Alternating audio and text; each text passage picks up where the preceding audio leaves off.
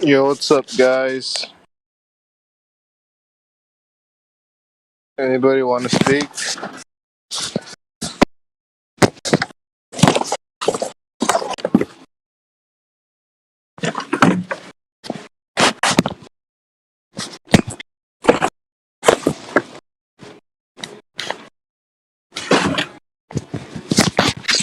Uh, you're hot micing, bro. Yeah, exactly, bro. I'm just waiting for somebody to talk. What's up, man? What's Ha- up, man? Hello. Sorry, what? Hello.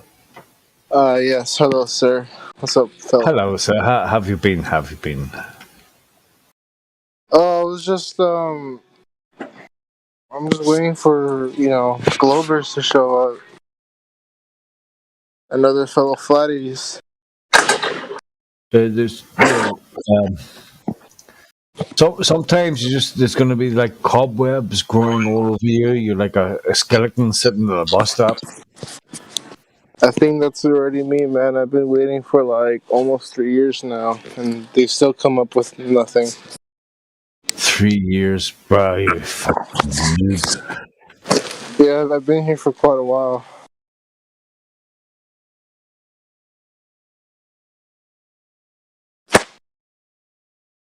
Yep. Yeah. Same, bro. I'm waiting. Still waiting. Right. I've heard things from theodolites prove that the Earth is curved. To sextants working on a curved surface. All the way to even fucking level is curved, right? I've heard everything, bro. Refraction. What? Oh yes, bendy light. Yes, Yeah, it's bendy just light. not possible. Listen, the whole thing is just fucking irrefutably, easily debunked. We cannot see light trillions and trillions of years away. The whole thing is illogical. Just Well, nonsense. exactly, but nonsense is reality in the eyes of the world. Well, it is because the whole world's made up of magic, bro. Sorry, what? The whole world is made up of magic. Don't make me repeat myself, motherfucker. Exactly, yeah. It's all magic. It's all magic tricks. It's all fucking smoke and mirrors, bro. Right, exactly. Just yes, yes. Yes. So once we realize that everything is made to confuse us, confound us, put us in a state of fucking we don't know where the fuck we are, what the fuck's going on, then you got to start questioning things. Oh, right. I know. I know. I did, especially when I found out that that straight lines don't happen, or straight lines don't exist on the ball, and that level is just level, right? Right. That's when I really started questioning everything.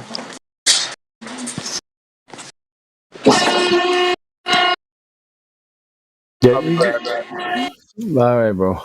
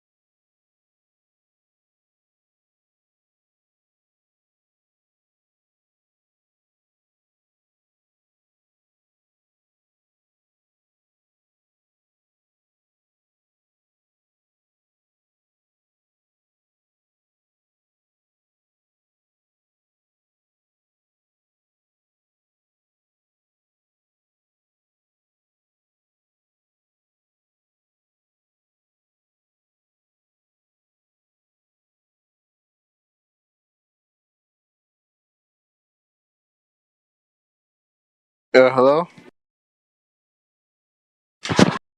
Any flatties on the stream? Nearly back. I'm just making a cocktail. For sure, P-Mac. Well, hey, P-Mac, I remember seeing you since the days of the ice wall, man.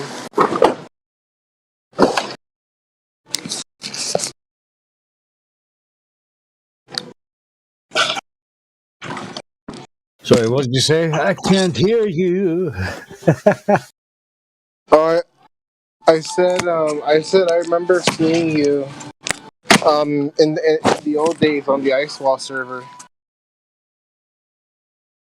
Oh no, that wasn't me. No, I wasn't there. I was never there. No, That wasn't you? nah. Well, when did you join Discord? 2000. Where are we now? 21. It's about. It wasn't too long ago. It was like 2 years ago or so. Yeah. Oh, a year ago? Yeah, then I probably met you on the future iterations of the ice wall then. I'm not sure anymore, bro. Time just passing me by. Oh, definitely, bro. But I do remember seeing you on a different server, like a few Oh, months. oh yeah, yeah. Probably when I got the ban and I went off to the maybe, yeah, maybe. I don't know if you're the same guy, but are you like one of the guys that used to go on the server and just drink on the voice chat? I missed half of that. Say it again. I said I asked you if you were one of the guys from a different server that used to go onto the stream and just drink on the No, on the uh, on the voice call. no. I've basically been on this server for a few years, and I just drink and get banned. That's basically. Okay. Yeah. No, you probably met somebody almost as entertaining as me, but not quite. On a different server. I think I remember talking to you once when you were drunk, like a long time ago. I'm not sure though if it was you. Oh, okay. Well, lucky you. I don't remember. I don't remember anything. I've been on Discord for quite some time, so I know most of the people here. Oh, okay. All right. Yeah. Well, nice to meet you, bro. Nice to meet you. Alright. Why is your mic making up a while though? Was what? You're miking up all. Oh, it's because I'm at work and I don't have any earphones plugged in right now. You're doing the 9 to 5, are you? You're doing the slave labor. No, I'm not. I'm not doing 9 to 5. I'm only doing like 4 to 8. Yeah, I just live in. Well, okay. Well, it's the same thing. Just yeah. Okay. I'm doing 7 to 11. It's the same thing, right? Sorry, what, PMAC? Your mic's way bad, bro. Yeah, I know, bro. But Oh, machine. You cutting what? shit? Are you cutting shit? No, it's just a baler in the background. I'm just using it. You have to, yeah. Yep, gotta get the paycheck, man. Put meat on the table. Slave work. What? It's your boss telling you to get back on the baler or stop talking to fucking assholes on the internet. I just, I just like going on Discord when I'm at work, especially because I'm pretty bored here. I want to hear some Globers getting flat smacked or flat smacking myself. Well, yeah, I think that moment passed about three, 4 years ago. They're not coming back, bro. We're done. They're done. Yeah. Oh, yeah. I know that. I know that very well, especially after the arena. I've noticed that the Globers, they used to come to the arena all the time. They haven't come back yet. They're all hanging out at Gamma Panda server talking about dumb shit. Oh You know, yeah, or on Nathan's server. yeah. I mean, think about hearing about the same time squared this and time squared that, refraction this, refraction that. Bro, are we moving? Can you prove we're moving? No. Can What? I look, Christ, I have to repeat all that shit. Right. Sorry, So, bro. There's a lot of noise back where I'm at. yeah, well, maybe you should get the work out of the way and then come back. I don't know, man. Fuck. Yeah, I'll be home in like 4 to 3 hours. 4 to 3, yeah, not 3 to 4, 4 to 3. Yes. Backwards. Yes. Yes, exactly. Just like what Aleister Crowley taught. Yes, what you're doing. I remember tight. Any Folika. That's my name backwards, huh? Or Kempa. That's my name backwards, huh? Hold on, I'm gonna turn on the bell there again. Here we go.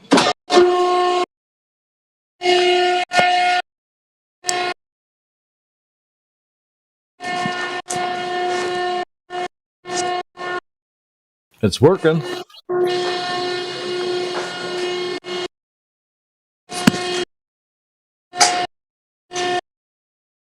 Hey, we have a new guy in the server. His name is Stoddy Man.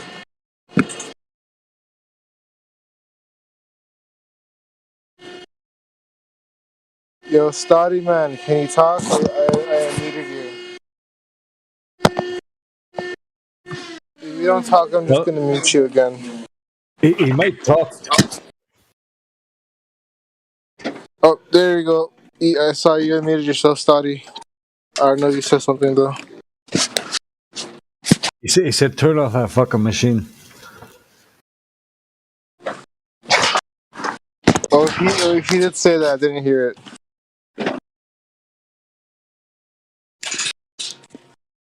He said that I can hear myself talk over the sound of that fucking machine, bro.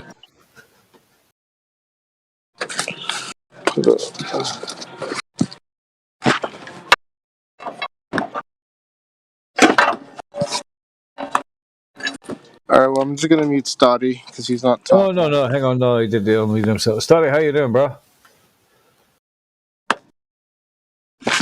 How you doing, Stoddy? Mr. Stud. This is the first time I ever spoken here. I've been sitting in here for almost 20 hours.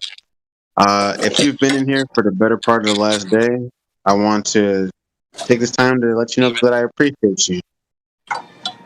Yeah, boy.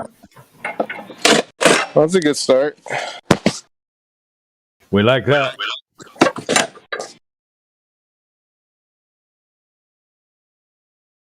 You can stay. Yes, you could stay. For now, anyway. We're just dying to hear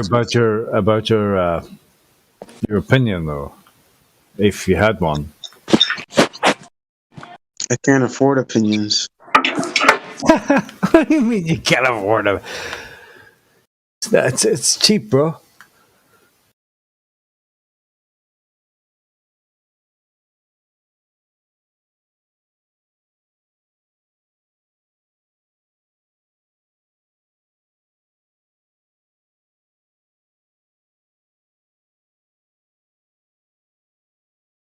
We're dying to hear about your journey, or what you think, or is it a ball? Is it a globe? Is it a triangle?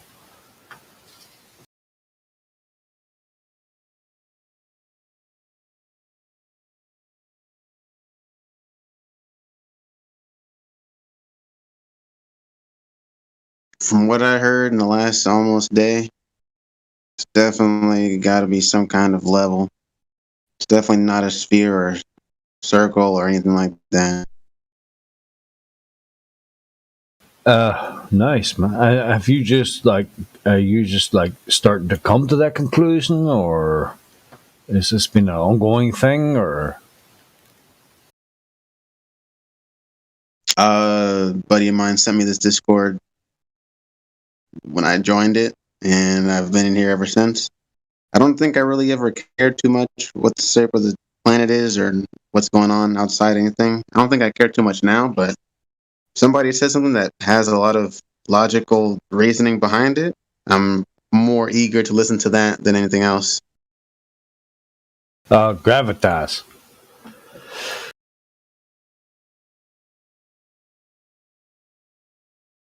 That's interesting, man. That's cool. So you're new to the whole concept of maybe it is a globe, maybe it is a ball.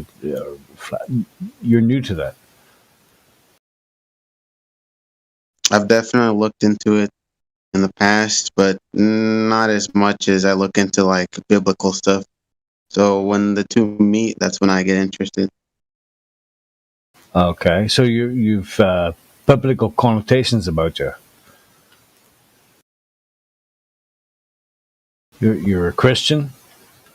Yeah, baptized and So all that. well, that's a good thing.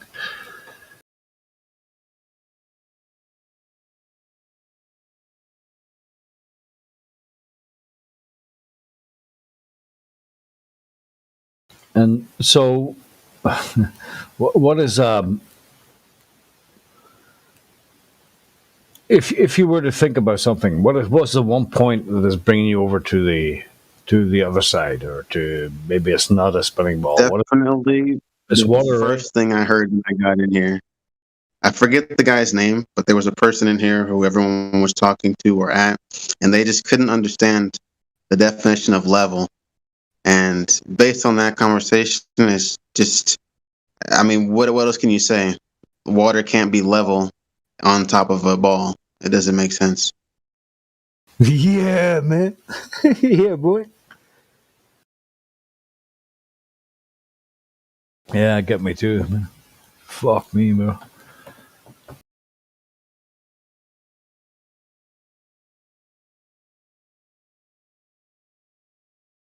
Just doesn't make sense.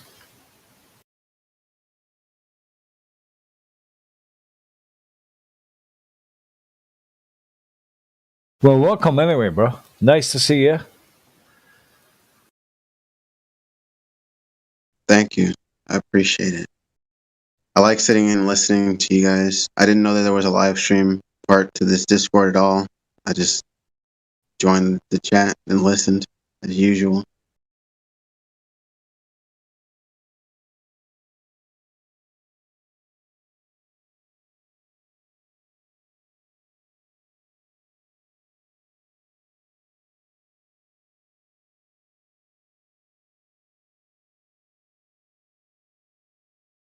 It's not often we get a newcomer, but you know what does happen. People are going to come across to it eventually, like because this is the truth. You know, you can't deny the truth.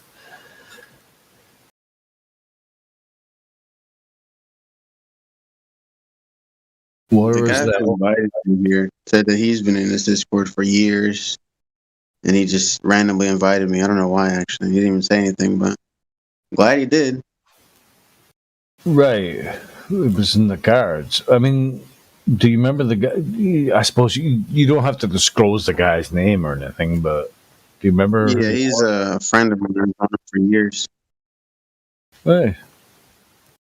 So we thought you might be open to this kind of idea, or, well, reality. Oh, yeah, definitely. I'm an open minded type individual, especially when it can be supported by things that I already believe, like the Bible. Like, actually believe, not just subscribe to because everybody else subscribes to, but put I live my life behind what I believe, and everything else is just everything else. Yeah, it's admirable. There definitely is a higher power there somewhere, isn't there?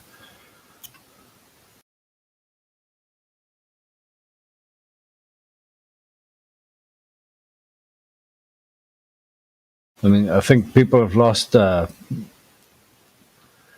lost grip.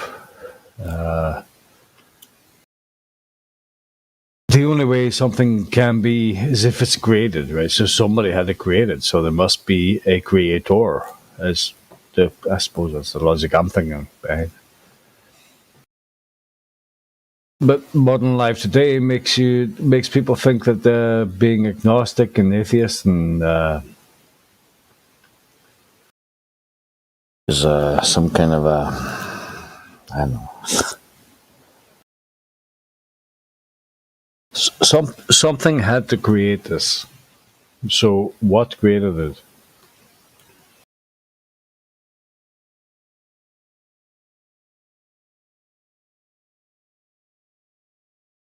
I'm probably not the best person to talk. I've had a few drinks. I'm at the end of my rope now. I'm about to go to bed, but I'm really glad you come across, or not across, but certain realizations. Yeah, I've been listening in for quite a while, almost a full day, and I've just been listening, appreciating what you guys have to share. I like the way you guys do things. It's not all over the place.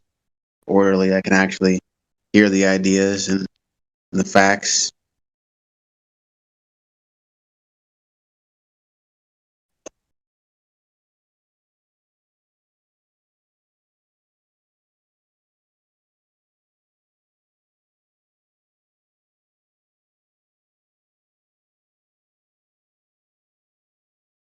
Did you ever think you would find yourself in this position, or is this kind of out of the blue? I'm I do a lot of things. I'm on Discord every day. Just so it's nothing that new, but this is like a breath of fresh air. Most of the internet or a Discord or anything like that it's it's nothing. It means nothing. It's not important. It doesn't really mean anything. You don't really learn anything. But this is good.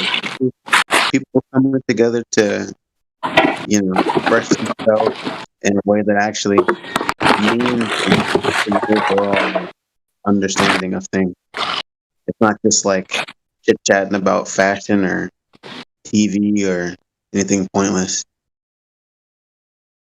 Yeah, that's it, bro. California, you broke up a while out there, bro.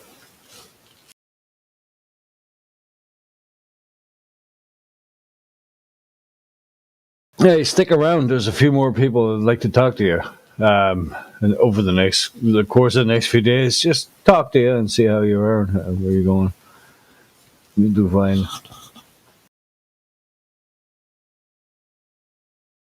Talk to Battle Mod. He knows all about God and flat Earth and shit.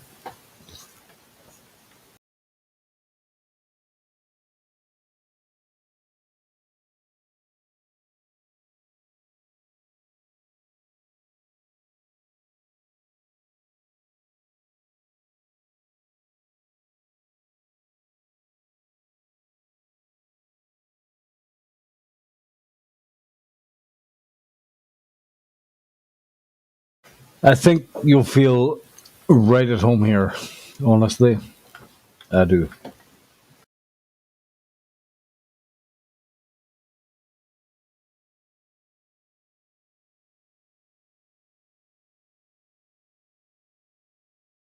Yo, what's up, flatties? Oh, hey, so study, man. What do you think about the shape of the Earth? Well, I'm sorry if you've been asked this question already. I just got here. Stoney just to explain that he's been listening to us for like 24 hours, 48 hours, like a day or two. Oh, I see. Yeah, if your work's fucking tools weren't going in the background, you wouldn't understand, right? No, I wasn't. I wasn't here when he was explaining. Yeah, that's what I'm saying. Right. Yeah, no, he's well, I suppose it's let you and Stoney talk, and then maybe, but Stoney maybe not so open to the idea of fucking repeating himself. But stop that, California. You are really hot micing, bro. Oh, I am. Hold on. And you got to stop that, bro. Myself real quick. Turn the sensitivity down or something. I don't know whether. There we go. Thank fuck for that, bro.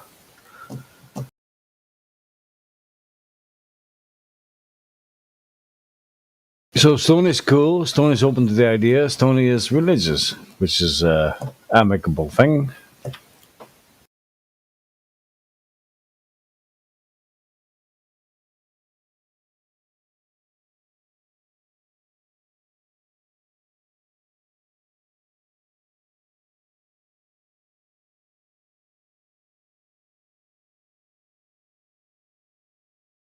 And now you can talk, California.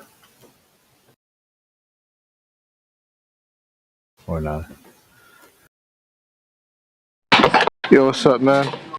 What's up, bro? What's up?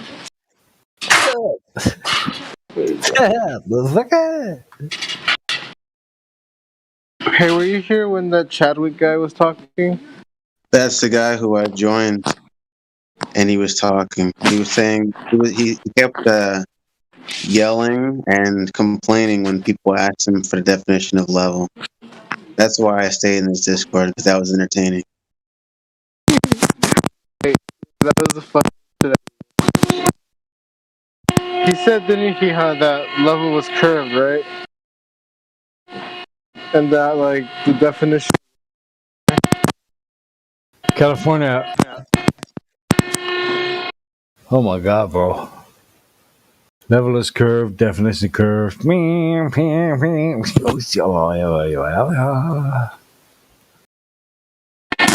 my breaking up that? that bad, bro. That bad. Oh shit! All right, hold on. Let me try fixing it.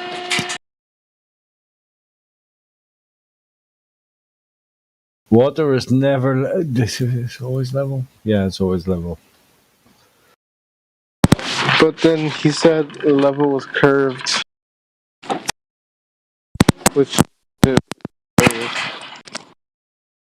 Well, that's some bullshit.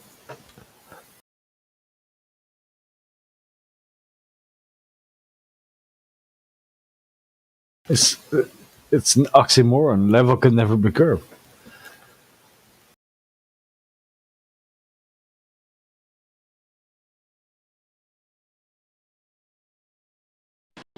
right, just like Stody said, like that's one reason. Like conversations like that is one of the reasons why I stay in this Discord. Just super entertaining.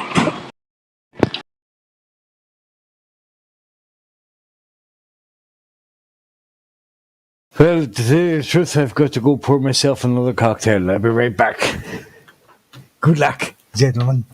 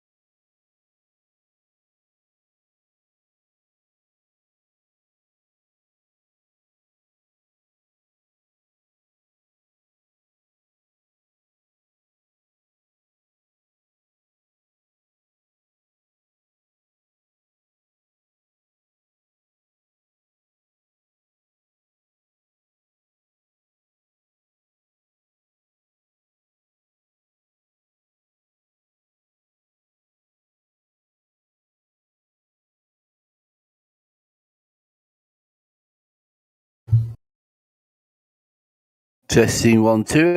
Anybody about? Hello, hello, hello.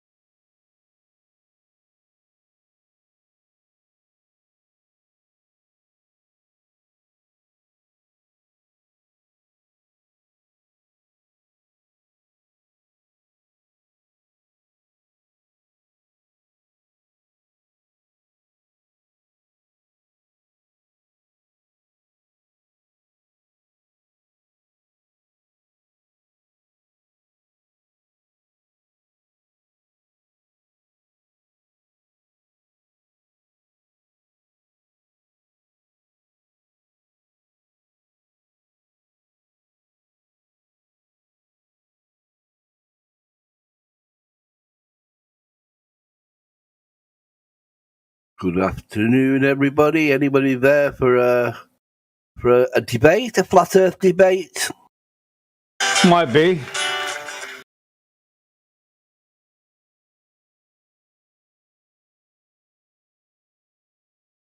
Good.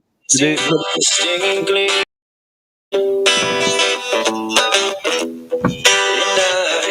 can't help but ask myself how much I'll let the fear take me and steer.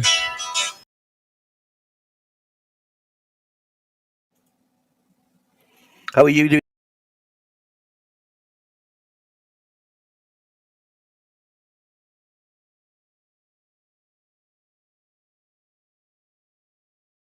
I should be the one behind the wheel. I'll be there.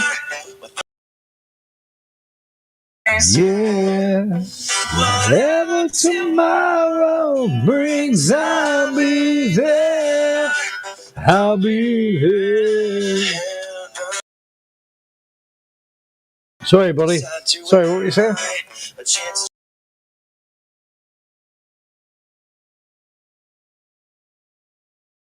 Hello?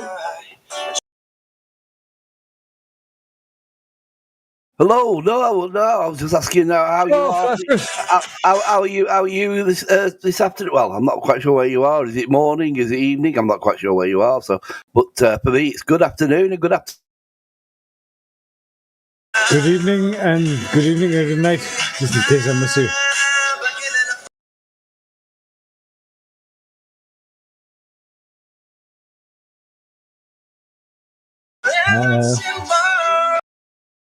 I'll be there.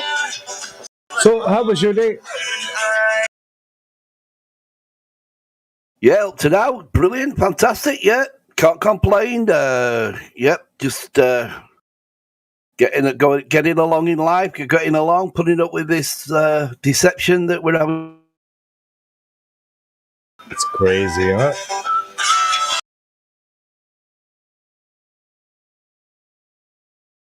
It was sorry, you probably shouldn't mention the Ouchie Fauci or the Jabba Jabba Doo. Yeah, well. But where else are you going to talk to people of like mind, huh? Sorry, say that again. Where else are you going to talk to people of like mind? well, yeah. No. There's lots of places. There's lots of places I go and check. Oh, there are. Oh, okay. But yeah, no, it's brilliant. Ever since I've sort of like discovered this particular 24/7 server, it's it's intriguing. Like you say, you can talk to like-minded people who are awake and free-thinking, critical thinking, and people who look exactly as to what's going on around them. Awoken motherfuckers. Wake up, motherfuckers. Wake up. Oh, all right. Wake up, motherfuckers. Yeah. It's not likely. It's not likely to happen. What is it? This deception's been going on for so long now, and unless like I say, you question everything and you critically think about everything, and don't go along with the mainstream narrative and the programming sort of indoctrination. Then get out of that, and your life will be so much better. Oh, so much better. I believe that, bro. 100%. Ever since I've got on board, I can only say that I've been on board for this with the Flat Earth. I've been for the 2.5 years now, 100% on board. It's always been there. I've been on the fence. Obviously, as anybody can say, or every flat earther can obviously 100%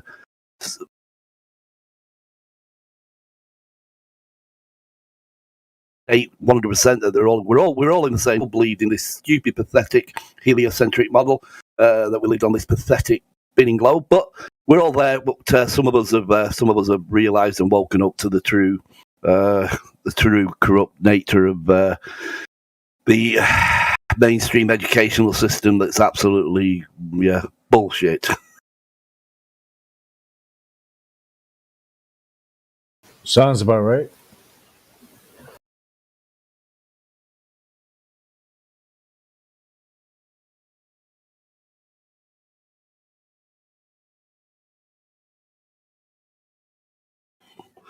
And like I say, ever since like for the last 2.5 years or whatever, or mainly the last 12 months or so, it's life's got so much better for me.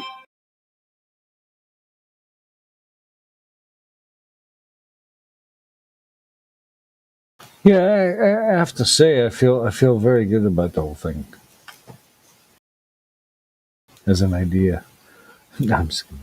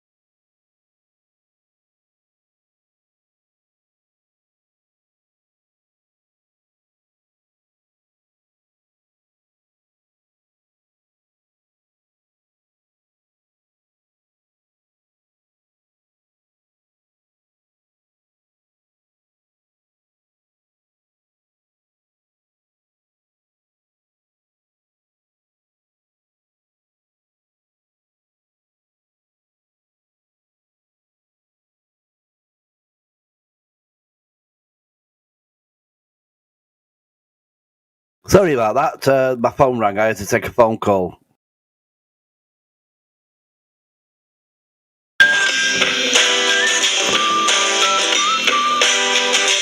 Okay, welcome back.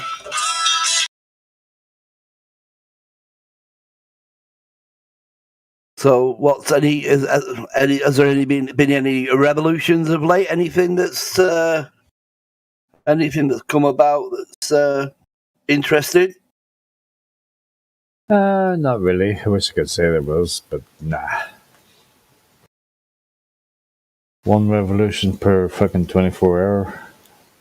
Basically all I got. one revolution every 24 hour. Yeah. That's about all they got. I don't know. I was watching an interesting video last night. I forgot what the headline of it was called, but it was just generally, mainly it was just on about the lies and whatnot, and the general sort of like deception from NASA. Man gives birth to baby. Something crazy like that. No, not quite that deep. But no. Oh, Just on about general deception.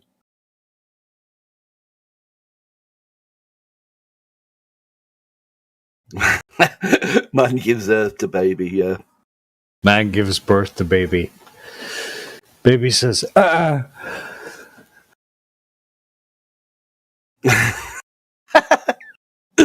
That's a big thing at the moment, though, isn't it? They're pushing now. Oh, it's absolutely, it's crazy. The genderization now in schools of how many genders have we got now? 345, I think. And rising. Rising.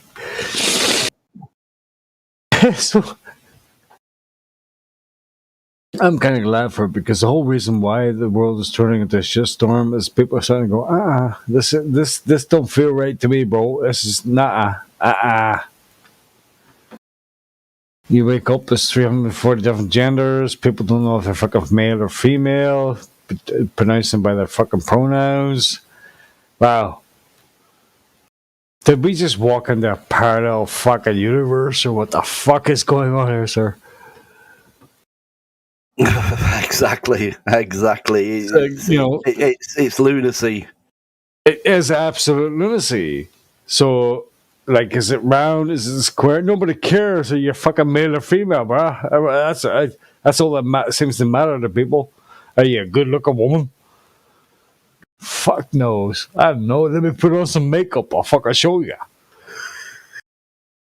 It's just like you say, it's all just lunacy. It's all just a big psyop. I think a lot of it is just a distraction, isn't it? All of it is just a distraction mainly. I mean, it's absolutely crazily, lunatically. It's very frustrating, but for me, it's all a distraction. Everything is that. And so, why do you think it is a distraction? Why do you think is there a purpose behind the distraction? Is there a reason why they're trying to make you think that everything is just a fucking distraction? Or oh, definitely, yeah. I mean, there's loads of things in there. I mean, we could go into a major amount of. Sort of like stuff that's put out there, just to confuse the shit out of you, and sort of like not so you don't know whether you're frigging coming or going or whatever. But yeah, I mean, we all know the awake and the sort of like undoctrinated now, as I would call it, the undoctrinated that have come out of this sort of matrix that was supposed that we've been put into. Everything, all this crap, everything I mean, especially like if you go back in the last 2.5 years or whatever when all this crap started. I mean, there's so much like with all the at the beginning of it with all the BLM and all the organising. Antifa. All the George Soros funded sort of like disruptions that are going on, like you say, Antifa, BLM, the lot. It's all a distraction to let them in the background. Let them just get on with their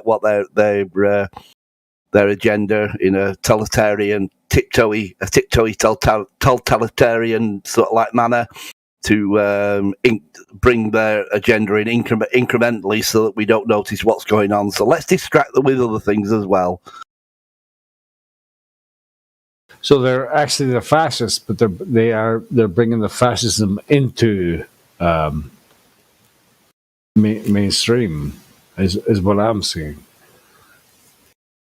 Oh yeah, definitely. Like I say, when they've got the mainstream media, the majority of the big news channels. How dare you talk about things? We're just going to cut you off and fucking stop you from talking. Well, that's fascism, bro.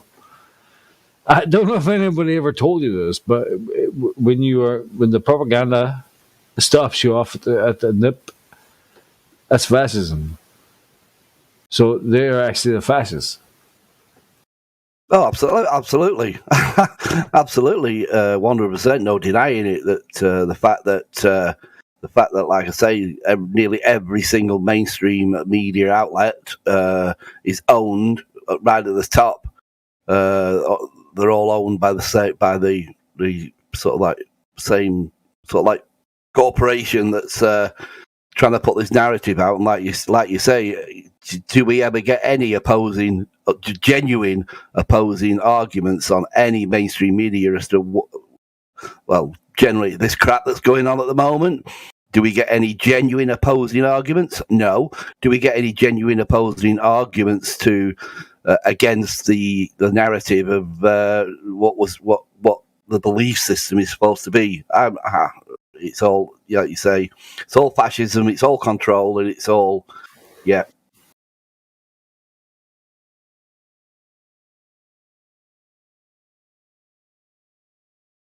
It's a fugazi. I think it's all a ploy to make you think that this thing is real. This thing might not actually be real. Like, I know we might think it is, but it's probably not. I mean, can you imagine living in a world, right, where people told you you're living in a round ball with vacuums and shit, all right, and then you discover we're probably not, due to the law of physics and everything else, is science and everything else. We're probably not, right? But they repeatedly say that we are. Well, they're bullshitting. Well, I mean, a lot of people will contradict me on this, and a lot of people will say, well, no, it's not clever. But it has been as far as I'm concerned, it has been a very clever, very orchestrated, very, I won't like to use the word intelligent, but a very, very well orchestrated, organized programming within our education system since within the last 100 years, where pretty much, as far as I can go back and what I look into, and as far as I go down, I'm still going down that rabbit hole. I mean, for me, I don't think that rabbit hole will ever end because it's one thing after another, after another, after another. But as far as our beliefs at the moment, it's been a very well orchestrated within the last 100 years that our education system has been sabotaged. Our history has been stolen. The history books have been rewritten. And basically, the teachers of today are just the ones that have been well indoctrinated from time gone by.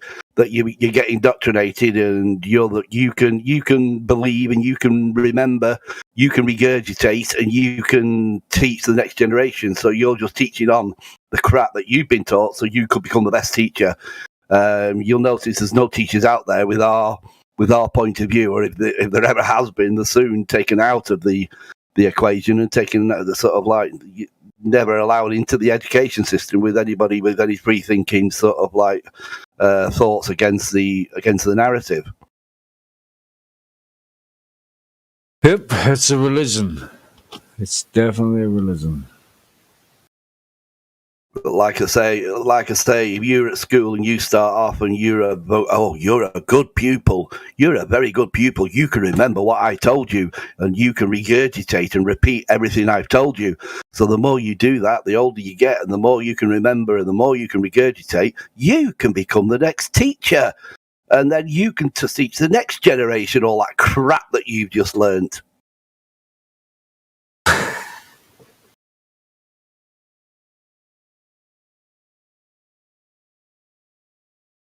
My motto on it is, and more so since like this last 2 or so years, it is unbelievable how I've come to the realization now. You do not confuse educated with intelligent, or do not confuse intelligence with do not confuse education with intelligence, because just because you're educated, by no means are you intelligent.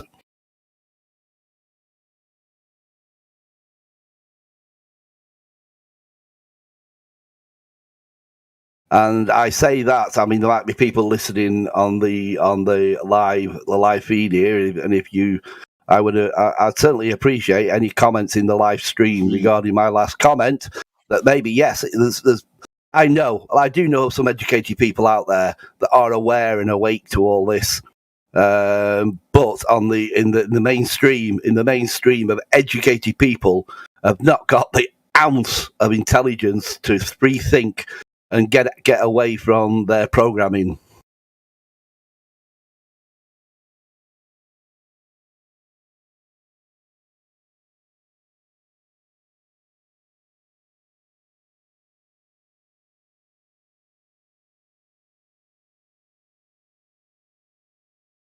I'm listening. I get you.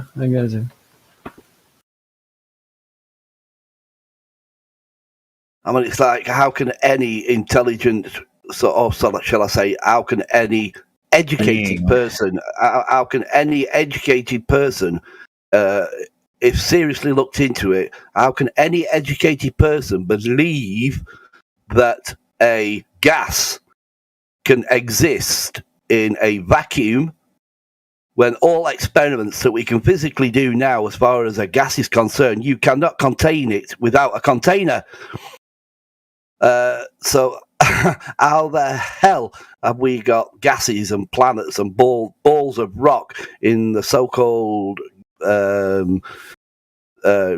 atmospheric sort of like existence of the heliocentric model, where we've got gases, big balls of gas and planets and rocks and everything contained in a vacuum in the midst of nothingness? Yeah, everything is like, until the next planet, there's another vacuum, there's another fucking planet, and there's another one, and there's another one.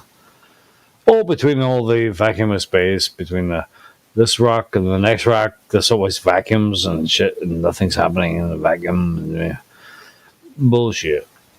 Exactly, and yet the so-called gravity pull of the sun's gravity, which is supposedly keeping the Earth in an orbit, in a constant, regular, patternal orbit around the sun, can keep that pattern, the Earth in a orbital pattern around the sun, and yet our moon, which is another ball, which is supposedly sort of like orbiting the Earth, and yet that Earth can stay in a constant orbit around the moon supposedly can keep a constant orbit around the Earth, and yet not one slightest effect of the sun's pull on the Earth is affecting the moon.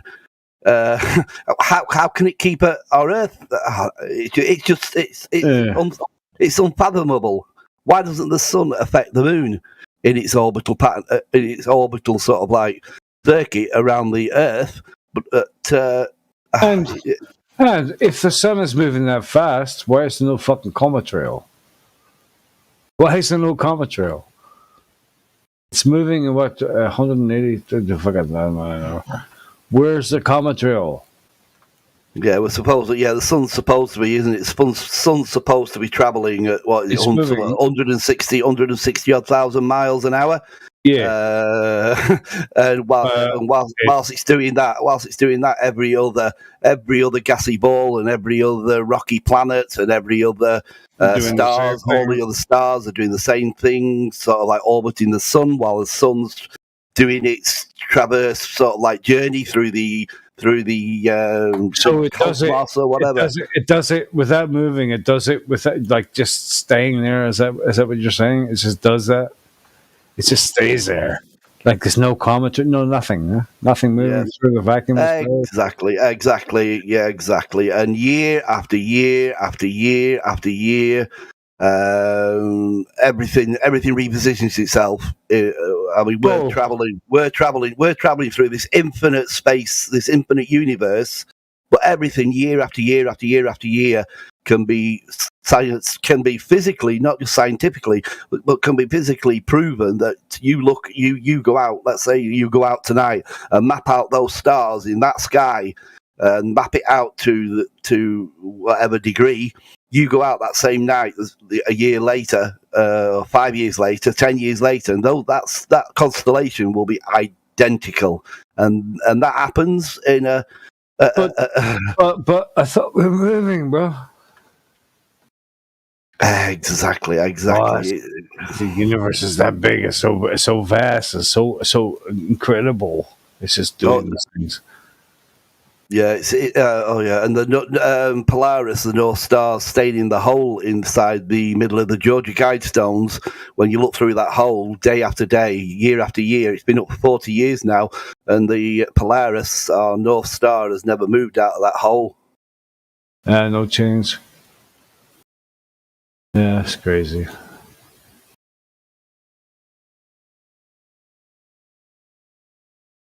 Crazy. It's just, I mean, we're called conspiracy kookheads or flat-tards and whatever in the general sort of like population, if for want of a word, but we are the conspiracists when our model and our theories and what we can physically prove as to what's happening is so simple to understand, and yet they're willing to believe this heliocentric crap of I mean, who's the more lunatic? Something simple that we believe in, something very simple, very basic, very it's like maths. I mean, the heliocentric model, throw all these maths equations at you, all this geometry, all this crap or whatever of how the heliocentric Earth system works, and yet when you come down to it, boil down to it, a flat plane it involves just plain, straightforward maths. Yeah, plain geometry. Yeah.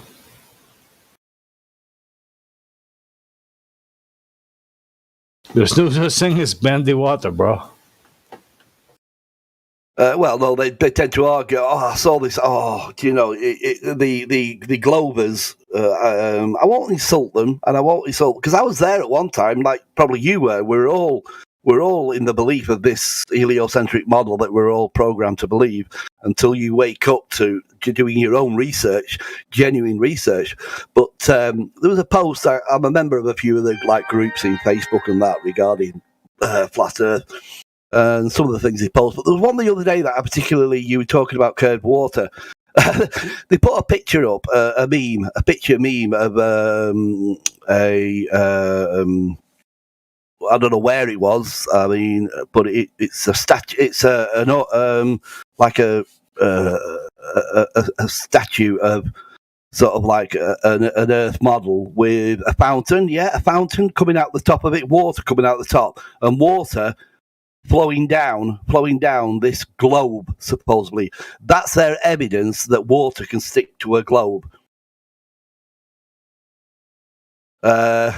When I just laughed. I mean, you've got this this supposable globe that sat there in this water fountain, with, as I say, with a trickle of water coming out the top of it. And yes, the water comes out the top, trickles down, and it sticks to the sides.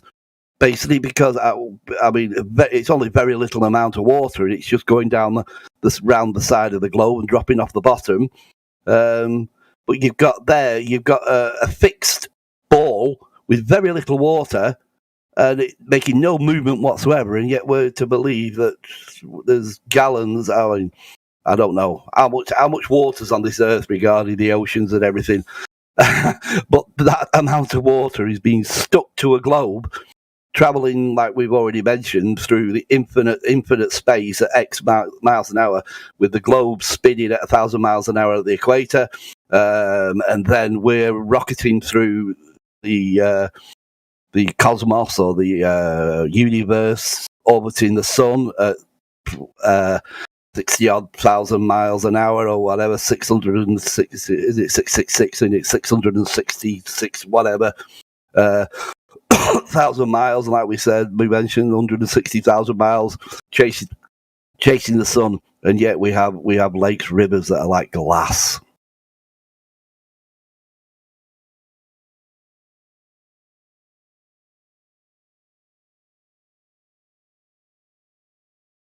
And we're the cuckoo heads. Cuckoo. I'll be back.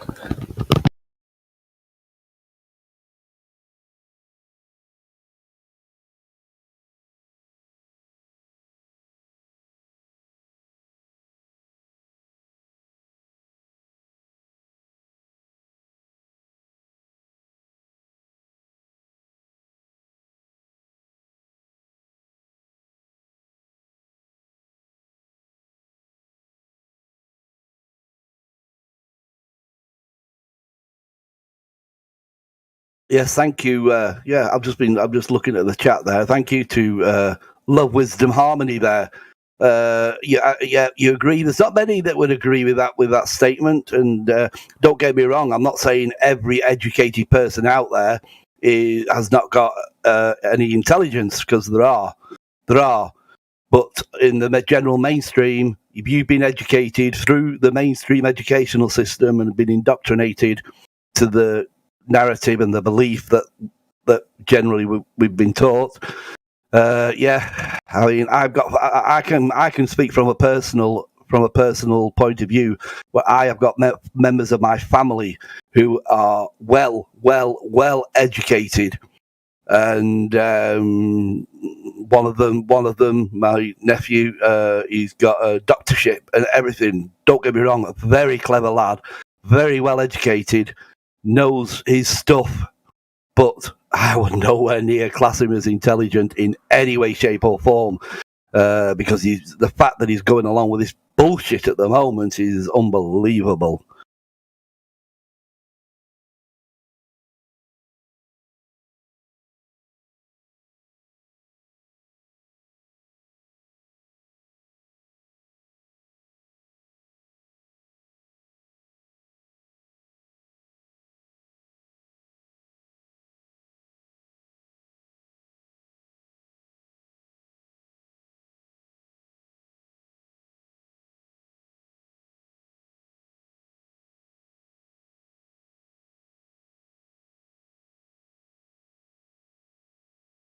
I would. It'd be interesting to know, actually, guys, especially, I'd say, in the what we got at the moment. Apparently, we've got 12 watching on the live stream at the moment. But it'd be interesting to find out, have we got any Globers in the chat, in the room at the moment watching this feed? Because we've got any Globers. Let's out you. Come on, out yourselves. Is there any Globers? Because I am a flat earther, 100% flat earther, and no matter who I come across or who I speak to, if ever this comes up, I've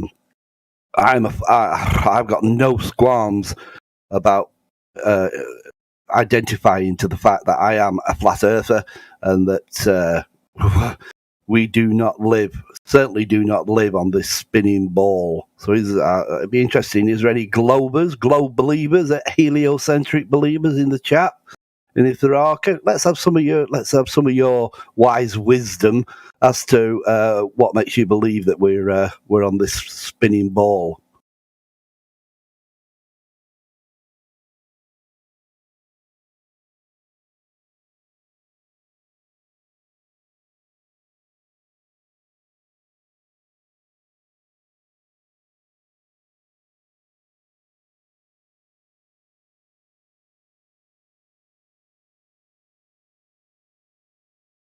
Okay, I'll take that. I'll take that as a no.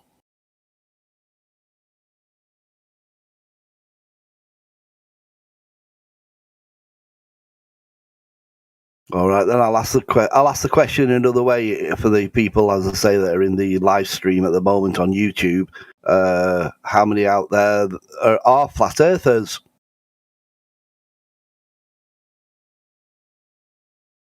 Come on, who's brave enough? Who's brave enough to admit to being a flat earther?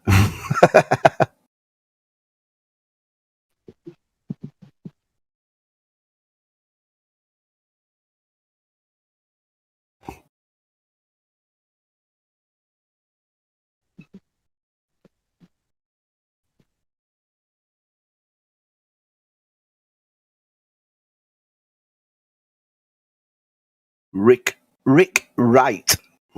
We flat in here, bro. Good on you, mate. Good on you. Tony, biblical earth here, right? That could mean a biblical flat earth here. That could be interpreted sort of like a couple of ways, couldn't it? Really, because you have biblical people, don't you? Bible believers that still don't believe in the flat earth, although I don't think a sphere, a sphere is mentioned once in the Bible, whereas it was mentioned one time, and it's by Isaiah, and I think it's in 22, where he says, God says, I'm going to take you and ball you up and toss you into a far country. That's the one time you get sphere.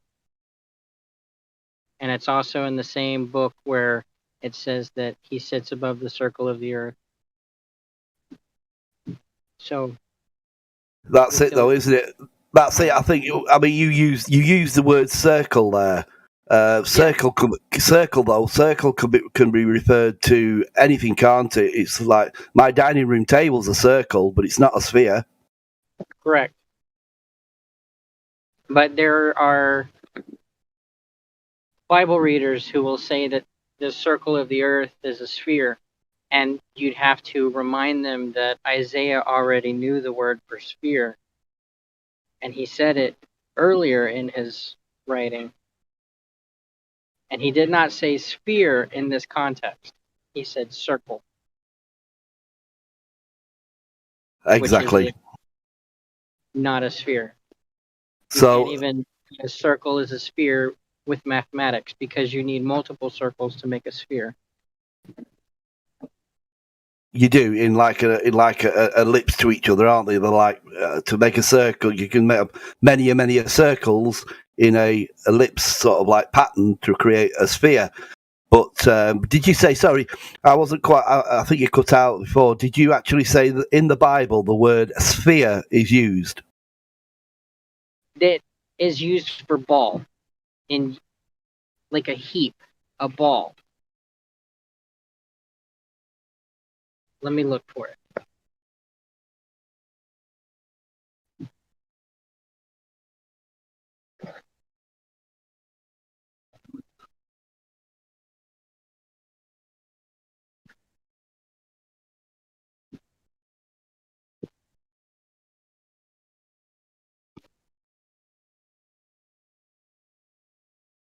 Right. Just in reference there to Tony, who in the comments says, but face of the Earth, non-moving, but placed on pillars, stars, sun, and moon going around.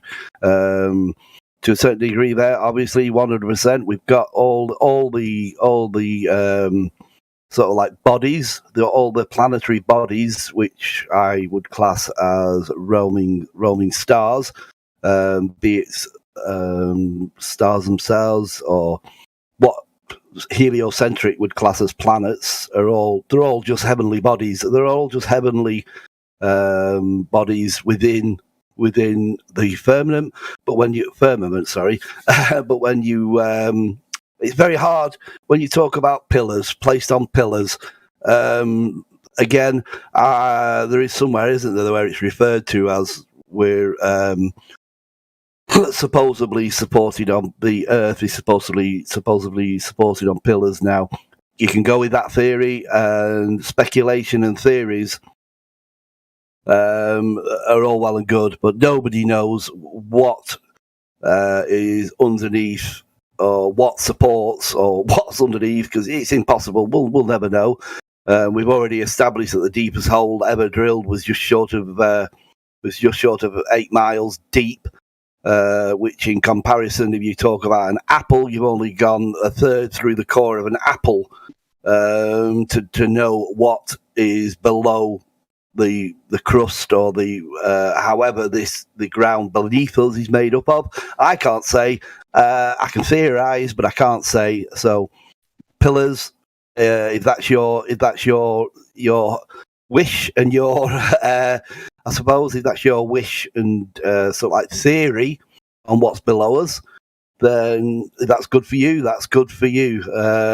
But what it's a big question, isn't it? What's supporting us? This plane that we reside on.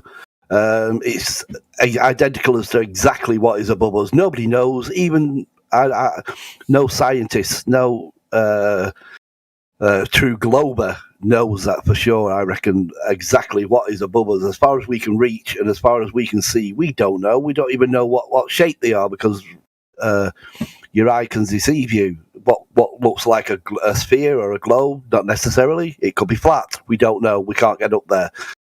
Same as what's out beyond Antarctica. We don't know. It can only be theorized, because, I mean, the last person to have ever explored Antarctica, who came back saying, which was Byrd, was it Admiral Byrd? I think it was, who came back saying that there's continents and areas out there that no human has ever set eyes upon. And is that true? I don't know. Again, could that just be a story? Is it true? Is he a shill? Is he going along? I don't know. Nobody knows. So everything beyond the 60th parallel line that nobody is able to independently explore, we don't know. It's all theoretical. It's all theorized. But what we can do is certainly prove we are not on a spinning ball in a stupid, randomized, stupid, hypothetical heliocentric model.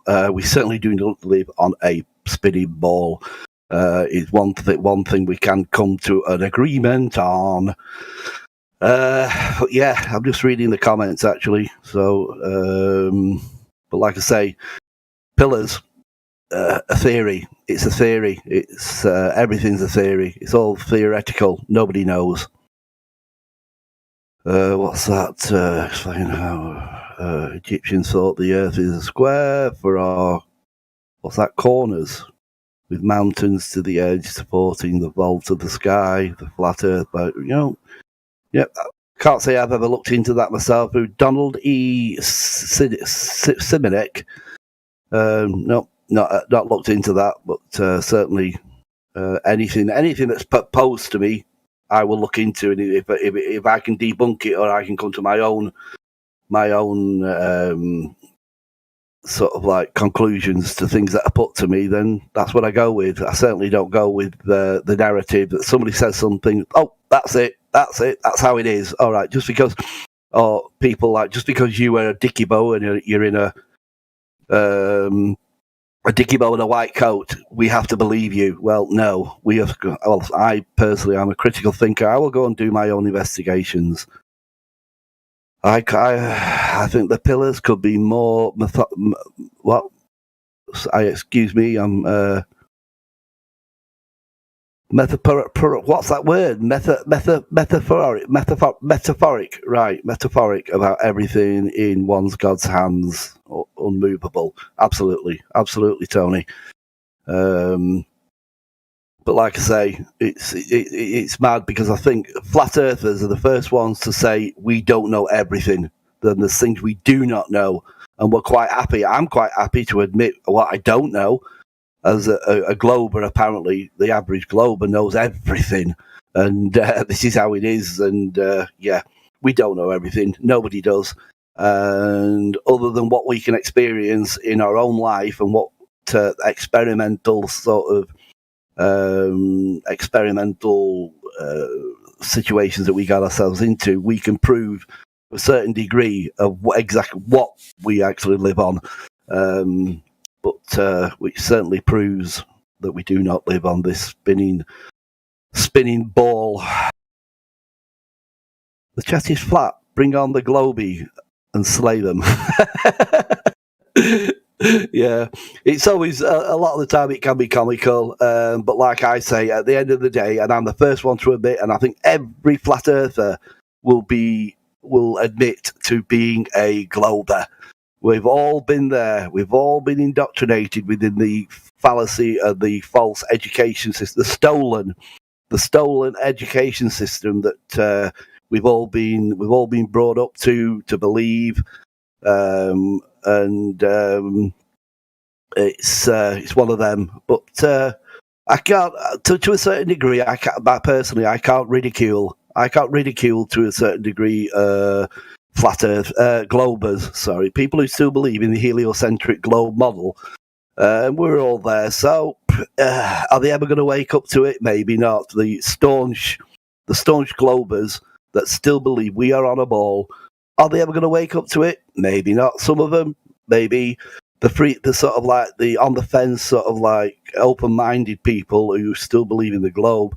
All we can do, or I try to do, is to show them doors. The only way of realizing where we are, and who our creator is by genuinely doing your own research. Belief is very easy.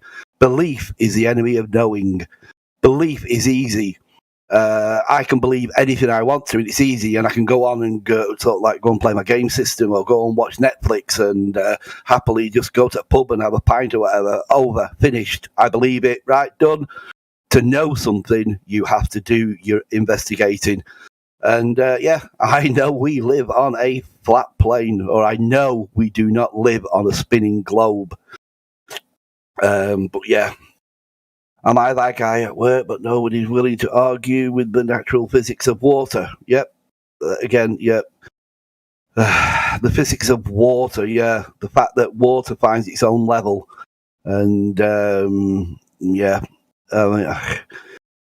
We've got lakes, canals on this earth that go that are flat and go for more miles than we're supposed to be able to see on a spherical globe, i.e., a man or a person 6 foot tall should be able to see no further than 3 miles. That's no further than 3 miles, and that's in the best of conditions, with no atmospheric sort of blocking of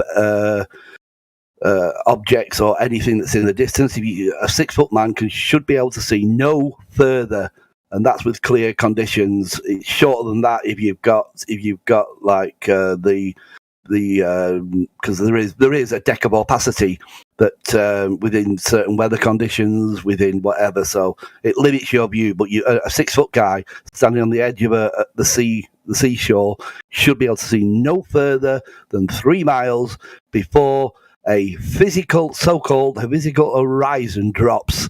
And anything beyond that 3 miles that drops, you are losing visibility of it. And no matter how bigger zoom camera or optics that you've got, if you've gone behind a physical curve, you should not be able to bring that item back into view once you've gone beyond that 3 mile physical curve. And our optics now have outweighed or sort of like are outgrown their lies, because physical optics are ability now to be able to see damn sight further than 3 miles is absolutely ludicrous to still believe that this Earth that we live on has a physical horizon with a physical curve that drops.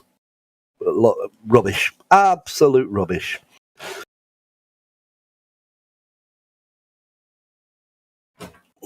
Good morning, fellas. Good morning. Who was that? He's Master Chief. Master Chief. Good afternoon, good evening, good morning, wherever you are. I'm not quite sure where you are. So over here, it's 6:20. Oh, that is morning. Oh, 6:20. Why? Are the two of them? Are the two of them in a day? 6:30. Oh my God. I wake up every morning 3:00, or usually 1:00. I'm only just going to bed or to sleep around about then. Oh, I go to sleep around 4 p.m. Oh, that's your evening wasted. Huh? Wait, what's that? He said your evening's wasted when you go to sleep at 4.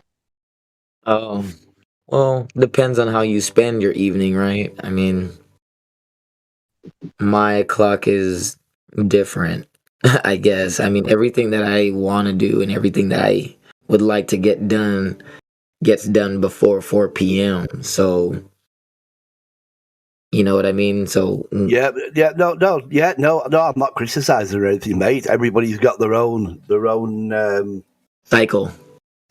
Definitely. Yes, it's just that I don't know. I just find that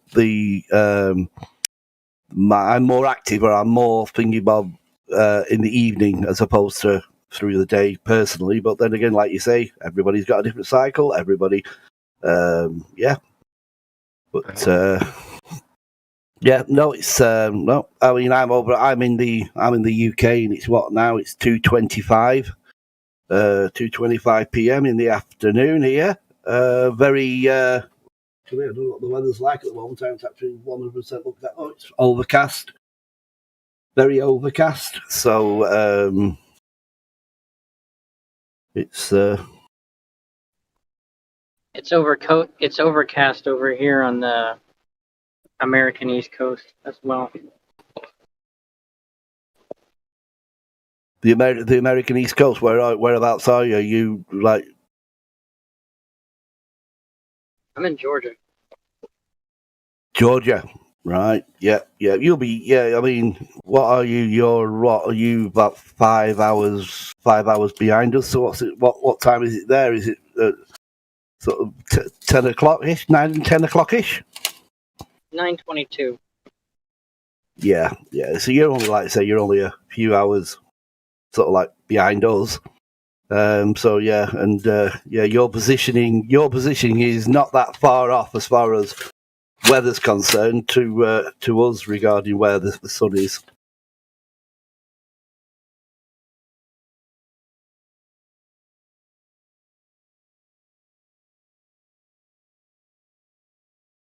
What people misunderstand about time travel is that they think they're going to be at the same point in time, just at a different year. But if you think about time travel, you're all the way in the UK and it's 6 a.m. here. If I was to take a plane, that's my time travel device to get to you. Yeah. That's a definite way of looking at it. Right. I mean, I can leave here. In a sort of like a fast enough, not quite before I've left. But if you go back to the old, if you remember the old Concorde, you you were able, with a flight that fast, you were able to get over to your neck of the woods from here before the time I set off here. So, yeah, there's a very interesting concept of time travel there. Right. Like you're ahead of us, so it's like me going to the future when I get to you. And then like you coming over here, it's the past. Yeah, it's very strange. It is weird. It is weird when you really look into that. Yeah, it's certainly a definite way of looking at time travel for most definitely. Yeah, yep. Right.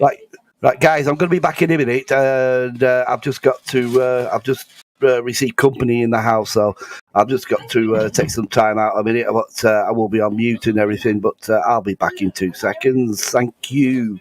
No worries.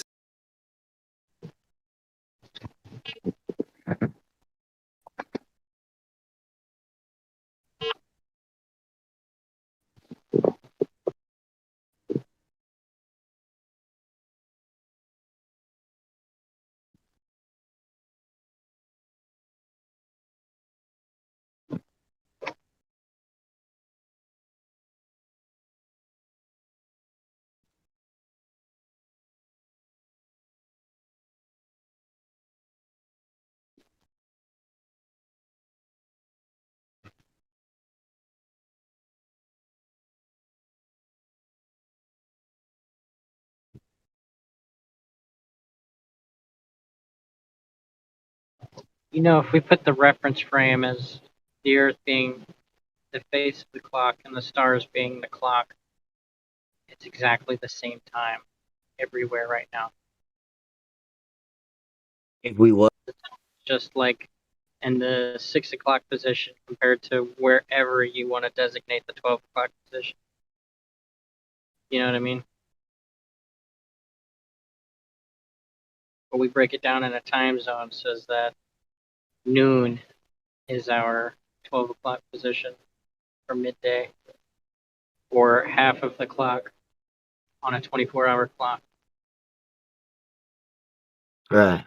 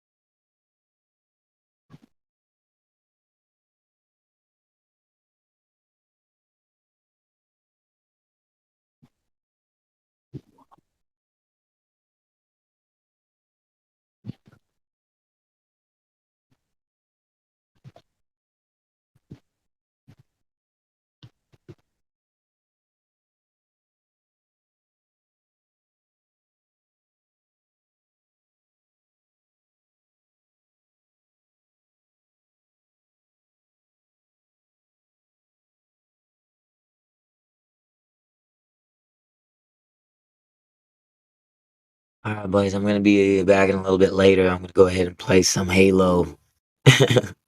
Yeah. Catch you guys later. Yeah. Later, bro.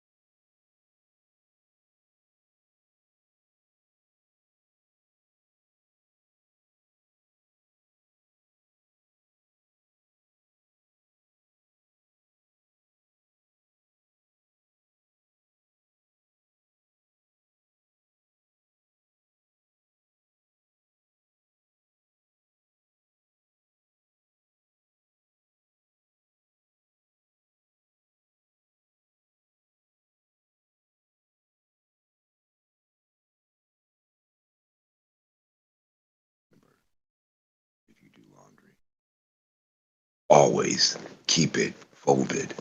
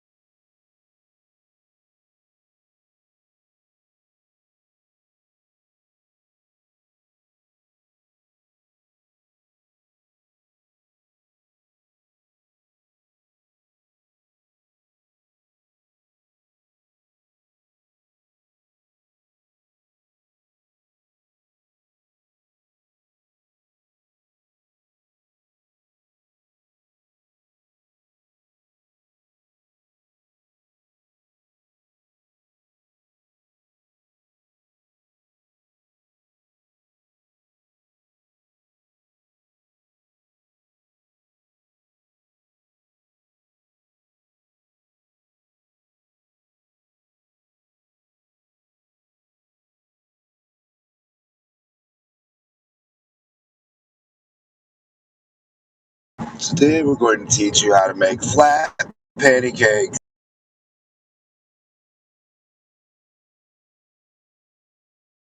First, you start with the liquid, yeah. And then you mix in the egg. And then you mix in the flour.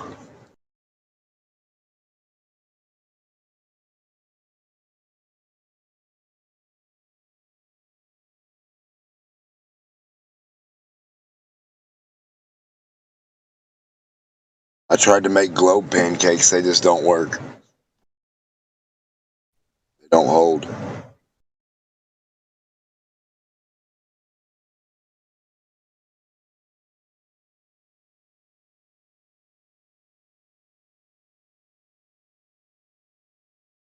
Has anyone ever even made a globe cake? Is there such a thing as a cake? Globe? A globe cake?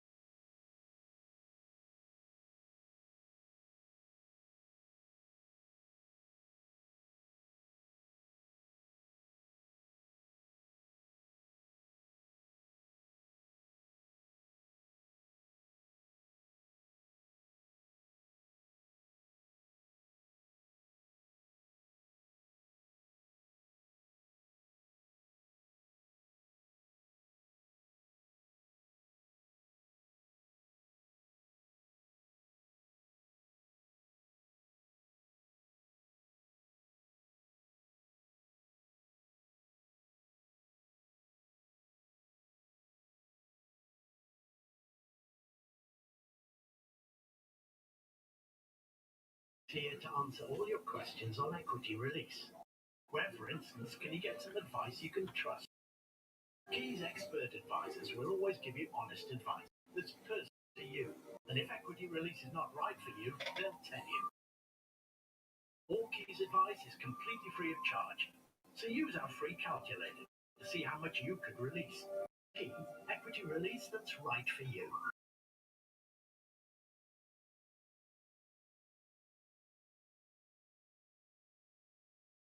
Oh my god. Can you believe some of these globies in the chat?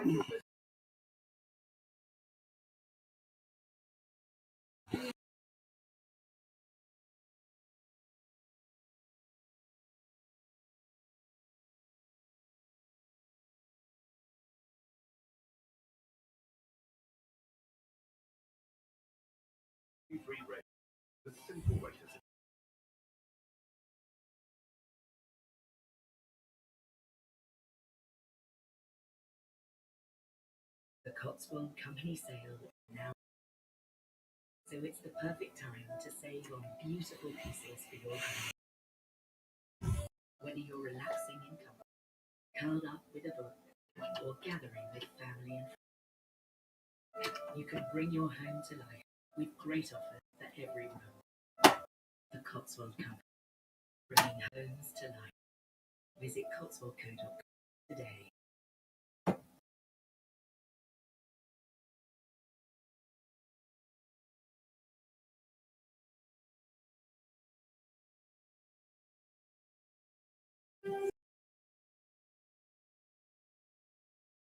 That's my daughter answering the call.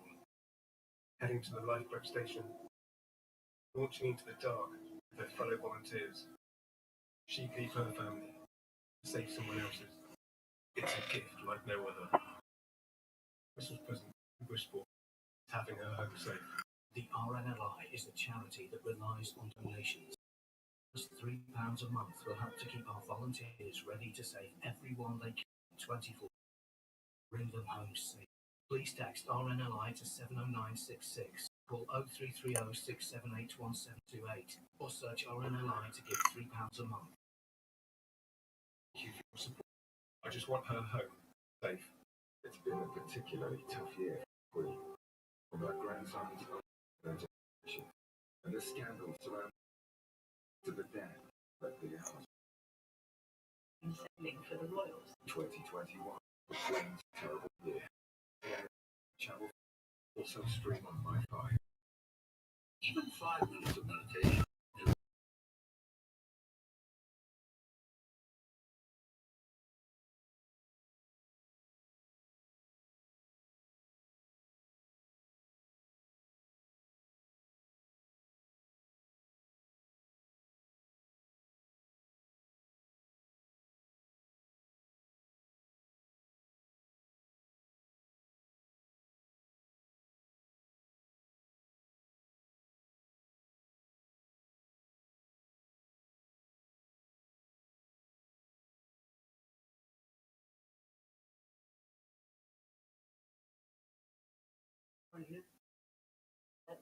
explain what?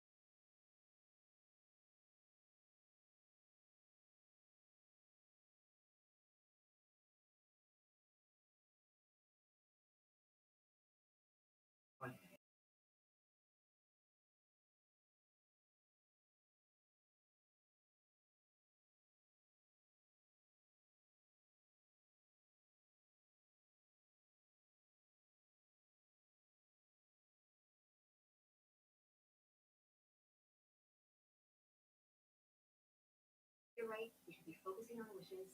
Any updates? Well, these wishes folks wanting friends holidays with and good luck. And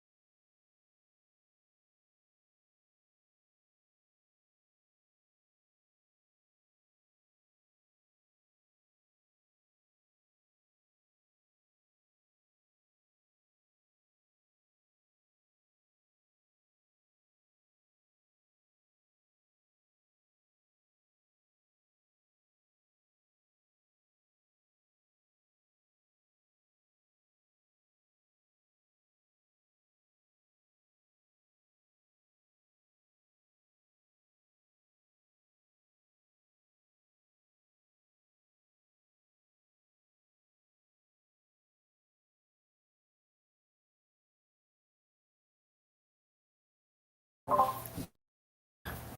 it's super dead in here during the workday, huh?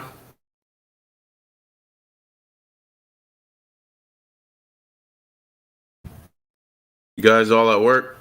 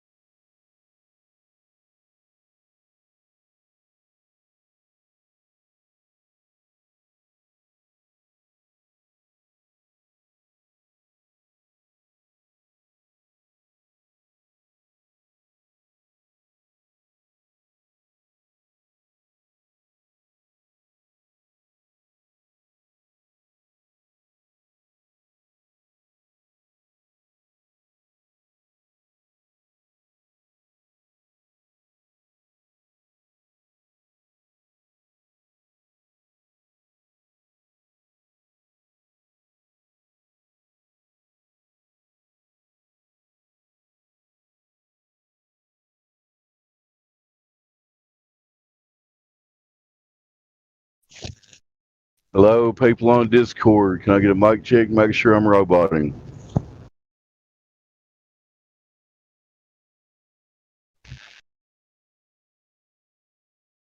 Thank you very much. I'm gonna assume roboting.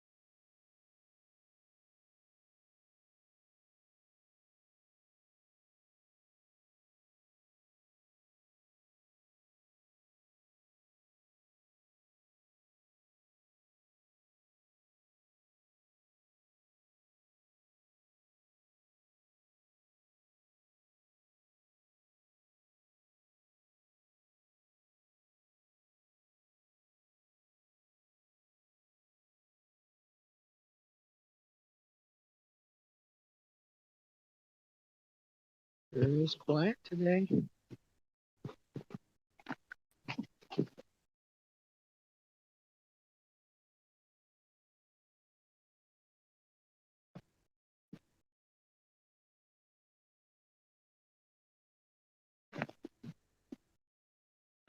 Somebody say something. My mic Yeah. working? Yes, Dave, I hear you. I was commenting on how quiet it is at the moment and today. How's it going, y'all? What's up, Mr. Yeah, I said something about 10 minutes ago. I was like, man, it's dead in here. People must be working. I'm at work right now, too, but Yeah, I am too. I'm about to be placing a reset on a gas pump.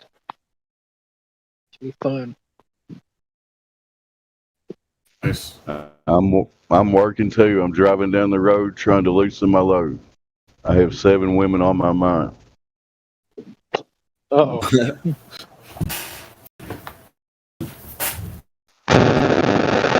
Y'all know the rules.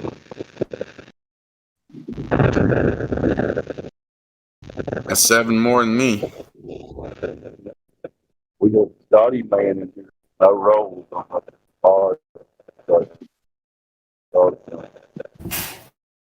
That's Dottie Man.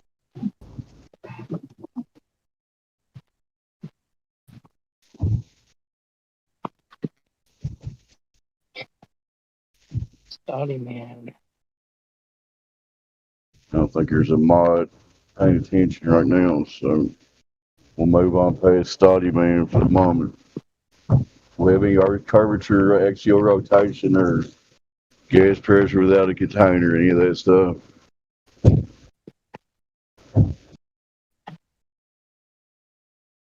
I'm gonna say it's safe to say no, we don't have any there. Yeah, we don't have that. Yeah, we're not gonna be getting anytime soon either. It's in reality, this is my opinion.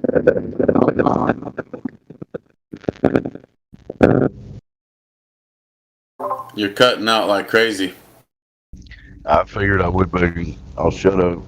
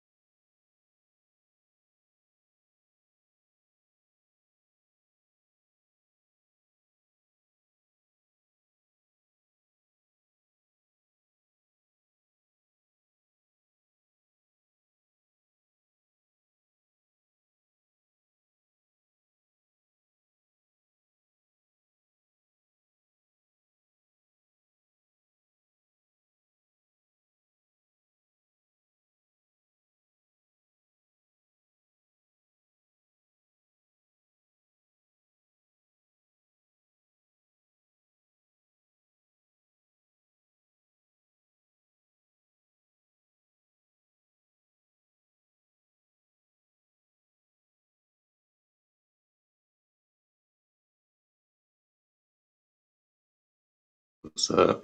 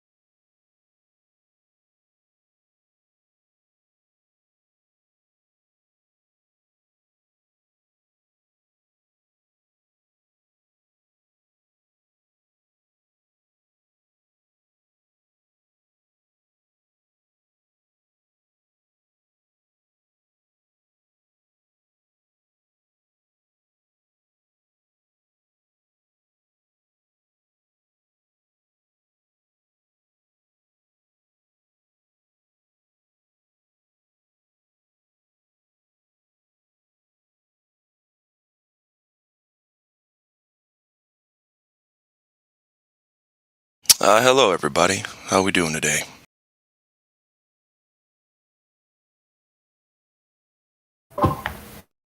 How's it going, man? Chilling. My cat's yelling at me, and I already gave him food and water, so I don't know what the fuck he wants, man. That's about all that's going on right now. Oh, I just got done taking care of the YouTube chat a little bit.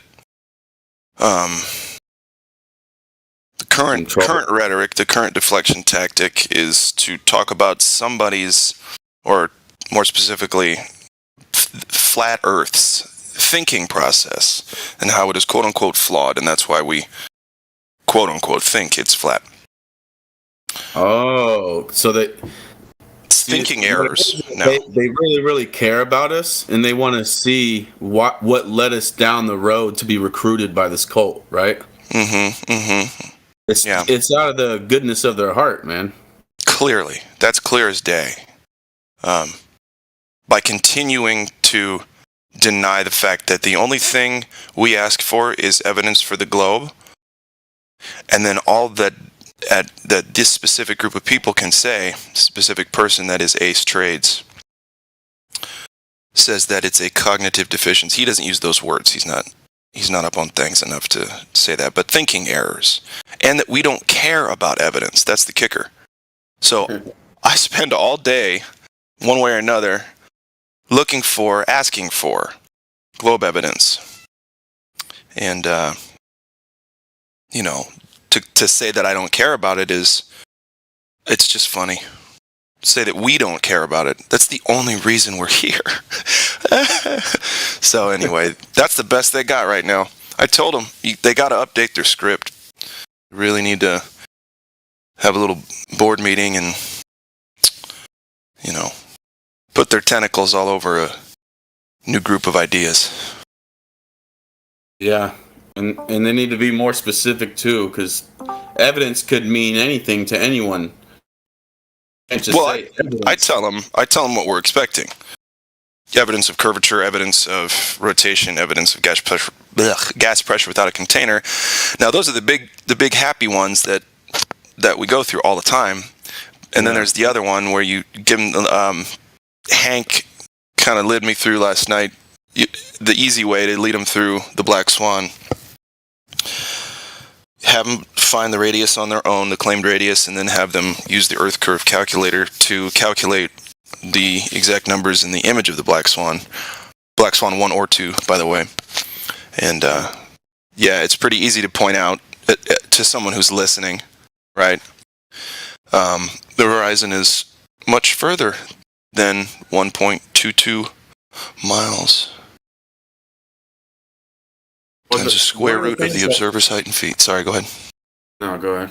No, I was just finishing I was trying to get my... Yeah, go ahead.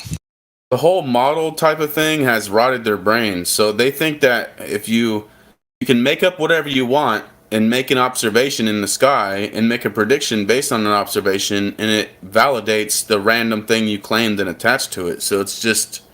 That's rotted their brain. So if anybody has some cognitive issues, it's the people who double and triple down on this stuff. It's like, if I say whatever, you can't just claim stuff and then make an observation of eclipses and stars and whatever and say, hey, in 18 years it's going to be an eclipse. Therefore, whatever I randomly asserted is true. It's like, no, whoa. Yeah. The first model that we were all given as children, we accepted blindly without question. Especially if mom and dad did, well, then it's over. That's what I'm going to believe the rest of my life. Yeah. And you can't... Predictions are predictions. So if you predict an eclipse, you know what that means? You predicted an eclipse. Yeah, dude. It doesn't mean anything about the shape of the Earth at all. In any sense of the term, in any form of any imagination, it doesn't mean anything about the shape of the Earth. It just means sky stuff moves. Sky stuff lines up sometimes. And then after that, sky stuff moves again. And even if you walk them through it slowly and say, okay, here's an example of what I'm talking about. Assuming the Earth is flat, there's going to be an eclipse in 18 years. Okay, so if there's an eclipse in 18 years, that means that proves the Earth is flat, right? Yes. And they're like, and let's go ahead and wait 18 years, by the way. And for those 18 years, let's argue with each other about something unfalsifiable. Let's do that, please. Oh wait, we're already gonna. Well, it's very simple. It's like me just observing what's happening and predicting mathematically. That's doing nothing but observing and predicting mathematically. That's it. Yeah. In Soviet Russia, globe presupposio. It's assumptions based on presuppositions, based on a willingness to believe that math is all you need to explain the details of your reality. Just numbers. Just numbers. It's absolutely nuts. And you can use mathematics, like, in their minds, they can't wrap their mind around that you can actually observe things and predict mathematically without a model. Without a model. You don't need a presupposition. Like, believe it or not, you can actually use math when you're doing math and not need any random claims associated with it. Well, that's the point, too, though. The only math that needs, in my opinion, to be considered is if you know how to do square roots.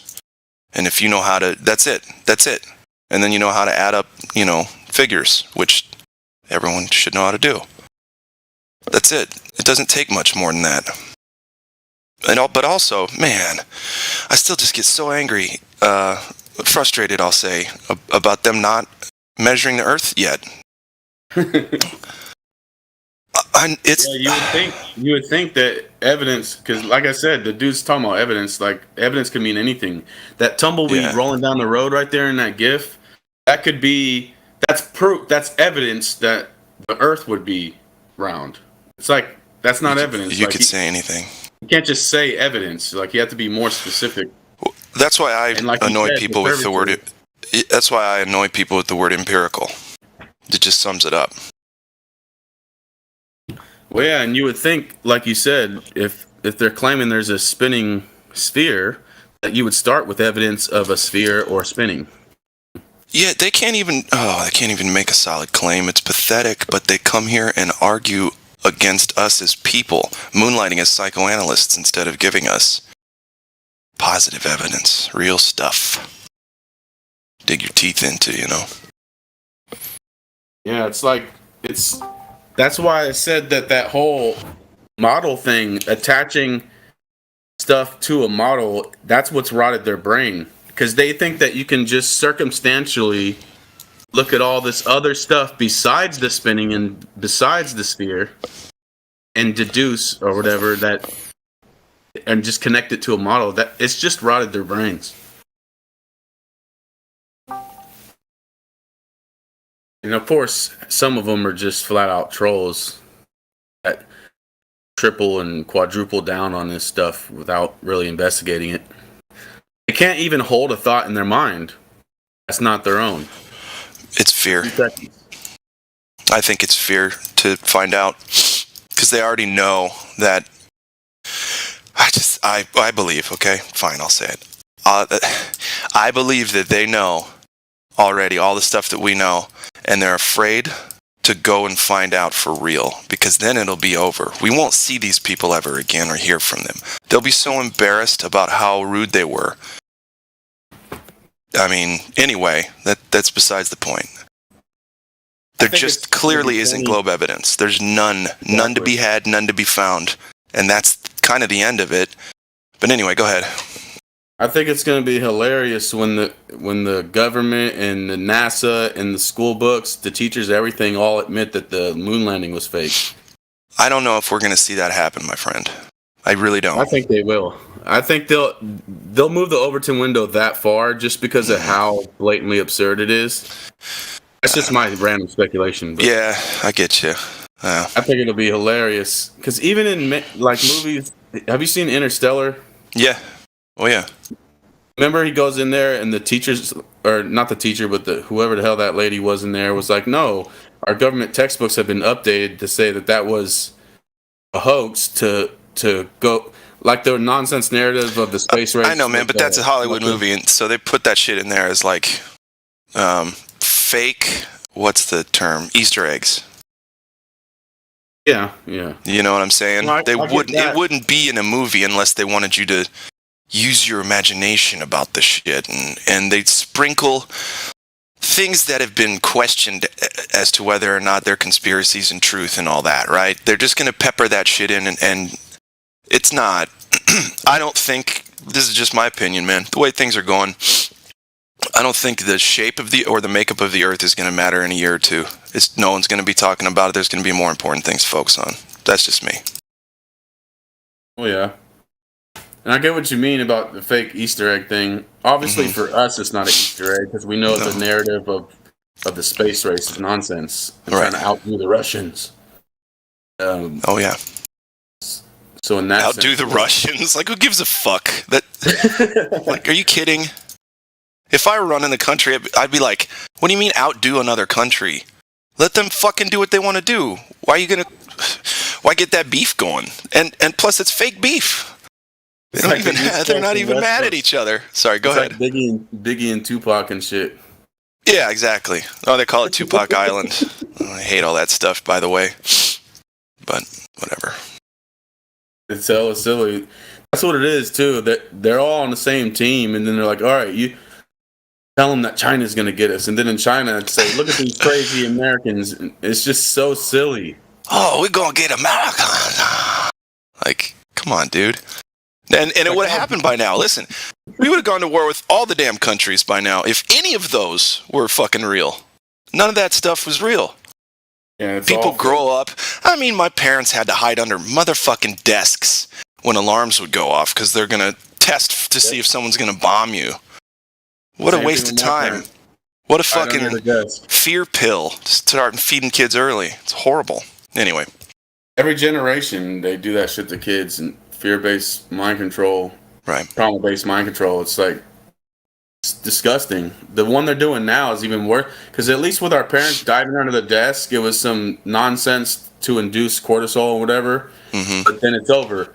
Now they got them like constantly wearing masks and stuff to just non-stop be fearing something. Constantly worried about whether or not you're using the right pronouns to describe somebody. Yeah. God, what a fucking mess. Like diving under the desk, it was like, oh, whatever. But then probably the next day, they probably forgot about it, the kids. Yeah, it wasn't really a thing. Although that's kind of the point too. They weren't as blatant about it. It was more of a, like you said, a mind control thing, just to plant the seed of like, you should always be aware and cautious and fearful about something. You know what I mean? You never know when that alarm's going to go off, and we're going to test your fear levels again. Like when I was a kid, we actually, in the back of our mind, were hoping that we wouldn't die in quicksand one day. Wouldn't die in quicksand because all the movies you saw with it in there? When I was a kid, they talked about quicksand. It was like at school thing where we could just die in quicksand somewhere. What the fuck? Cool. It was like, it's just random. I remember There's no reason to tell kids stuff like that, dude. I remember them telling us too that the bees were gonna kill us. Like there's like killer bees and shit. The bees, huh? And then way later, like in high school and shit, they said that a lack of bees was gonna kill us. Yeah. They're just tossing like mock grenades. They're mocking us, and it's just big grenades going off. Oh well. Yep, non-stop nonsense. Craziness. It's interesting. You know, never a dull moment, which is to me the only, I guess, good thing. Excuse me. It's easy to be productive if people continue to come to you and ask questions. Yeah. The current hoax is exhausting though, man. Shit is annoying as shit. Most annoying hoax of all time. So far, it is. Yeah, so far it is. It's pretty dumb. This 9/11 was frustrating. It's like I was screaming at the screen saying, "Why are they falling? Why the hell are the towers falling?" Like when it was live. Yeah. The people around me were just numb to it and couldn't clearly see that.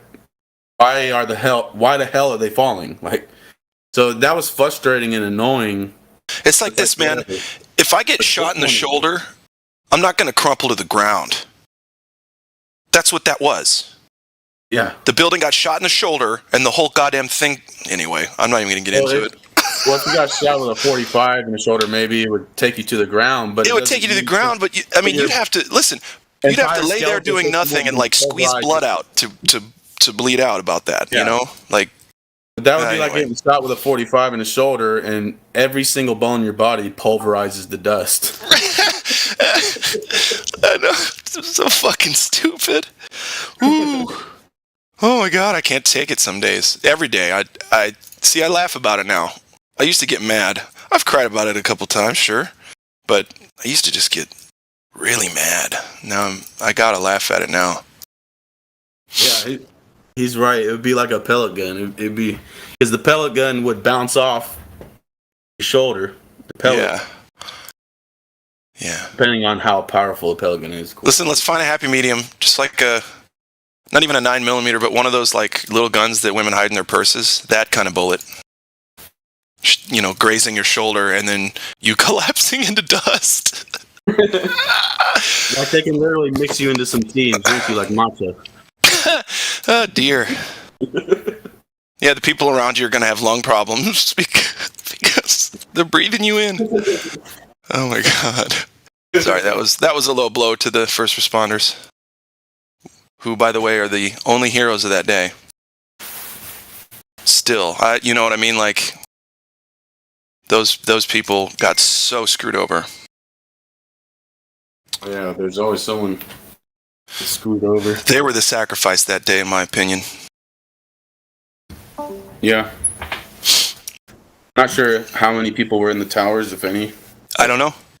They were clearing out the tower. The claim is they were clearing out the towers. Started 2 weeks before. They were like shutting down floors and getting people to just not come into work and such. I mean, that was a classic common story, at least back then. But I'm just making an assertion based on news stories that are somehow not available in the archives anymore. It's really strange. Yeah, they watched stuff like crazy. That's why I was so mad, because when that happened, I was like, man, this is probably going to be talked about event for a long time. So I grabbed my Wyatt Earp VHS and every long VHS I had and just put it in and hit record all day long on the news channels. And someone stole that shit from me a few years after that. I think you told me this once. Yeah. Yeah. It was very frustrating because they were talking about the Washington Bridge bombs that they put and all that, and they were saying all that stuff, and who knows what else on there. And even if you don't focus, go ahead. No, go ahead. No, I was just saying I have a couple of VHSs that no one stole, and I've actually watched them, and it's terrifying. Like, it makes me want to cry when I watch it now. Yeah, I don't know what I mean? Like, it's like, wow. It's a sad deal, that kind of thing. And yeah, I was in the classroom. So I was at a private high school, and they shut everything down at the high school and made us all go into the rooms where we have detention, just to sit and watch the TV. And I was speechless. I wasn't thinking, why are these buildings falling? I was like this. I was like, holy shit, I'm going to war. Because I was like 18 at the time or something. Right at the edge, right on the cusp. And I'm like, if they bring back a draft and all this, I'm starting to shake in my boots. Yeah, I was 19.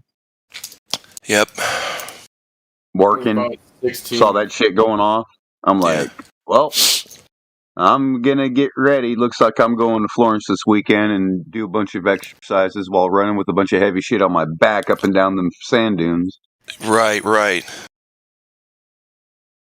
Hang on, I'll be right back. I was too young to get drafted. I was 16. I graduated high school just a few months after that, though, or I finished it at least. But 6 of my friends went. I didn't.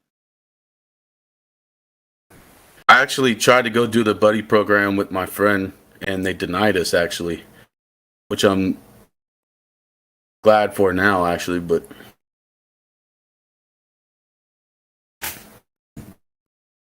Wait, you were going to join the military? Yeah, strangely enough. Why'd they deny you? Too many felonies. Well, yeah, that'll do it. Too many, like one or more. More than two. You can't have. I think one was the limit. You can have a felony though. Ah, man, that just makes sense, right? Yeah, Protect they can the waive guys your on the right wall to protecting kill us. people. Ex-felons, no problem. They have different criteria for what a felony is or isn't. So things that you got out here that were felonies, they call not a felony, and then things that you got, and then vice versa. It depends on what it is. Like if you have a felony knife charge, in the military, they say that's not a felony because it wasn't a firearm. Oh. It depends, though. That was the Army, and that was many, many years ago. They don't mind if you're good with knives. You feel me? They're like, that's fine. He's not going to shoot anybody at random, but he knows how to defend himself. That's good. Yeah. The way they see it is a knife is up close and personal, where a gun, anyone can do it. Right. Yeah. In other words, they want the ones that'll be willing to go face to face, toe to toe, and stick someone. Yeah, like a man, or like a confident human. Well, and then there was other things like that. You know how you get a charge, and it'll be like a felony charge, and they'll say, okay, we're going to reduce it to a misdemeanor as long as you do these stipulations and probation and whatever. And in the military, they actually considered that a felony because you did the felony, but you worked it off. Mm-hmm. So Time it's just served. different criteria. Yep.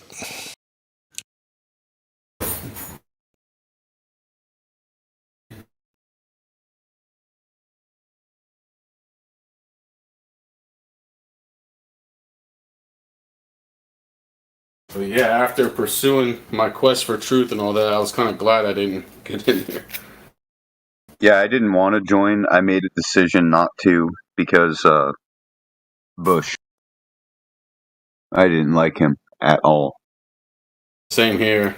Shit, there's only one president that I liked when I was alive, right? And apparently he was a brainchild, an actor, right? Ronald Reagan. That's the only. So, like, basically, the whole time I've been alive, we've had jokes, fucking presidents.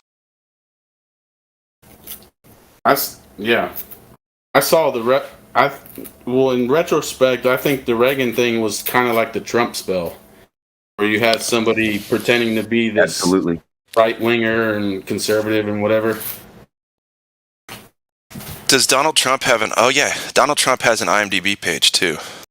Which presidents have an IMDb page other than him? Nixon and Trump, or Nixon, Reagan. Right. Oh, right. Reagan He does. was in Yeah. some spaghetti western. He was. He's not a good actor. I remember those.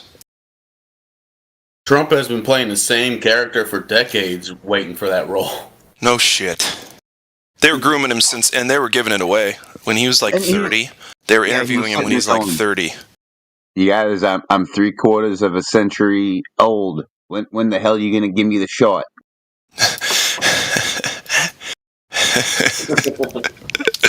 You guys Shut him lied to me. Get him out of here.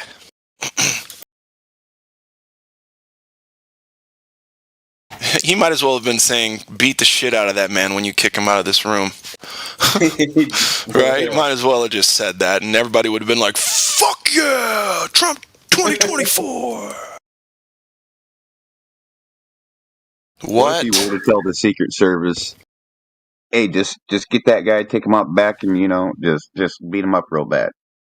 Sir, you're a hot micing. Oh, well, good. American people, that's what happens when you cross. It's like telling cops to be even more physical with people and shit.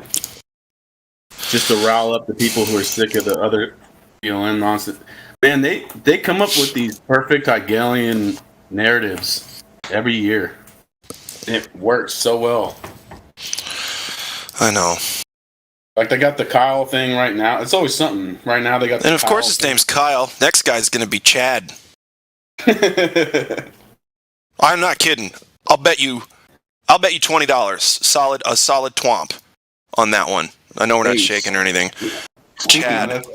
I don't know if I would You know what Rittenhouse means? Well, it's my favorite whiskey, but other than that, no. It means swamp. Oh, I don't know if that matters. What do you think? What do you think that means? Does it mean anything? Looks like the swamp didn't get drained. Looks like Well, the swamp drained them. If they cut his jugular and turn him upside down, you could drain the swamp. All right? Yeah. That makes sense because his name is Swampy anyway. Yeah. That was anyway. He's a bad actor. You know what? Actually, I think they're good actors in that they convince the majority of the people that of their character, right? And that's all good acting is. It's not necessarily that. You know what I mean? It's convincing people of stuff. That's all it is. It's sales. You can tell it's real because it looks so fake. And I want my reality to look fake so that I know it's real. Absolutely. He did a great job at being a bad actor. He did a great acting job of pretending to be a bad actor. And when he said that, I keep bringing this up. When he said it has to be real because it looks so fake, he was smiling. The duper's delight was his cheeks were getting red. I mean, he could barely get through it without just the gleeful, Anyway. Monsters, man. People can't wrap their head around it. They're like, no, there's no way they would fake something like this. They would. Yeah. And they just can't get past it. They're like, no, too many people have to be in on it. And it doesn't even cross their mind. That could be fake. My stepbrother said, he goes, and it was incredulity. He's like, dude, humans can't keep their story straight on anything. Politicians are always lying and getting caught and da-da-da. You think that they'd be able to hide that? And I'm like, Greg, that's all part of the fucking game. Listen, they want you to say exactly what you just said. Yeah. So, anyway. And that's all it takes for a lot of people, too. Yeah. Humans are just dumb. There's no way. And that's it, yeah. Woo-wee. Talk about gullible. It's like, why do you think they have secret societies? So that you can weed out people that would snitch. You can weed out people that, you have these oaths and degrees and you can prove you're a good boy for years and sometimes decades on end before they let you do something important. So you're not just picking up some random person off the street and saying, let's go do a conspiracy. That would fall apart by the end of the night.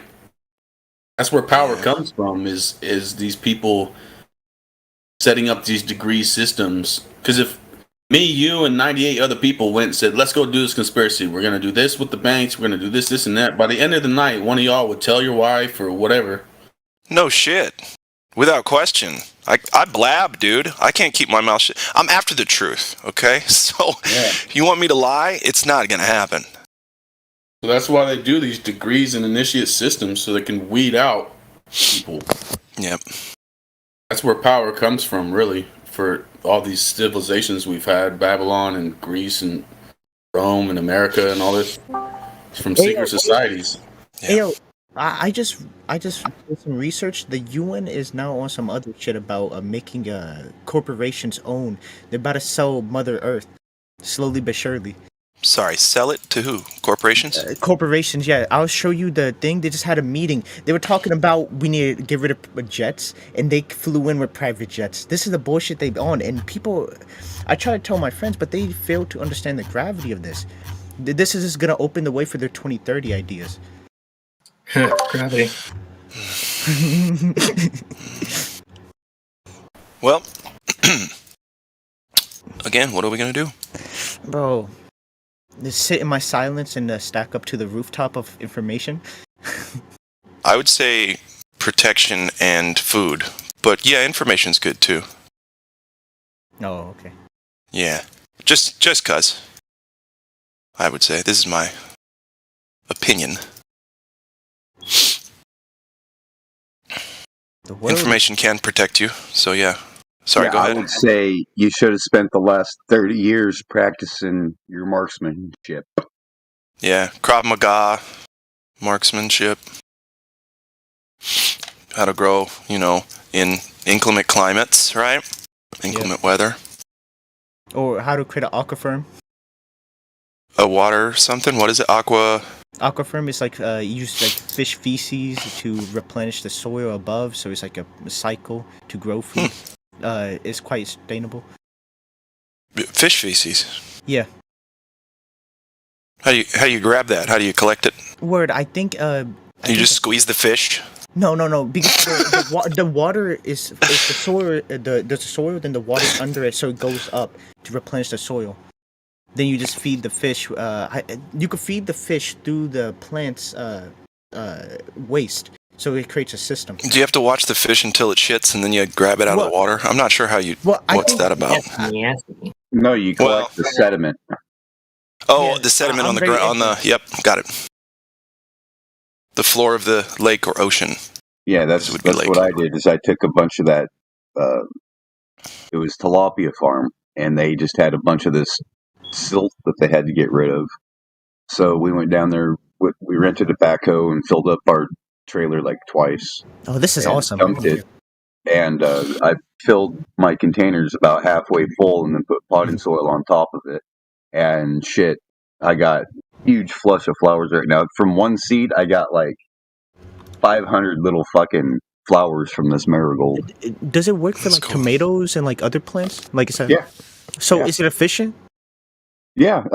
You don't have to really worry about fertilizers.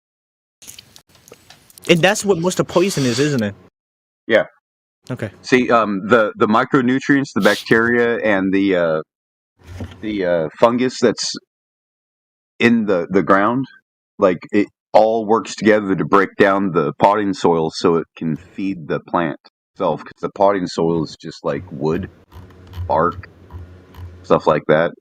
So the microbes will break down the organic matter, turn that into nutrients, and it's an organic way, and no pesticides, no nothing. The only problem is you might run into a problem with nematodes. That's why I'm growing marigolds, because there's a toxin that kills nematodes. Amen. I love the infinite Lord. Yeah. No, it's a beautiful system. That's why I said amen. It was like, okay, got it. Yeah, if you have a problem with like nematodes and other pots, just don't, like, when your marigolds are done growing, cut them, dry them, and then grind them up and make like a tea out of it, and then water the plant with it, and that toxin will get put into the water, and it's safe for us, but it's not good for the nematodes. It makes the nematodes go crazy. My OCD's going nuts. Isn't it nematodes? You can call them neem, but there's even no though it's neem not in spelled it. that way. Yeah. I know. I don't know. It's Thinking back to fucking middle potato, school man. biology. Sorry, go Potato, ahead. potato. Oh yeah, tomato, tornado. No, I thought that was pretty funny. Well, what are we gonna do? Like I said, what are we going to do? it's very disheartening, but I tell myself don't be disheartened. Yeah, sure. Why not? Why be disheartened? That's a choice. I don't want to throw that. pearls on a swine anyways. That's a little bit, I used to say that, but I feel like that's pretty bad hubris, whatever. They only become a swine when they degrade you and when you give them the information. Whether or not I agree, and I do, I don't know. Talking about it like that just gives them ammo. Oh, swine? You're calling us swine? How immature. No matter how immature they are, we are always guilty until proven innocent 1,000,000 times. And even then, probably still guilty. Still stupid. Still have thinking errors. When the mind is filled with error, you just meditate on the Lord. He washes all your sins away. Meditation's good. If you can really do it. Mm. You got to find your own way to meditate, though. Everybody's got a style that allows them to disconnect and then connect. Tune in. Yeah, Don't they say it only takes 2 generations? Of what? Indoctrination. Yeah, 2 at the very least. What study was this? Probably made by the Rockefellers. Yeah, probably. You know, so Because crazy. I mean, if you It's so if crazy. you think about it, right? We had all of those orphan trains where there were no adults. It was just young people. So there's no adults to teach young people what's what. they grew people and let them loose. That's the theory. I think they grew them they somewhere. holocausted a lot of people. Theory. One of the theories. Sorry, go ahead. I think they holocausted entire people and stole their children. That's more plausible. That's for sure. The Tartarians. Yeah, best thing they did was tartar sure sauce. that if there were, like, this thing was true, wouldn't it make more sense that they came from wherever they took the rest of the people before the deluge, and they just came back? What do you think? I feel like there's no I way to think know. the deluge happened about 4,000 years ago, 3,500 years ago. Yeah, no way to know that. No, all due respect, there's no way to know that.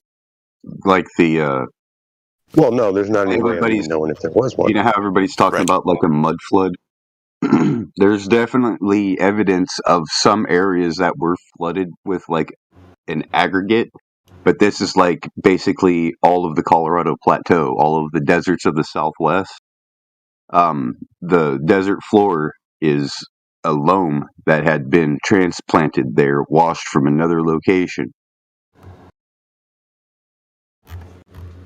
Wow, that's interesting. What was Now, the only thing that I can think of is the Grand Canyon when it was carved. All that sediment. Could it have been carved by a big electric blast? Right? If we're gonna start going down that road. Maybe, but there'd be ejecta, wouldn't there? Or a big earthquake that just split it, right? Sure. Yeah, big earthquake. But if you look at it, it looks like a giant lightning scar. You know how? Have you ever seen that thing where people take like a piece of wood that's soaked in water and put high current through it, and it makes these cracks going out? That's what the Grand Canyon looks like. It looks like those. It looks like tree branches or something, or blood vessels. It's weird. I hear you. Blood vessels. Oh. Going down the Titan route, are you? Spider webbing. Well, the spider webbing is what I'm saying on the wood. For electricity is usually like in like a blood vessel pattern, does or look. like a tree. It looks like it's hitting literally ground and spreading out, grounding itself, destroying shit as it does. Right. Makes sense to me, but again, speculation.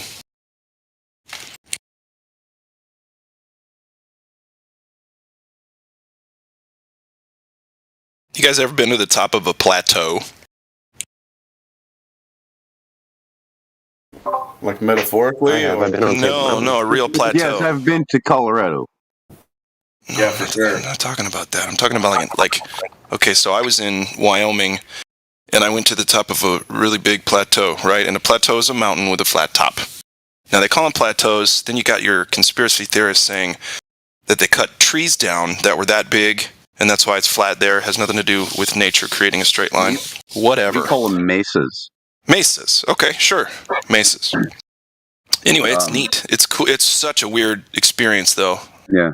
There's some places where you have these mesas. They're called rain islands, where like it's a different environment all the way around it, and it's like around Texas, New Mexico type area. Uh-huh. And where these mesas are, there's like different fauna and all these other things like up on top of there. And the only thing they can think of is it's like a geological island because it's higher elevation. So only certain like species of trees would be able to survive there. It's very weird. Interesting. Sometimes they find little frogs. Did you say the time of the frogs? It was the No, time I said of the sometimes frogs. they find little frogs, like tree frogs and shit up there. Where do they find them? I can't remember exactly where, but they're called rain islands or something like that. Mesa Islands. Okay. Sky Islands. Sky Islands. Oh. That's a leap from what you were saying earlier. A sky island? Yeah. Asgard. Asgard, yeah. Mount Meru. Let's just go there. Follow your compass. Come pass. Sorry to bring up something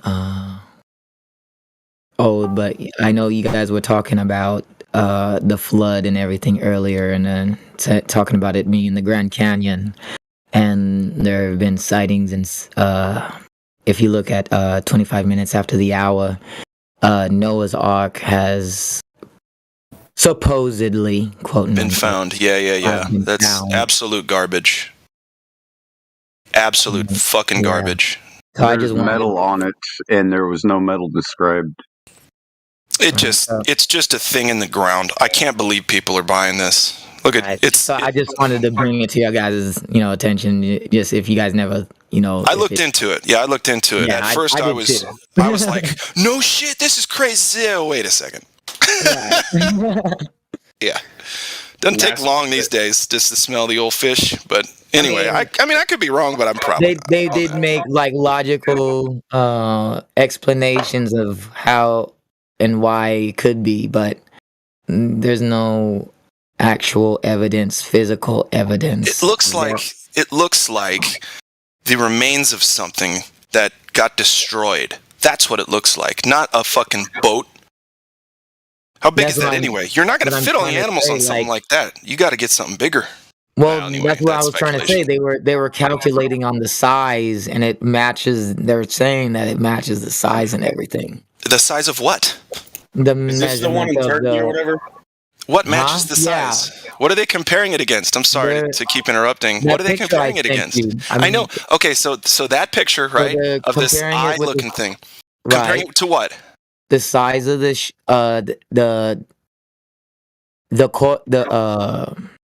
what they were saying in the Bible. There you go. Man-made texts. So, let me say, real quick, there's no way to know that this is the thing claimed in the texts from thousands of years ago. Thanks. No, I know. The thing is they said the mount. The text says the mounds of Aratu, right? Not Ararat. So it's Aratu. It's a different location. It's not in Turkey. Right. See, that's why it's up by Georgia.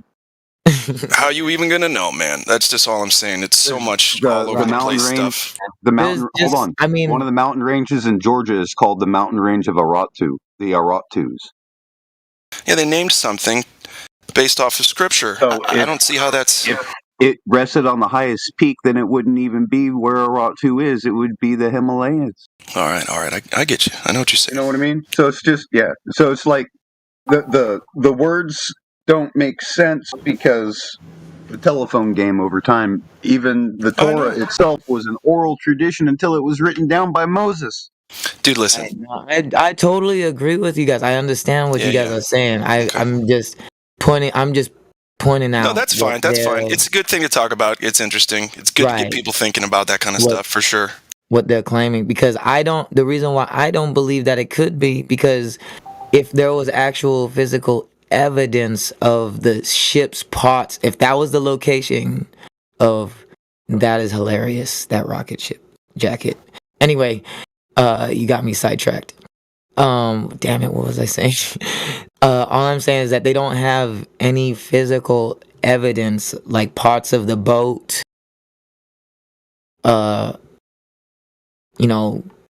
they don't have physical. I'm saying they don't have any physical evidence. They just making claims of measurements of the boat and taking text from the Bible of how big the boat is, and it's then, just loosey goosey, dude. The story's loose. They're just matching sloppy. They're just matching it with a shape of what this mountain of what it looks like. Right. And just making comparisons. That's the same thing of Have you been there? Absolutely not, no, sir. Right. So the people that went there found some things. Now, I haven't been there. However, that means I can't make a claim. You see, but people went Right. there and they Right. found some things that were completely shocking to the world. This was discovered in the 60s, actually. Do you know who Francis Gary Powers is? No, I don't. Well, in order to understand this story, you must understand who Francis Gary Powers is. He was a pilot for the Air Force many decades ago. And as a child, I remember before I was 10 years old, my father told me about a man by the name of Francis Gary Powers who flew over Russia in a U-2 spy plane and was shot down by an SA-2 guideline Russian SAM surface-to-air missile, and he was captured. But before he was captured, he took some pictures over Turkey, and that picture was one of them. And people found that picture a few years later, and they started to do excavations, and they wanted to go there. A team went there 45, 50 years ago, way before I was born, actually over 50 years ago. Team went there, said there's nothing here. Okay, 57 years ago or something like that. About 10 years later, Ron Wyatt goes back there and says, you know what, I want to check out this area. You know, this is really interesting, you know, because it's controversial. So he goes there and he prays to God about it. I'm not going to add any words to what Ron Wyatt said. He prays to God, and there was an earthquake the next day in Turkey. And that boat-shaped object rose out of the ground about 15 feet. So be very careful when you're discussing this topic, because if you haven't been there, you don't know. The reason I say this is because Ron Wyatt went over to this area over 36 times, went over to the Middle East over a total of like 150 times, spent his entire life savings, brought his 2 sons, and Where does it say cameras. metal was used? Right, and cameras. And cameras, though. He brought cameras. Do you know what I'm talking about, Ron Wyatt? I understand what you're saying, Exo. Okay, so I'm just saying, like, he went there with cameras, and there's about 100 hours of footage from this guy. So there's literally about 100 hours for people to watch and see what these people did. His 2 sons and Ron Wyatt went there and excavated and did seismographs and things like that. Yeah, if the Bible doesn't mention something, it doesn't mean that it doesn't exist. Yeah, so that's a non sequitur. The reality here is that this boat is a boat-shaped object hundreds of miles away from the ocean. It's a boat on a mountain, hundreds of miles away from the ocean, not near a body of water. That can be proven, guys. Now, how you interpret it past that, I can't tell you what to believe. But the fact is, there are archaeological discoveries like this that are true. There are some archaeological discoveries that are true. This guy went to Sodom and Gomorrah. He's the guy that found the sulfur balls. So for some reason, God let him find the sulfur balls in Sodom and Gomorrah, but he wouldn't let him find Noah's Ark. No. There's more to the story here. Where the There's more to the story. Okay, like what I was saying, Exo, like earlier, like I'm not trying to prove or disprove anything. I brought it up. No, I know, Enoch, but I heard you say that there's no evidence, so that you can't make that claim. I'm talking about you're okay. Yes, you're right. I haven't been there. I'm talking about as physical evidence. For me, I have not been there. Yes. Right. But they've been there, right? But so there's people in other countries that do stuff. We can't make a claim, though.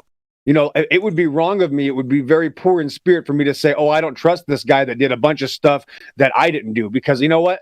I get told this all the time, that people don't believe me, even though I've done it. You know, so I understand Ron Wyatt's position, guys. I'm sorry, but you'll be shocked when you look at when you look into what this guy did. This guy did it. He wasn't the guy behind the computer hiding and trolling. He went out to Northern Africa and did it himself. So be very careful when you're speaking about Ron Wyatt, okay? He found some chariot wheels at the bottom of the Red Sea with coral growing, but there was no coral growing on the gold, and people couldn't figure that out because coral doesn't grow on gold.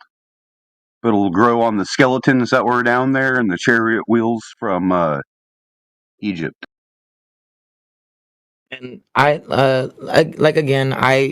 trust and believe me, Axel. Like, I know it probably may not seem that I may not be it may seem that I am a little skeptic about it, and I am. But, you know, there is my faith that I do have with God, that I'm not trying to say that these people are liars, because, you know, then everybody, that makes everybody a liar for whatever information that they put on the internet, right? I'm just saying. So I want to just try to clarify so that other people can observe for themselves and come to their own conclusion is what I'm trying to say. I want them to find for themselves because I know where my beliefs are and how strong they are, and I totally get what you're saying, EXO.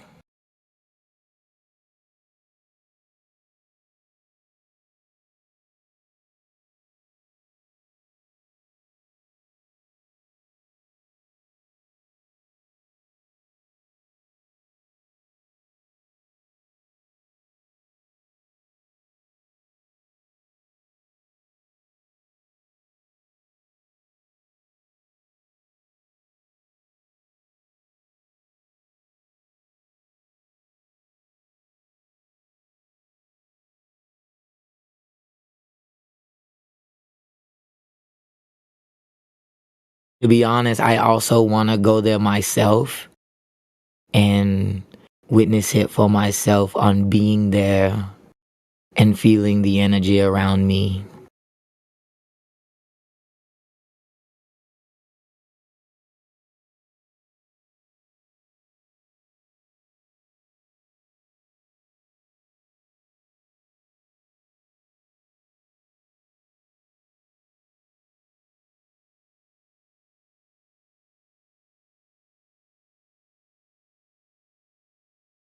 If anybody knows about Yeah. feeling energy, you can definitely feel God's energy when he's around or when it's Right. around and when he's around. No, I'm with you, man. I just want people to be careful because, if people go somewhere, they live in a different country. Again, this guy went across the plane of existence to a different part of the world. He was that motivated. He didn't ask to be paid. He didn't have a GoFundMe account. He didn't say, buy me a camera. He didn't say, hey, everybody, I'm going to do something special. Look what I can do. No, he went over there by himself and told no one. And until after it was confirmed by the Turkish government and hundreds of people got involved. And they even brought a seismograph over from the United States to do ground penetrating radar to see what was inside the dirt because they didn't want to destroy it, right? That's the thing. These guys didn't just go in there, destroy the thing, take everything out of it and loot it. They preserved it. They went there and they found hundreds of timbers of wood underneath the soil in the boat-shaped object.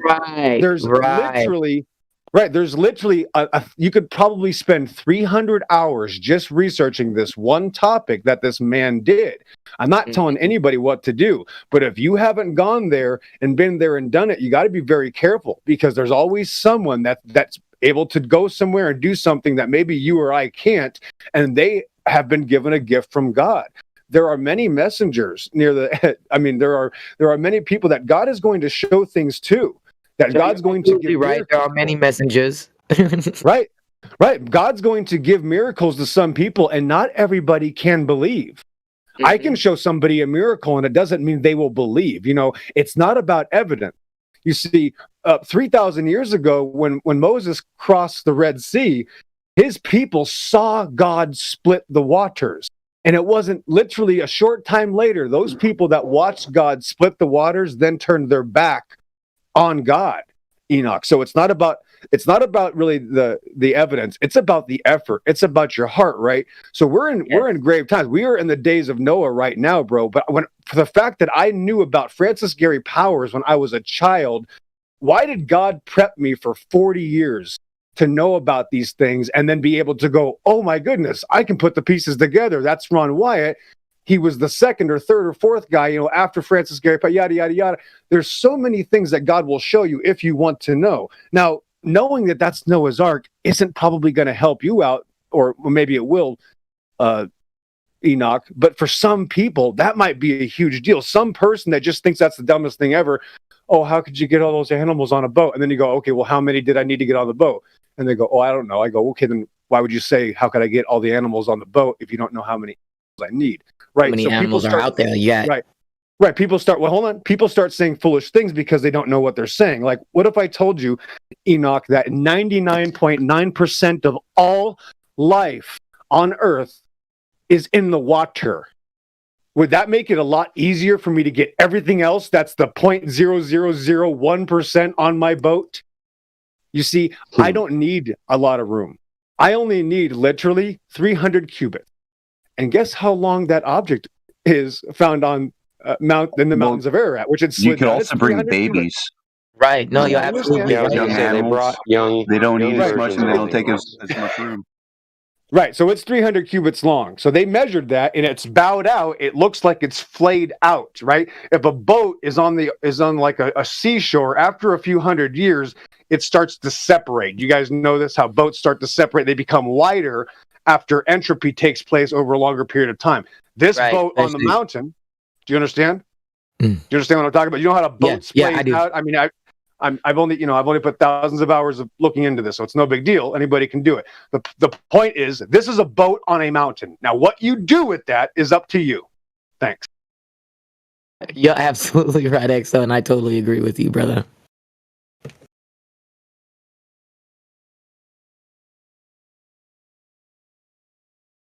If you've ever followed Ron Wyatt and what he's done, not just with the Noah's Ark, but with the Ark of the Covenant, that dude was an amazing individual. What about the researchers? I know this has been on the news too. The researching about Christ's image on a cloth. That's a lie. Yeah, the Torah thing is not very reputable. Yep. If the Catholic Church owns it and they're claiming it, that should be your first clue. I didn't even know it was a Catholic church. I didn't pay attention to that part. But what I was mostly paying attention was like, oh, they got Christ's image on a piece of cloth, and that was the main thing that stuck out to me.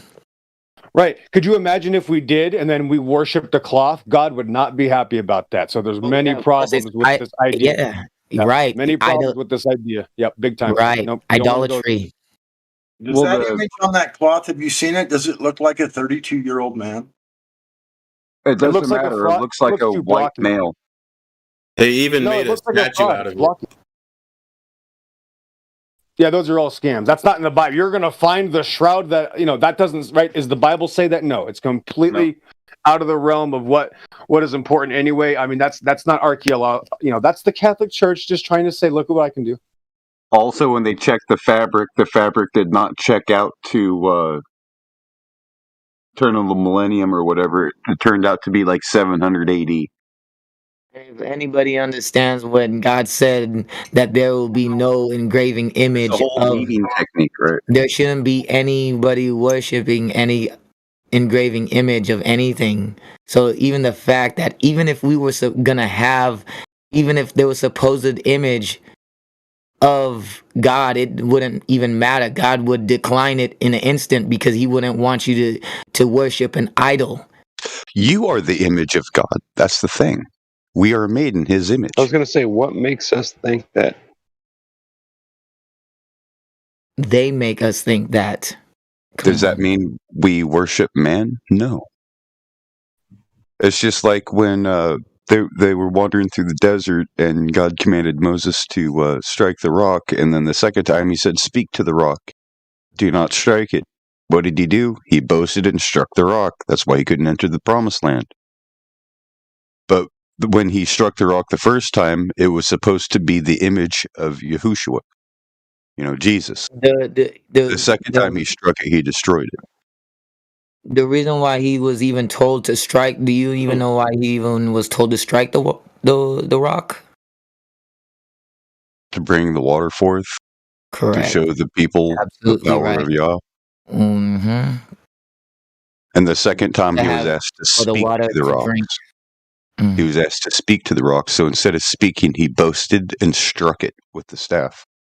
Why do you think he would speak to the rock? Why would the rock be able to listen and hear him? And I don't know. We don't know the principle, relationship wouldn't it? that Moses had with see the if he'd follow Father. direction. It's like the it's same- one of these things that's unique. Moses is the only prophet that actually saw and spoke with God face to face. well, the only reason I Well, asked, I don't want to say that necessarily, because also Abram was speaking to God as well through a burning bush. He never saw him. That was Moses. Moses was the one that Did saw him, anybody? It says that no man has ever seen God at any time. except for Moses. Isn't that?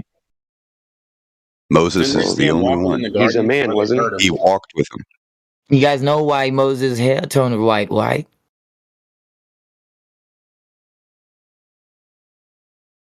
Sounds like a contradiction, but I'm sure it works out. The reason why his hair turned white was because he seen God. Was that during the 40 days and 40 nights on the mountain? No, it's when he went up on the mountain the first time. Well, wasn't he there for 40 days and 40 nights? The second time. Oh, The first time he went up to get the law. The second time he went up to get the instruction. And Anyway, while he went up the first time to get the law, came down, his hair was changed, and he saw the children worshiping a golden calf. right. But Correct, because of his to the rock, because I believe that I can produce evidence, well, at least for my own self, that the rock on this earth is a very magical substance, and it has capabilities way beyond what people even can imagine. The stone is an amazing thing, and that's what gave all the power to the Ark of the Covenant was the stones inside. They were the only thing. They were the only thing that was made by God. That box was made by man. The stones were made by God. They possessed the power that was within. I thought when Moses came down the second time, they were idolizing a calf. They were worshiping a calf. Do you know what kind of wood the ark was made of? It was gopher wood or something. No, that's Moses's ark, or no, the Ark of Noah. I'm talking about the Ark of the Ark of the Covenant. Covenant. Sorry. Wasn't it gold and all kinds of stuff? Chittim wood and gold. Chittim wood is Cherubim. What do you call Chittim, it? that's Shit. It's like right on the tip of my tongue. They get DMT from it. Acacia tree. Acacia wood is chittim wood. Acacia. Yeah. Is everyone here aware of all the things that stone can do? Do you know that it can store information, audio, video? Like that's what's in computers. RAM chips is silicon. Silicon is rock. Yeah, silicon. Yeah. Yeah. You're right. Do you know that Crystal is what it is, right?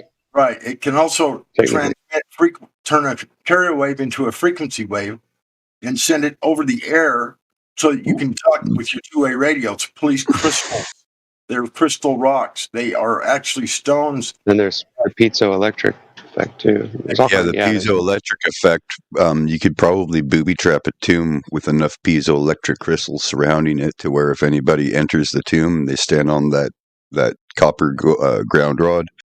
All I'm they saying can is get I can struck mention by lightning. about 5 or 6 Oh yeah, they get zap them. that stones can do that we use today in modern technology that outweigh all the capabilities of that box that those stones were carried in. It wasn't the Right. box. It was the stones that carried the power. Yeah, right. Yeah, but wasn't it Materials also wasn't it lined inside and outside with gold to where it acts as like a capacitor as well? Some sort of a canobic sealer to seal in the energies and the power? Think what you want. Because I know when the Philistines had it and they attempted to open it, there was a sickness that broke out. There's only one thing present in the Ark of the Covenant that was made by God, and it was those stones. Everything else was man-made. And if you think man can make something that special, Well, you would think they would have been radioactive of some kind, right? no. They were just. That's why I'm saying pay attention to the containment vessel. Dan, what stones can do. But it wasn't the original. It wasn't the tablets because the tablets were broken. So it's the fragments of the tablets, right? Because he had to recreate them. That's why I went up the second time to recreate them. Yeah, well, they were still stones. I know, but the first ones were broken. They were fragmented, and that It does is make what sense, rests inside, along with the recreation. It makes a lot more logical sense that the Ark of the Covenant was some kind of a machine or something. Well, I'm just some kind saying of a thing. some kind of a thing to seal the power, and because whenever anybody tries to open it, there's terrible things that happen to the people, like what happened to the Philistines. hmm Right, but radiation from some kind of machine could cause that, right? Sickness and skin falling off and weird stuff like that would scare the hell out of them, wouldn't it? Or it could just be the glory of Yahuwah. Yeah, I mean, I'm not arguing that. I'm just saying. I mean, in logical sense. I mean, with what we have, what we know now, it would make makes a lot more sense. You might get the point across. You know what I mean? Yeah, but it's unknown. I mean, the thing is it was written by the finger, so it's almost like the writing on the wall of Babylon would have some kind of power to it as well. And I'm wondering if that's where the Ark of Gabriel originates from. There's those stone fragments that had the writing written on the wall of Babylon by God. I wonder if that's where that comes from. The bigger question is what happened to all these artifacts? Yeah. Well, I think that's what the wars were all about, is to go around and collect these artifacts. World War I, World War II. I think that's what that was about. Iraq War. Yeah. Beeline right to the museum. Makes sense. Maybe we should research like what kind of discoveries they made right before those wars started. Or Maybe find that would out give us more answers. Find out who Afghan was.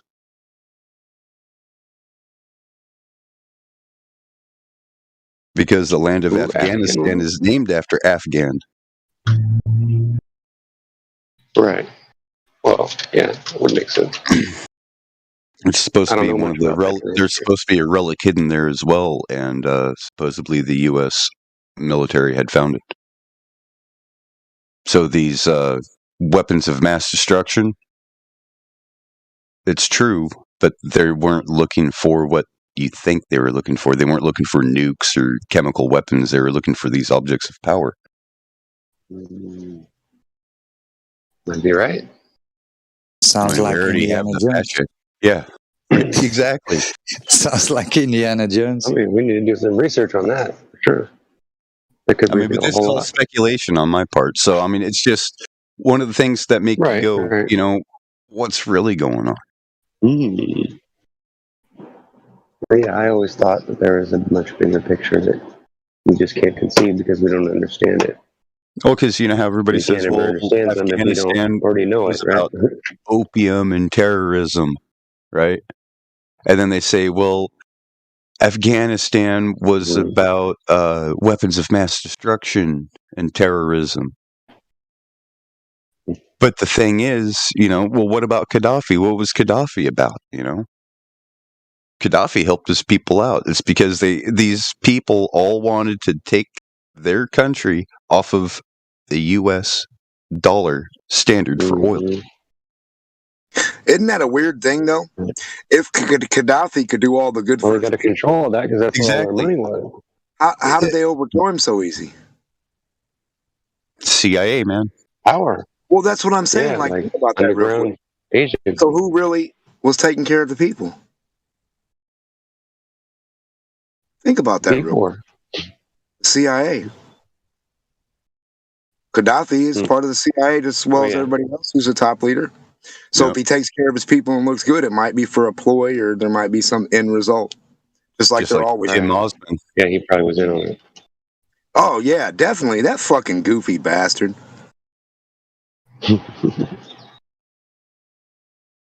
Man, the dudes that blow up the buildings and shit, they probably do it for the fucking building owner or for our government who owns the building.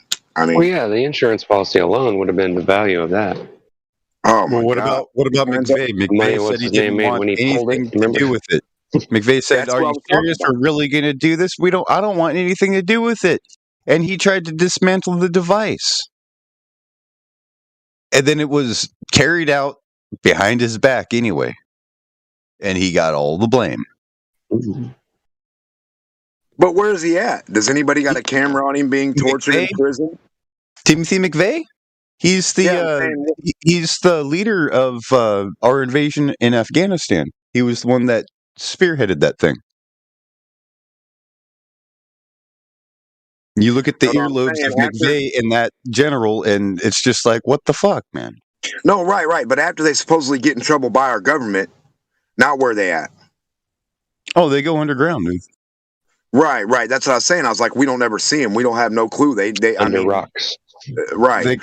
They either go underground or they get a little facial change and a new job in the government. Right. Think about this. If they put you in like a prison or in a area full of people with guns, like guards, are you really gonna? I mean, are they protecting you, or are they? Seems like it's like a little bit of the other way around. You know what I mean? Like when they put certain people in jail, it's like to protect them more than it is to fucking, because the general public will kill you faster than anything. Yeah.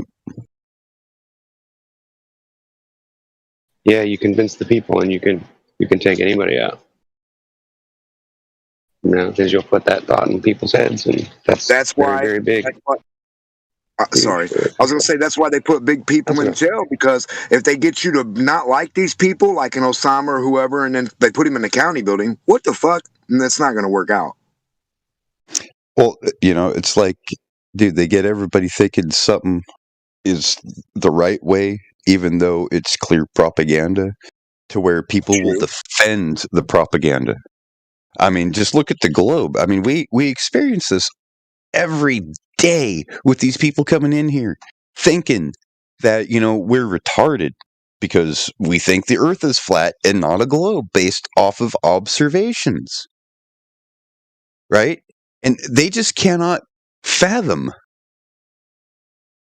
the fact that, you know, maybe they were lied to the fact to where they will defend the ones lying to them. They will defend the ones poisoning them. It's Stockholm Syndrome. Well, yeah, because it defends their psyche. I mean, that's important, isn't it? It's a little bit of Especially Santa when you're Claus in an open syndrome, forum. You know what I mean?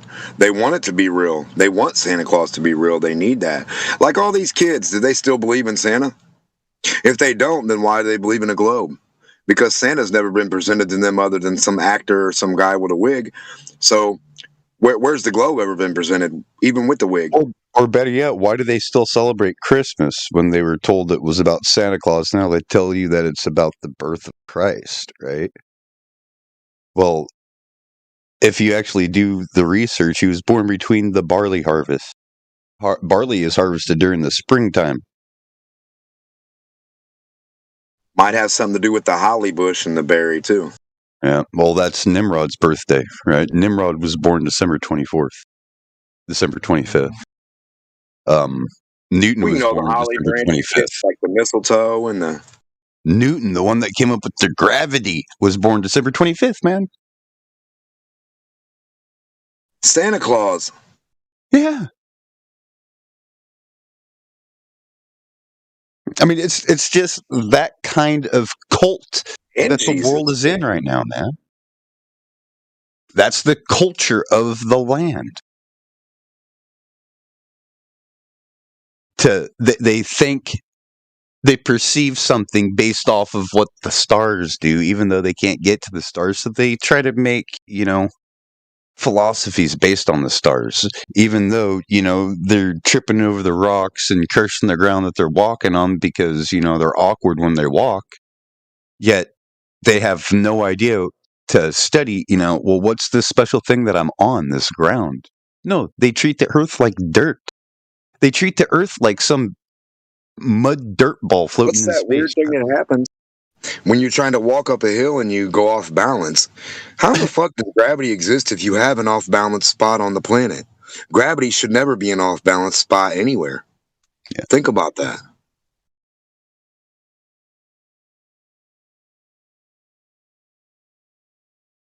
There should never be an off balance spot from the center out. That shouldn't even be possible.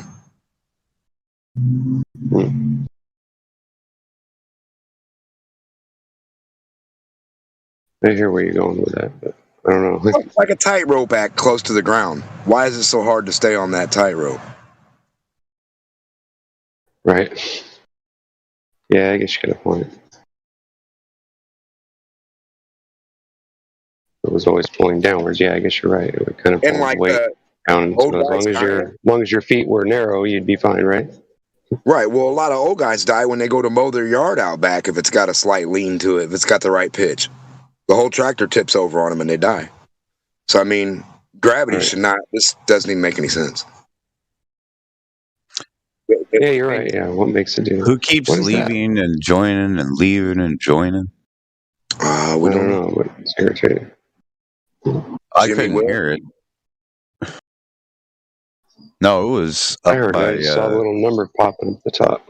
It was up there by the C's to H's. There's C's to G's. Is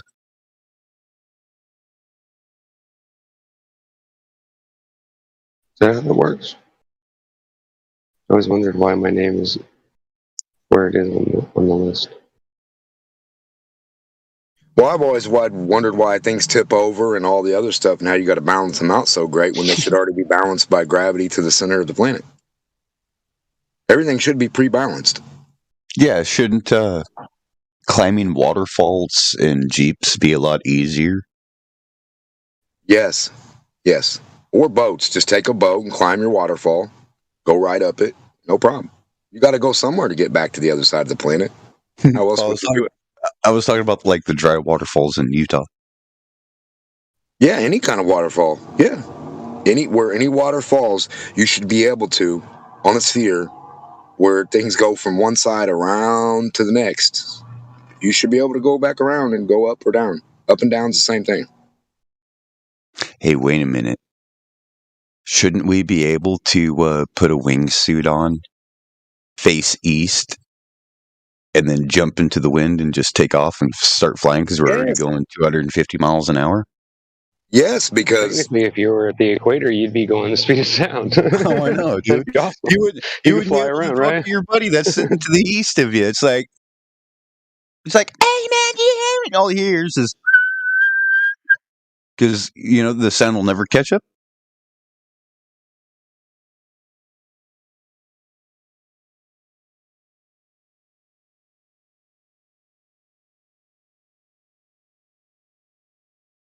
That's not how it works, man. Okay. Whatever Well, you maybe say. someday we'll be able to match, the actual demonstrate vacuum of disposed space, so we can test it, right? It's kind of funny how we never can get to that. And maybe that's the reason why we can't, it's because they don't want us to find out.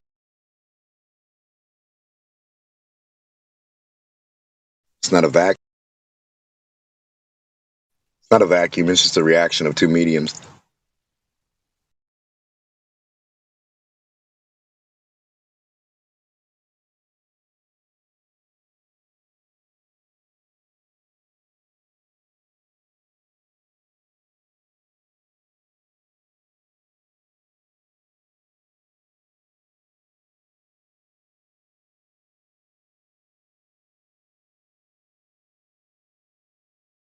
What fascinates me is what you can make fly that small. Like, the smaller it is, the lighter weight it seems to be. Like, I can take foam that I buy from the dollar store or, one of those places, and I can build a small plane and it'll fly with a very small motor. It's fascinating. But once you get certain densities, then it can't fly at all. But you would think that gravity would have the same effect on everything, right? If it was pulling down equally everywhere, that would make more, yeah. Anyway, sorry.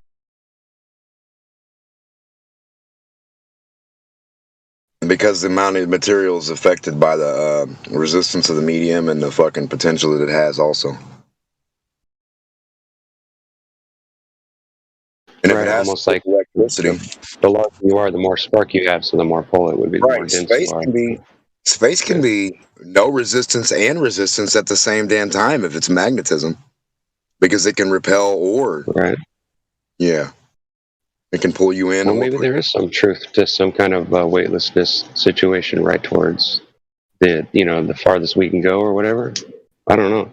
Or maybe we can go farther. Who knows?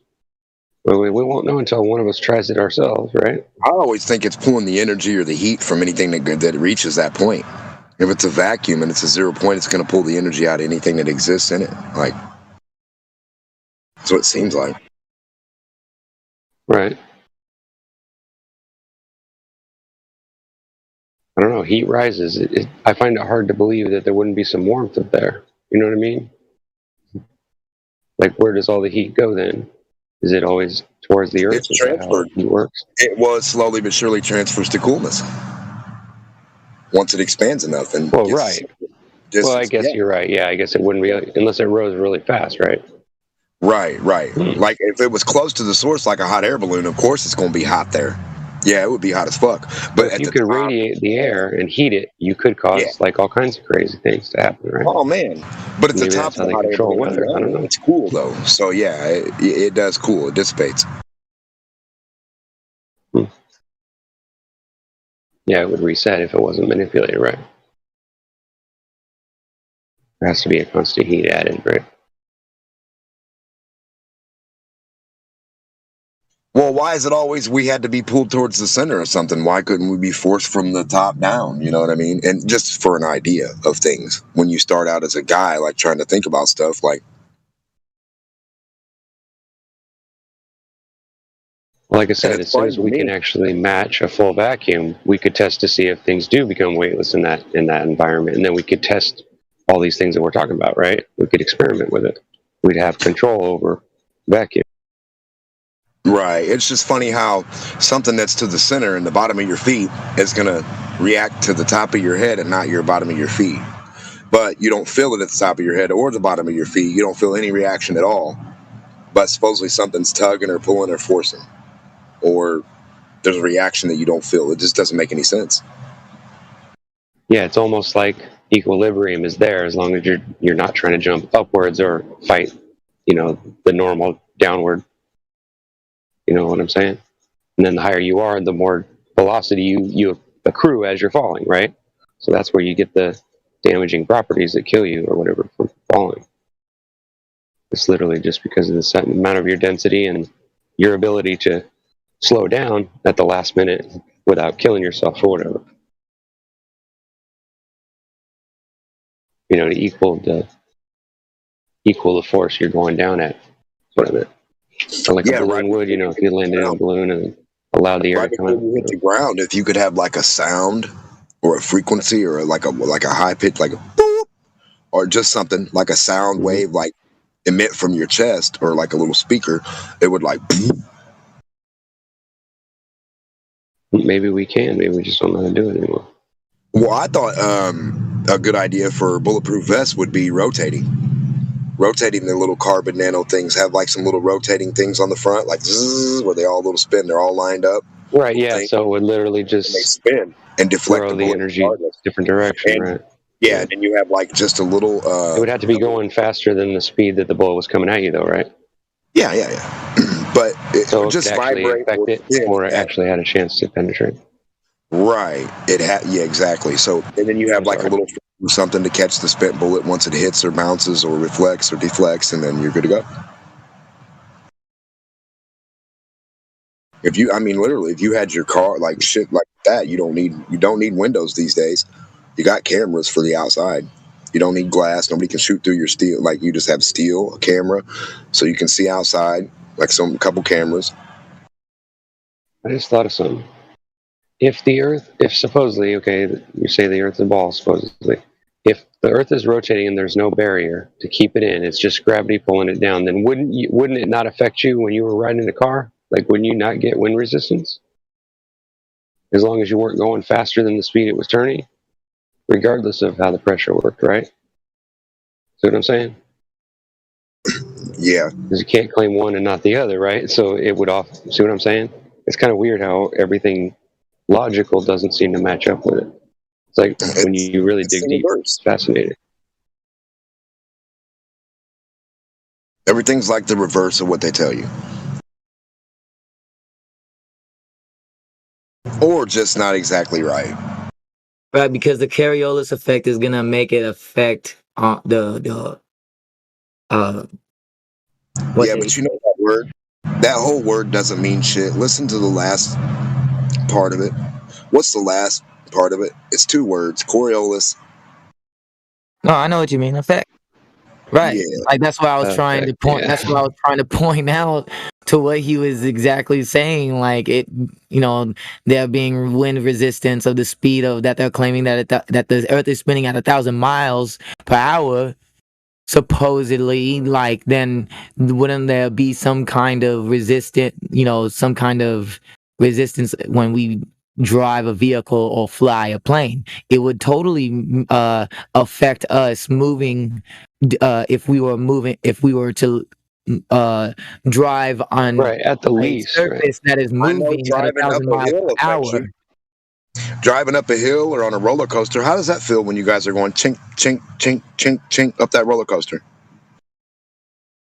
You Doesn't feel that the weight feel every like time you go chink. You feel the weight going down on you. Yeah, and then you start feeling like you're gonna fucking flip backwards and fall out of it at a certain point, and then you go down. Zzz. Yeah, So you why become would weightless you? almost right before you go down there. Yeah. Right? Why would you even feel? Why would you feel that if we don't feel? Like it just doesn't make any sense. Yeah, it doesn't make any sense exactly. It's hard to put it to words though, right? Like how to explain what you're thinking. Yeah. In that Yeah. sense, it's like it's been taken away from us almost. Like we don't have words to describe it because it's never been described to us, right? Well, also, roller You would have to coasters put an account would of only wind need to change. be roller coasters will only need to be kind of slightly close to the ground, and you would never need to connect them. Roller coasters are all connected. If we had gravity, these roller coasters, all they'd have to do is be bottom heavy, and you'd never need to connect them. They wouldn't never fly off if gravity was real. Right. It wouldn't need to be bolted down. It could just sit there. Exactly. Just slide back and forth like a maglev. Everything would work like a maglev if gravity was real.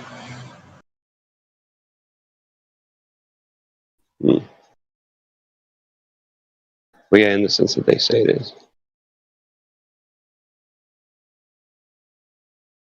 Yeah, it just makes more sense. Like if you walk out on a diving board, right, Yeah, and the you'd have to downward jack pull is up. always straight down. Yeah, you'd have to Or jack if up. it wasn't straight down, then you would fall differently, right? You would fall faster back towards the diving board as you dive off. You'd have to jump even harder outward, right? Because it's pulling you at an angle, right? Now, because you're not on that center that you were, right? Think about that. And how is it a constant if a rock's different than a car, different than a building?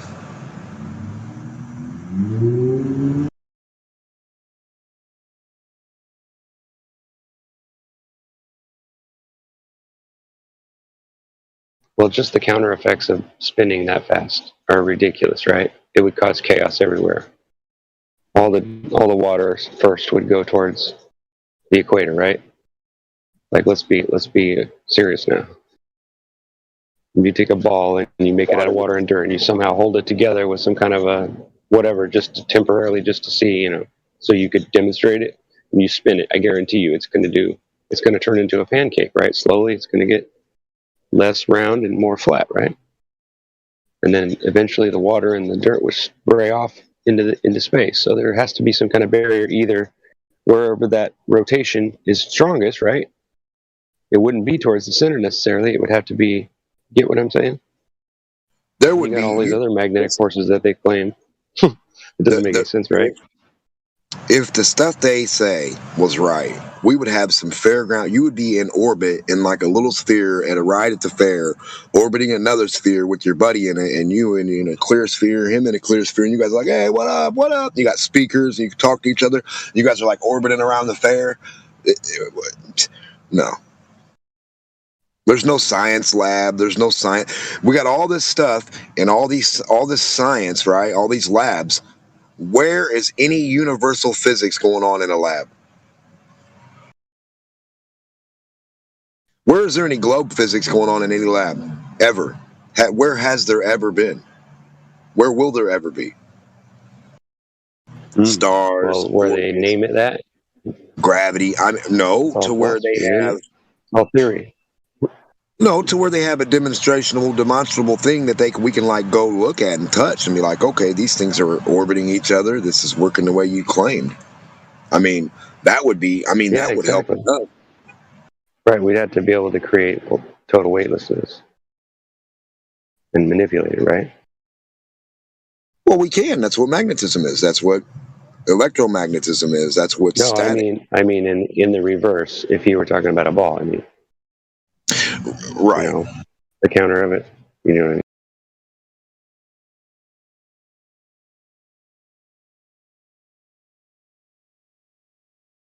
I'm just saying, like literally, like for them to explain all this stuff to little kids, like where's the lab that any scientist has ever dabbled with the physics that they claim that are in this universe anywhere?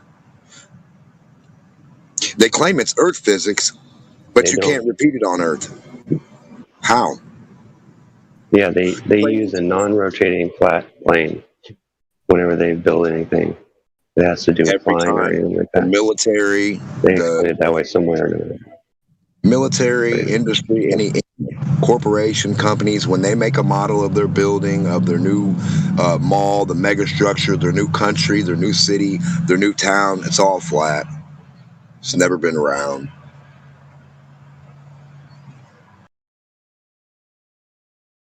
I'd love And to. it is funny how they confuse the 3D-ness and all, like the actual Earth that sticks up above the water. They say, well, oh yeah, well, if water lays flat, then the dirt's convex. Well, yeah, it is technically. So you do have 3 dimensions that way, but as everybody notices, when you try to go below that, you know, within 7 miles or above it, within a certain amount of distance, then your body can't survive it. You have to, you know what I mean?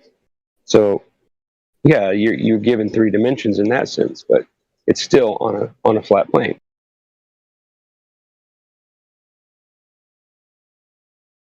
Simply because your equilibrium tells you where up and down is.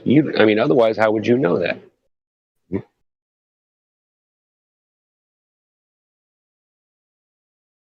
Well, gravity wouldn't tell you.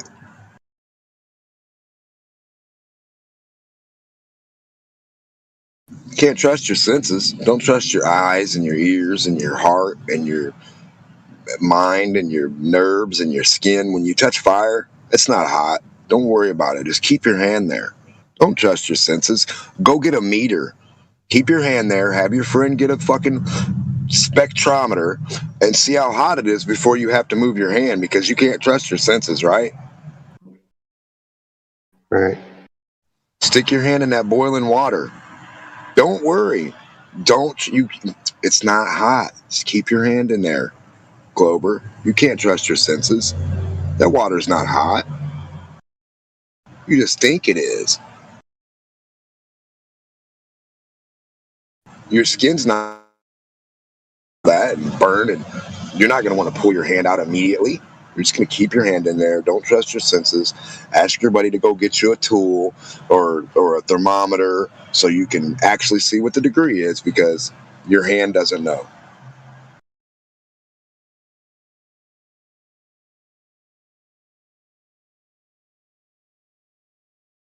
Can you trust blisters? If you build up a blister from being burnt, can you trust that sense that pops up on your hand? How about if you slice yourself with a knife? Can you trust that sense? That's terrifying. Just saying. Like, I don't know, man.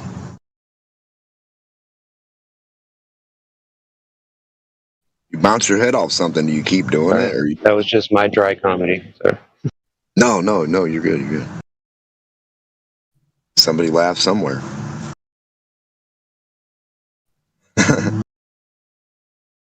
Well, I'm not sure about that, but We did.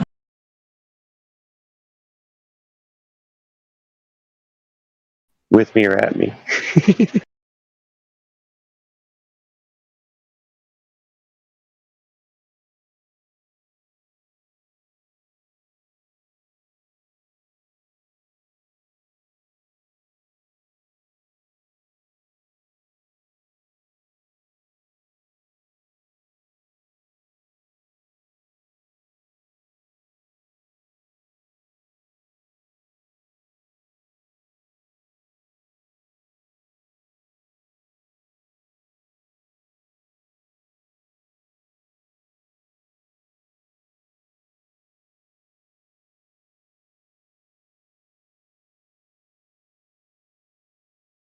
Now I remember what I was going to say. Okay, if we build a big carousel, right? Or a big, what do they call those things at the park? Big spin, merry-go-round. Say we build one that's just a half a mile across, okay? Made out of some material that's whatever, right? And we take and we spin that and you stand on it. We'll give you a good grip and even a little bit slight angle and stand on it, right? And see how long it takes before you fly off of it, right? And then we'll see if, and then we'll turn it sideways, right? We'll see if gravity keeps you perfect and not damage you, and see if you can equilibrium with that and just walk around on a perfectly flat surface. Every time it changed a little bit of speed, you would literally fall off of it and go flying out, and you know what I mean? All that force would just go flying whatever direction you were spinning, right?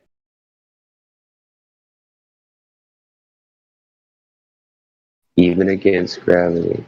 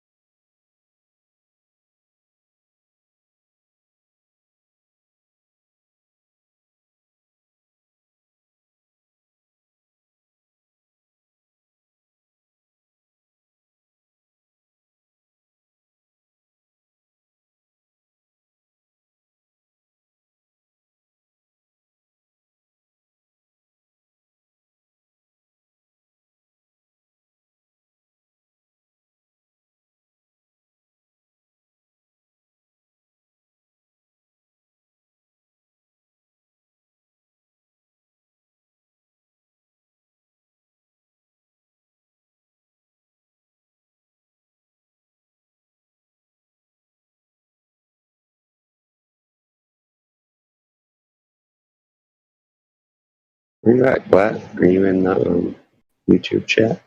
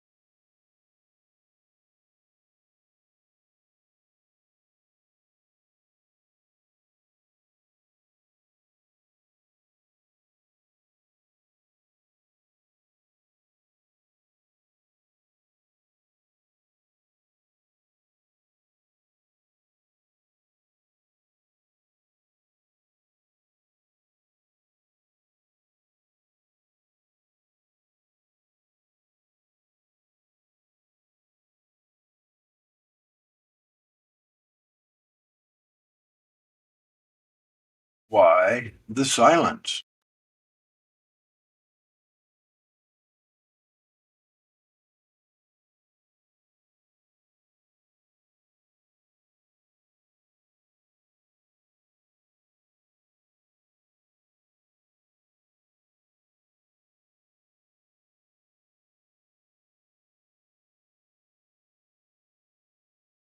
Did everyone eat it? My silence because I came in the house and my daughter's in here with me, and we're watching a video.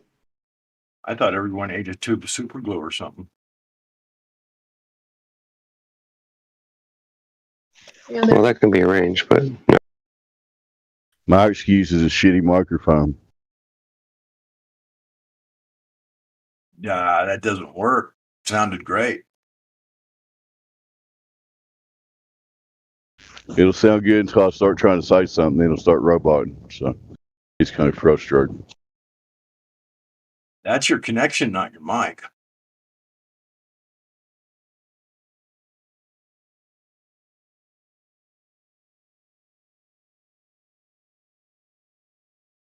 Still, you got to come up with a new one.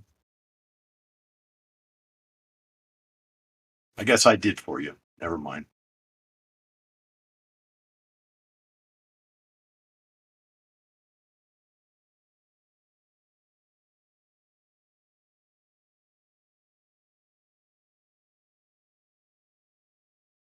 I guess Glat Flobe's not here because I was gonna introduce him as the new force of 24/7, Mr. Glat Flobe. But he's not here. So I'll wait till he shows up.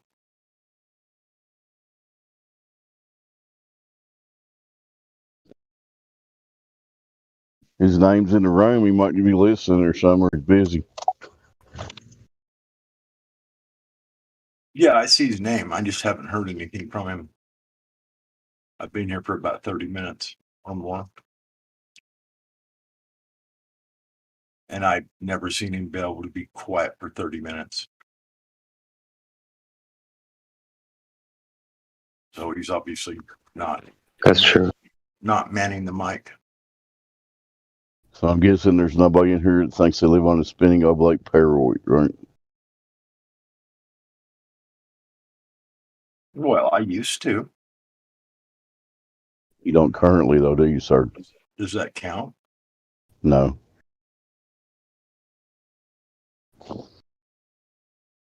I thought that for 52 years.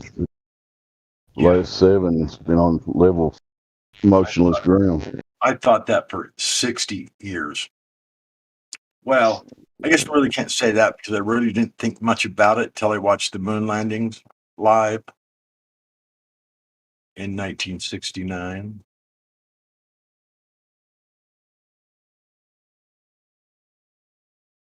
At least I thought they were live, and I thought it was real, and I was roped in and indoctrinated quite heavily at that point.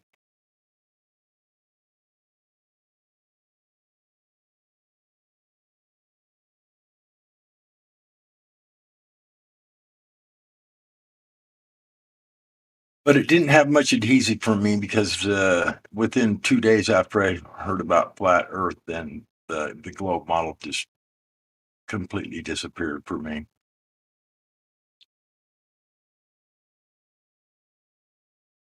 It was an easy choice. It didn't take me too long. I mean, a couple months after I first heard about it, I was at a lake doing a mirror flash across 8.5 miles, and I saw it about 3 feet above the water. And then, once you properly contemplate the physics of water, then the globe becomes an impossibility at that point.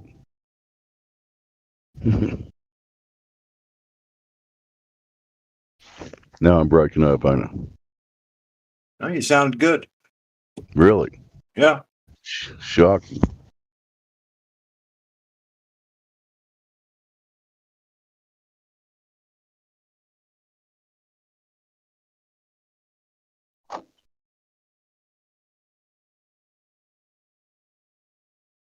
So now it just seems silly to me that people think that the massive oceans are just curving around this spinning space ball and everything just sitting motionless, but you really can't feel it. It just seems so absurd anymore. Oh, it is totally absurd. I mean, it doesn't seem, it is absurd. It's ridiculous. But people are so deeply invested in it, they won't properly get past that surface level of seeing how absurd it is. Smart guys got it figured out, man.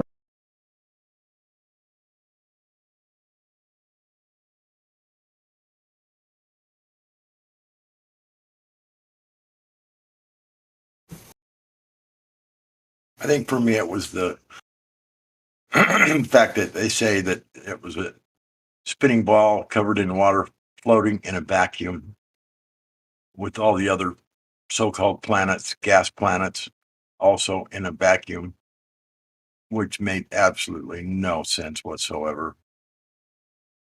No way gas can adhere together. It's not dense enough to create gravity to begin with. If gravity was real, which it's not. I mean, gas just doesn't exhibit any kind of density, gravity type behavior, in my opinion. Doesn't fit the bill at all. The only thing that fits the bill would have to be something very solid, very large, and very fictional. And nothing up there is like that, in my opinion.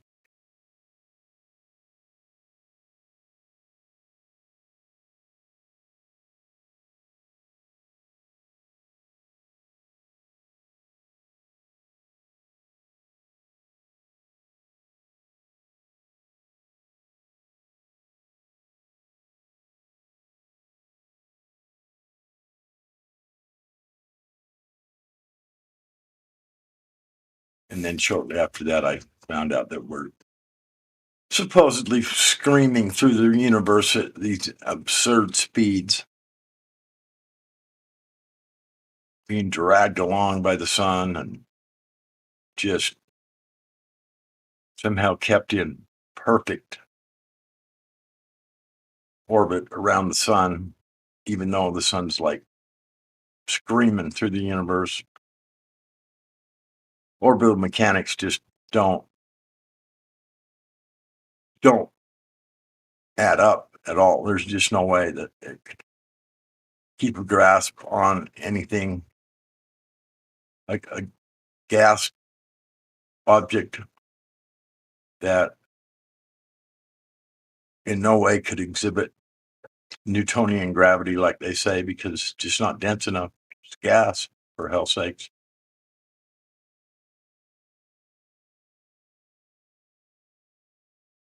Just ridiculous. I mean, I'm just repeating things that we all know, and it's just redundant. And I know a lot of people probably don't want to hear it. It's just like listening to a broken record.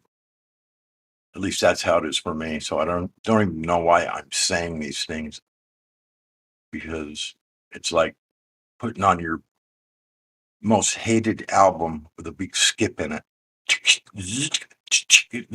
Say the same thing over and over and over again, and none of it makes sense.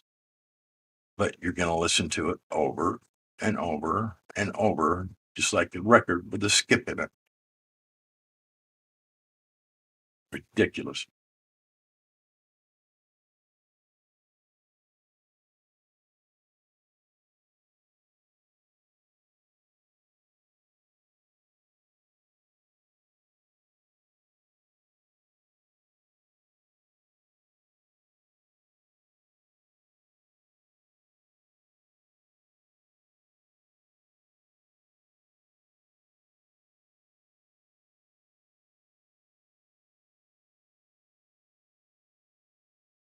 Maybe somebody could play a song or two or something. I wouldn't mind listening to a couple of Flat Earth homegrown songs by the members of the channel. If somebody wouldn't mind doing that. I mean, unless somebody has objections to that with all this silence.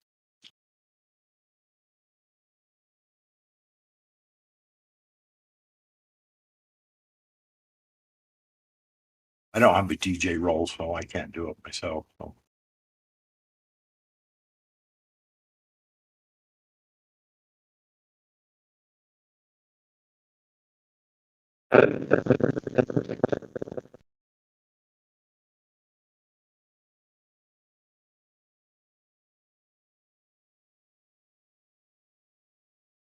Besides, that would require me to learn some new computer skills on how to do these things, in which I don't possess at this time. I'm your classic boomer. I only know what I have to know, or what I really, I mean, I just don't have a desire to learn those things. I don't know why. We know God Rocket, he can't even figure out a mute button. I'm just kidding. No, you're right. No, I got the button figured out. It's my short-term memory that has the problem. Like I said, I can't remember what I had for breakfast today, but I can remember the first day of kindergarten. But what I had for breakfast 2 hours ago, I can't seem to remember what that was. So on your first day of kindergarten, was there a globe in the corner of the classroom? Yes, I do believe there was. There was one in my kindergarten, I'm pretty sure. Funny how they stick those in there when you're at that age. This is where you live, this is gravity, and don't worry about it. We all got it figured out. Okay. Before you can critically think about anything, they get it in there, don't they? Well, you think you're there to learn. You think the teachers know. I mean, I'm here to learn. They're telling me this stuff here. Look, this is where you live, right here. And at 5 years old, you're there to learn, and you're like, oh, thank you. That's cool. Thanks for telling me that. Sunk right in.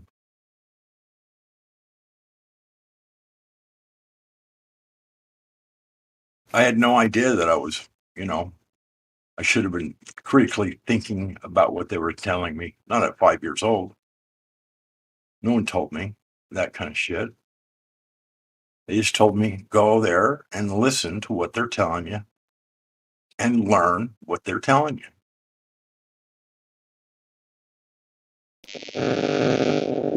Pay attention to what they want you to know, and regurgitate it on its ears, and you'll be fine.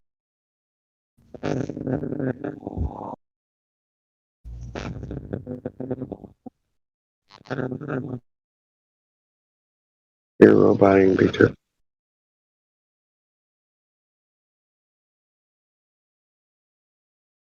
Dave, sorry.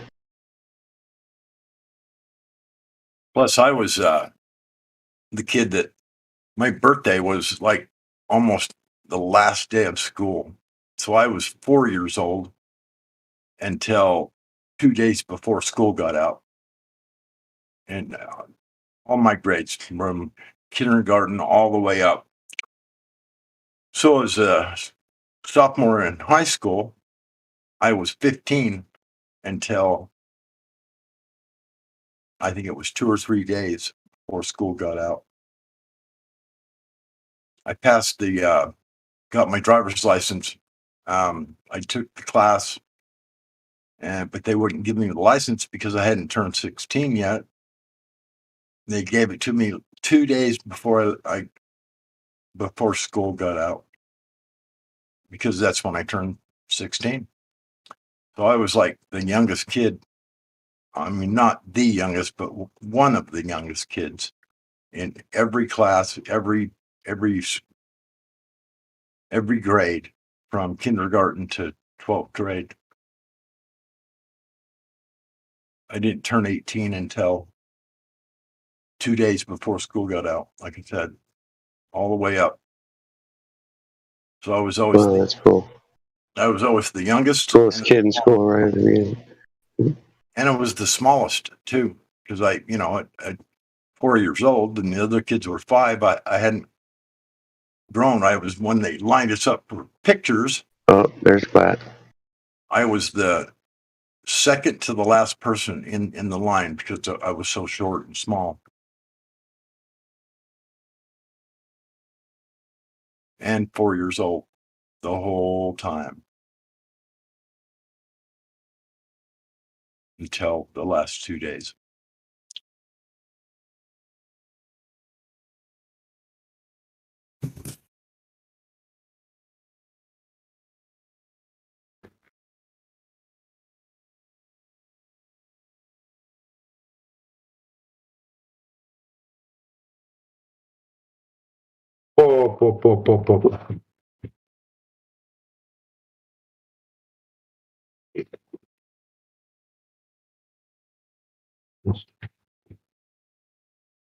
You're a robot age too. So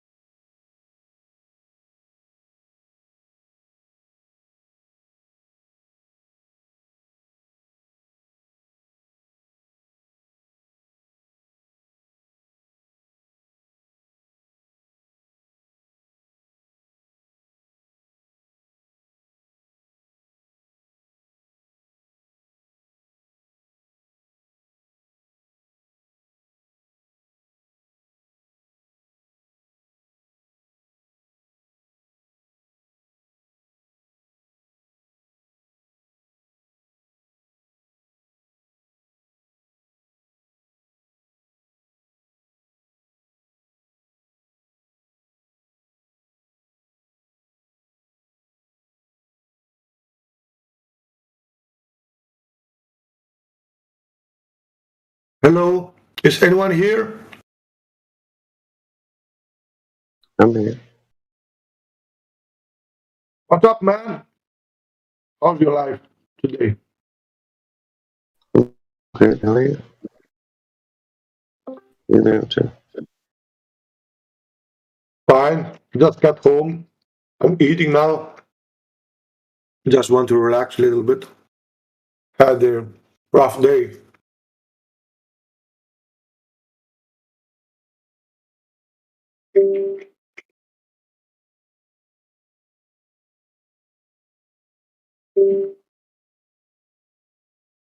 Most of the people are gone, right?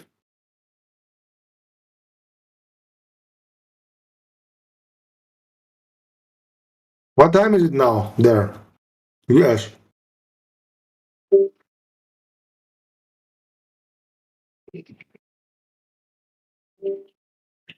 12 o'clock? 1 p.m. for me. Oh, most of the people are either walking or working.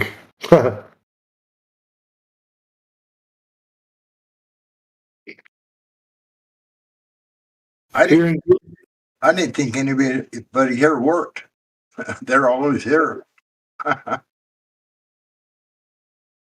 mean, In Greece is 9:48 p.m.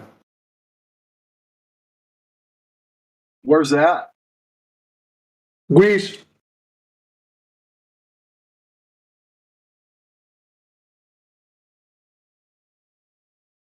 Is not here. What's up, man? Any news? Shocking news? Or no news? Good news?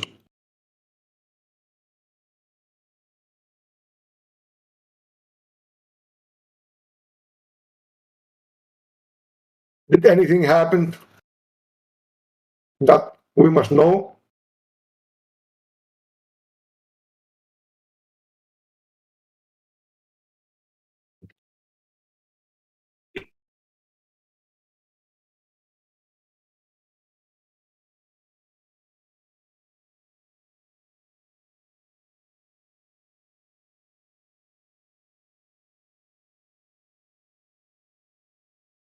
How you doing, folks? I just joined, so it's quiet, isn't it? Yeah. Hmm. Interesting.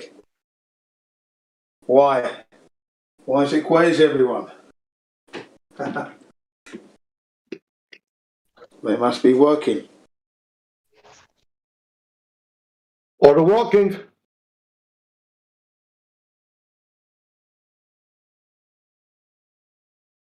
So, no globe heads in the house. No globers.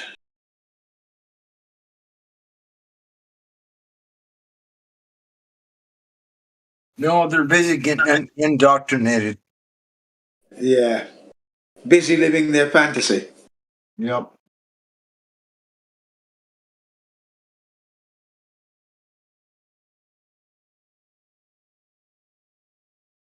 Yeah. Yeah, I rewatched that Richie from Boston video that he put out, I think, in August, where Richie from Boston goes full out flat Earth. So he's finally embraced that he's a flat earther, and then he kind of linked us to a load of documents from the CIA, the Russian space agency, I think. They were looking for the curvature, and they couldn't find curvature apparently. And then you got the military, then the Air Force, and pilots, right? Instructors, instructors at the schools and that. And the documents reveal that the Earth is a stationary plane.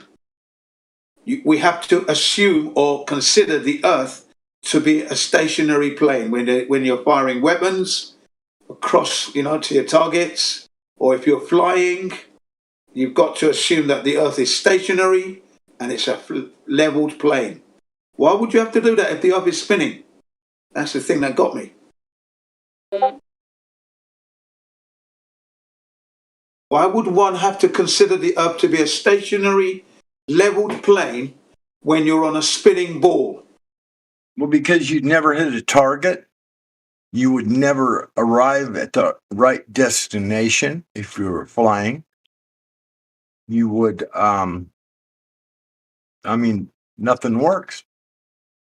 Isn't that telling? Eh? Yeah, I'd say. That's just blown the heliocentric model to smithereens then. Documents there say so. Yeah. Why would you have to consider it? Is it because the Earth is definitely a stationary level plane and it's not a spinning ball? Well, like you said. Yeah. Like you said, we would be getting lost. Yep. Shit. None of our missiles would hit the targets. Yeah, that's right.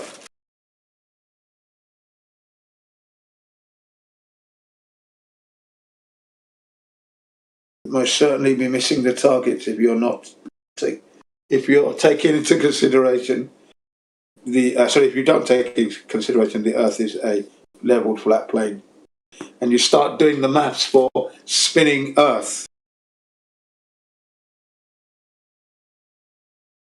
Of course, the speed varies wherever you are on that ball.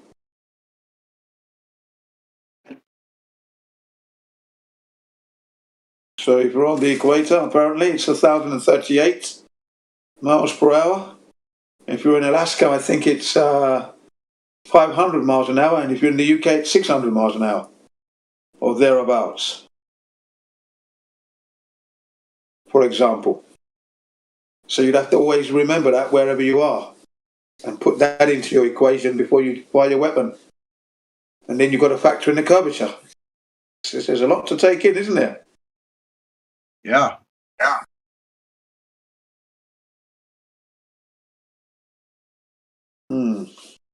So I found that very revealing and very funny, and also downright rude.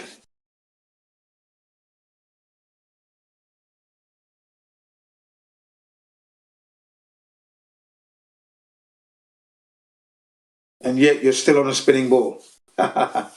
Honestly.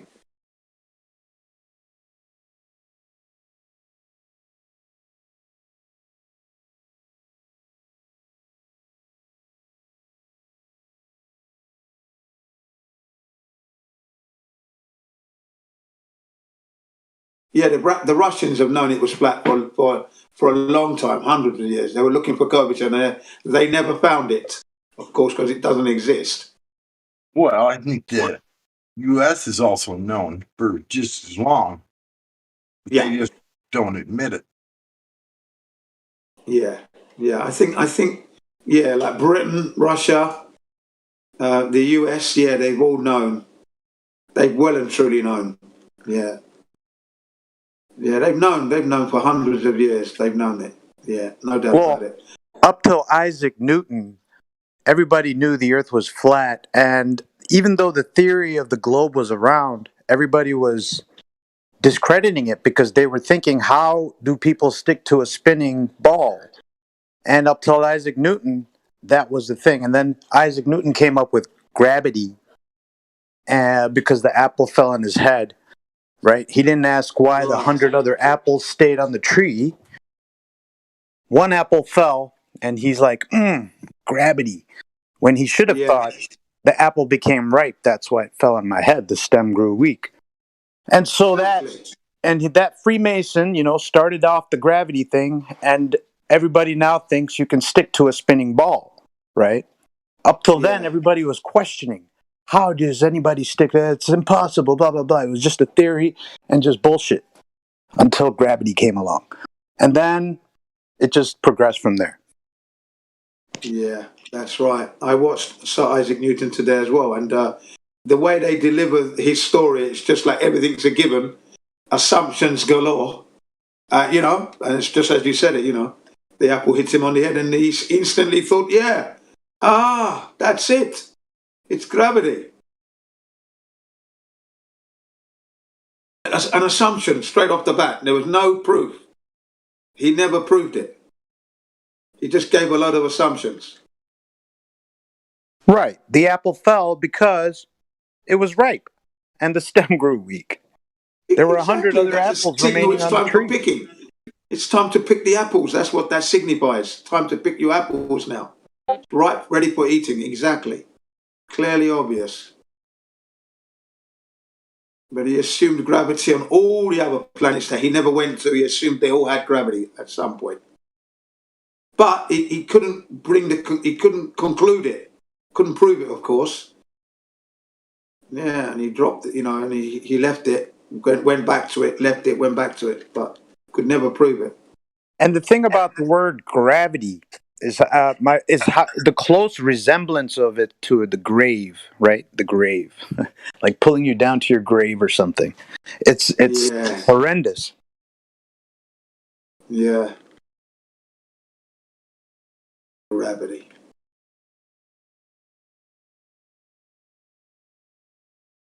And then the way they tie, these scientists associate words with like gravitational constant, the gravitational pull.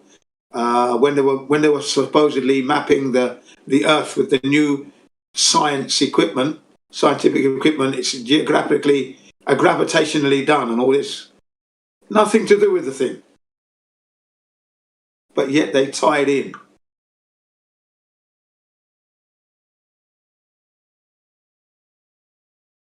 Bring a G-force.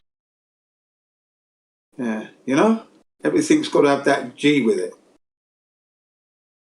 Keep us invested.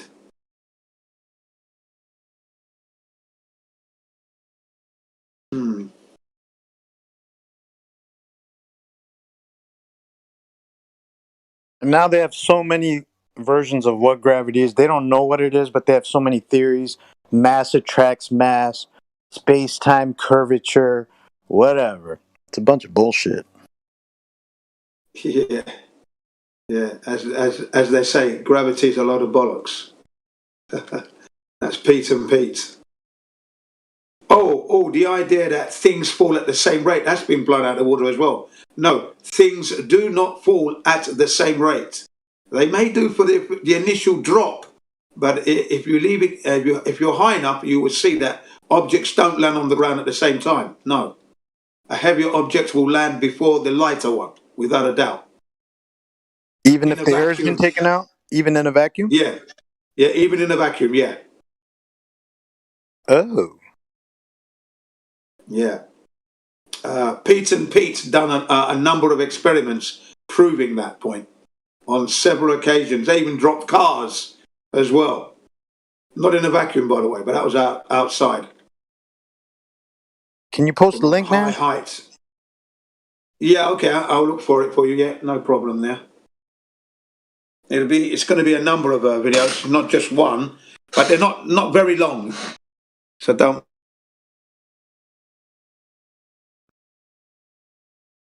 Very good. But yeah.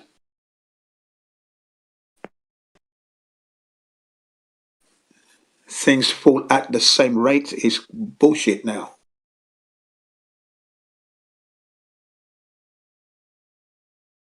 The Leaning Tower of Pisa wasn't really high enough to conclude that. You know, the higher you go, the more it gets revealed.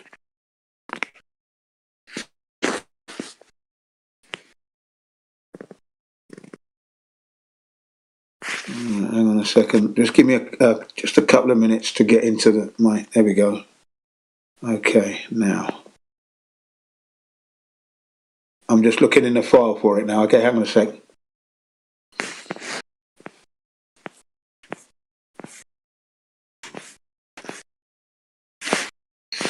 I'm now scrolling up, and here we go. First one. The first video is like 54 minutes. This one states, and you thought gravity was real. Bang, wrong. So that's a good one. I'll give you that.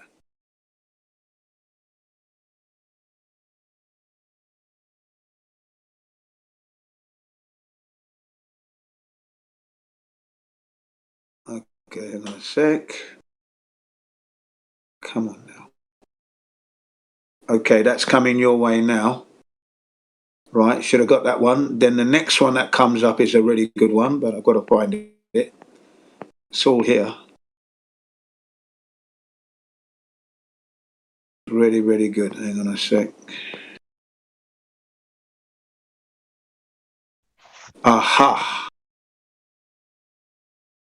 And you thought objects fall at the same rate in any vacuum? Wrong, that one. That's the title of that one. That's 17 minutes. No, 38 minutes, sorry. So, still a good one. Okay, here we go.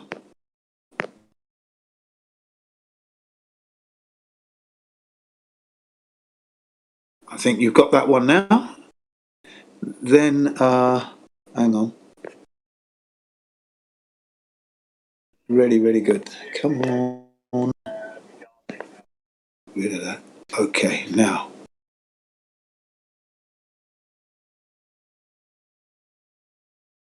And then this one, it's falling objects sealing the deal. So it's just a fine-tuned version of the one above, just a little bit more information. A really good one.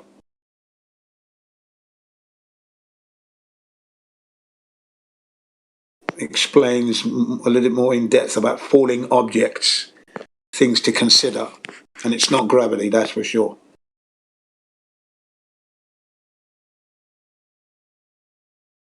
And then there's another one by Pete and Pete. Yeah, they've done a few of these objects falling at the same rate ones, so I'm giving them to you all. Very important to view everything like I did.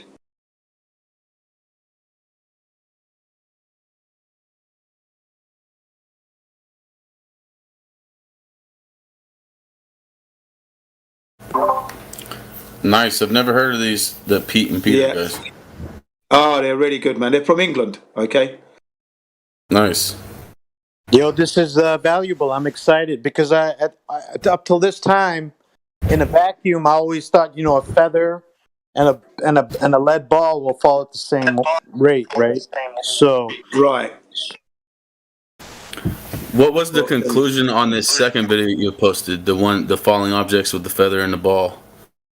Because I'm gonna go check it out too for the details. Because it's like 38 minutes. But Yeah, they're gonna tell you it. They'll explain it to you in the videos anyway. How that experiment was flawed. One, it wasn't tall enough.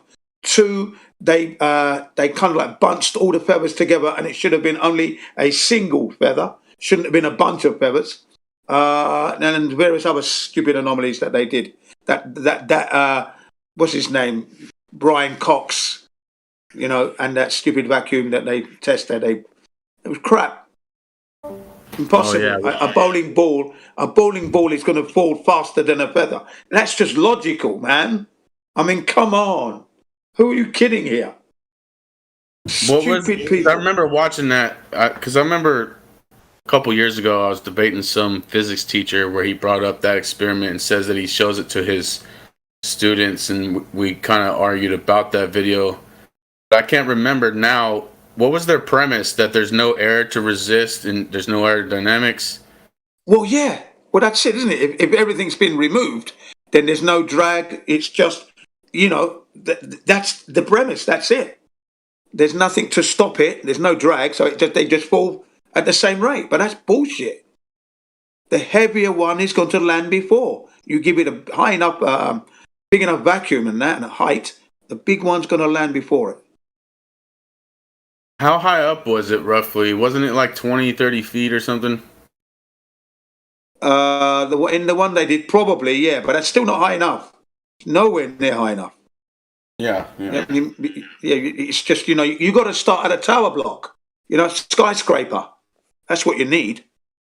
Yeah, because the more distance, the more obvious the deviation would be. So if you have a short distance, it's not going to be as conclusive as it would be with a higher distance.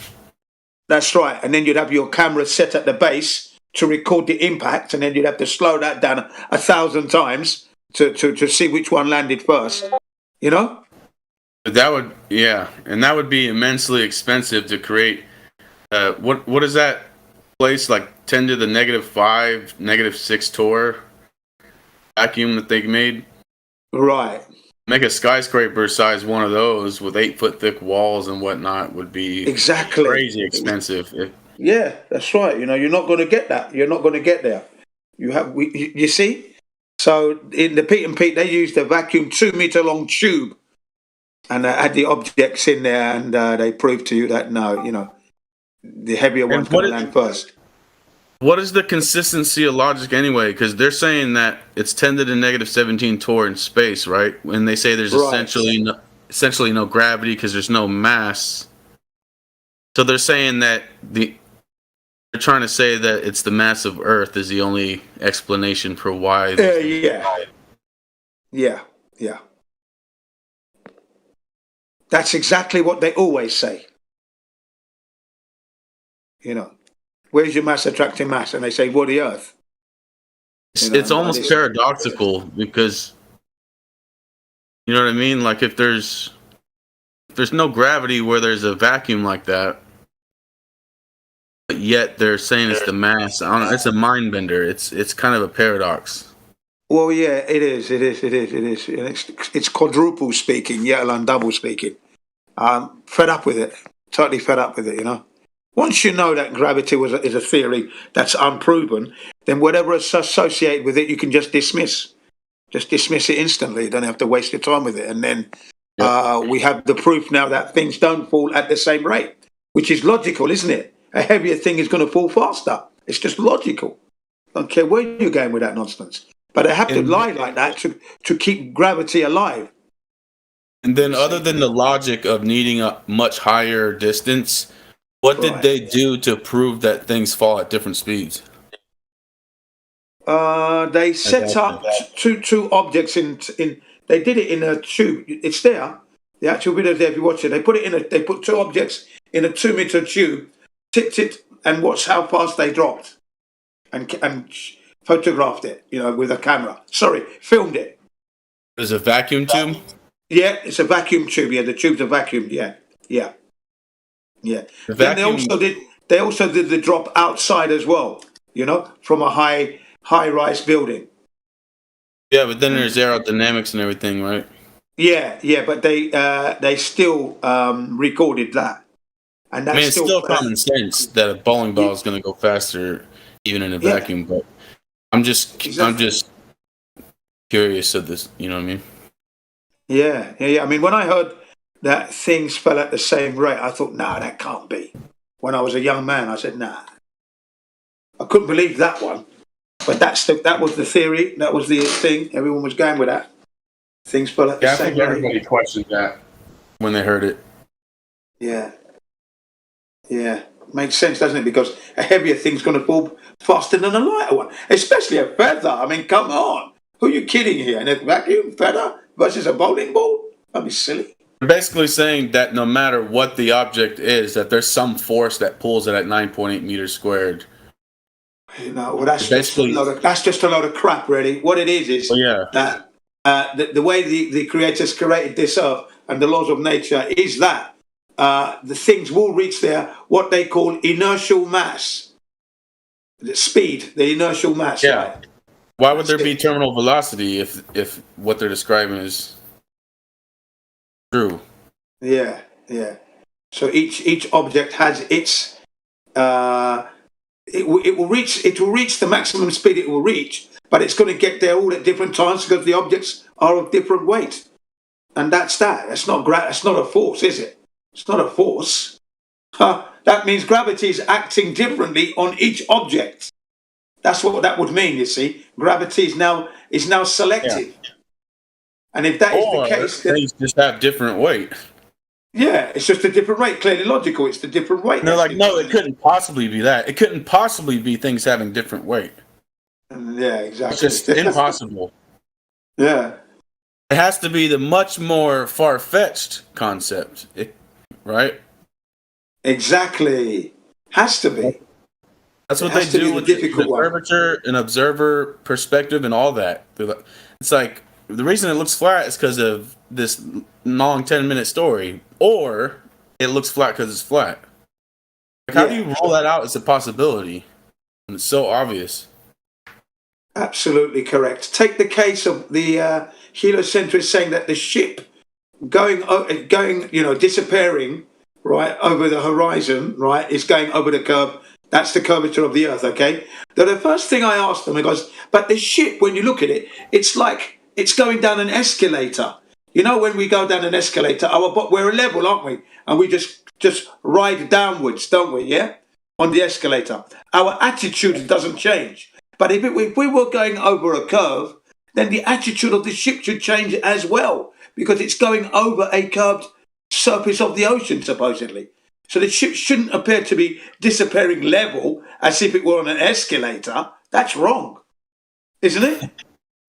Yeah, exactly. If you can physically see it going past the curve, you should physically see it tilting too. Yes, the angle should change. The angle of the ship's attitude should change with it. And then I said, this particular thing is like child's play, because I remember in my mum's kitchen, Brecknock Road. I remember the road where the house was on as a kid, and I used to play with the crumbs. You know, my mum might be cutting bread or a cake, and then the crumbs would fall off, and then you'd change the angle and you can't see the crumbs on the table, and then you come up, oh, there they are. You understand? I used to play with angular resolution and perspective as a pastime, not realizing that I'm doing something scientific, proving the Earth is flat. I didn't even know that, did I?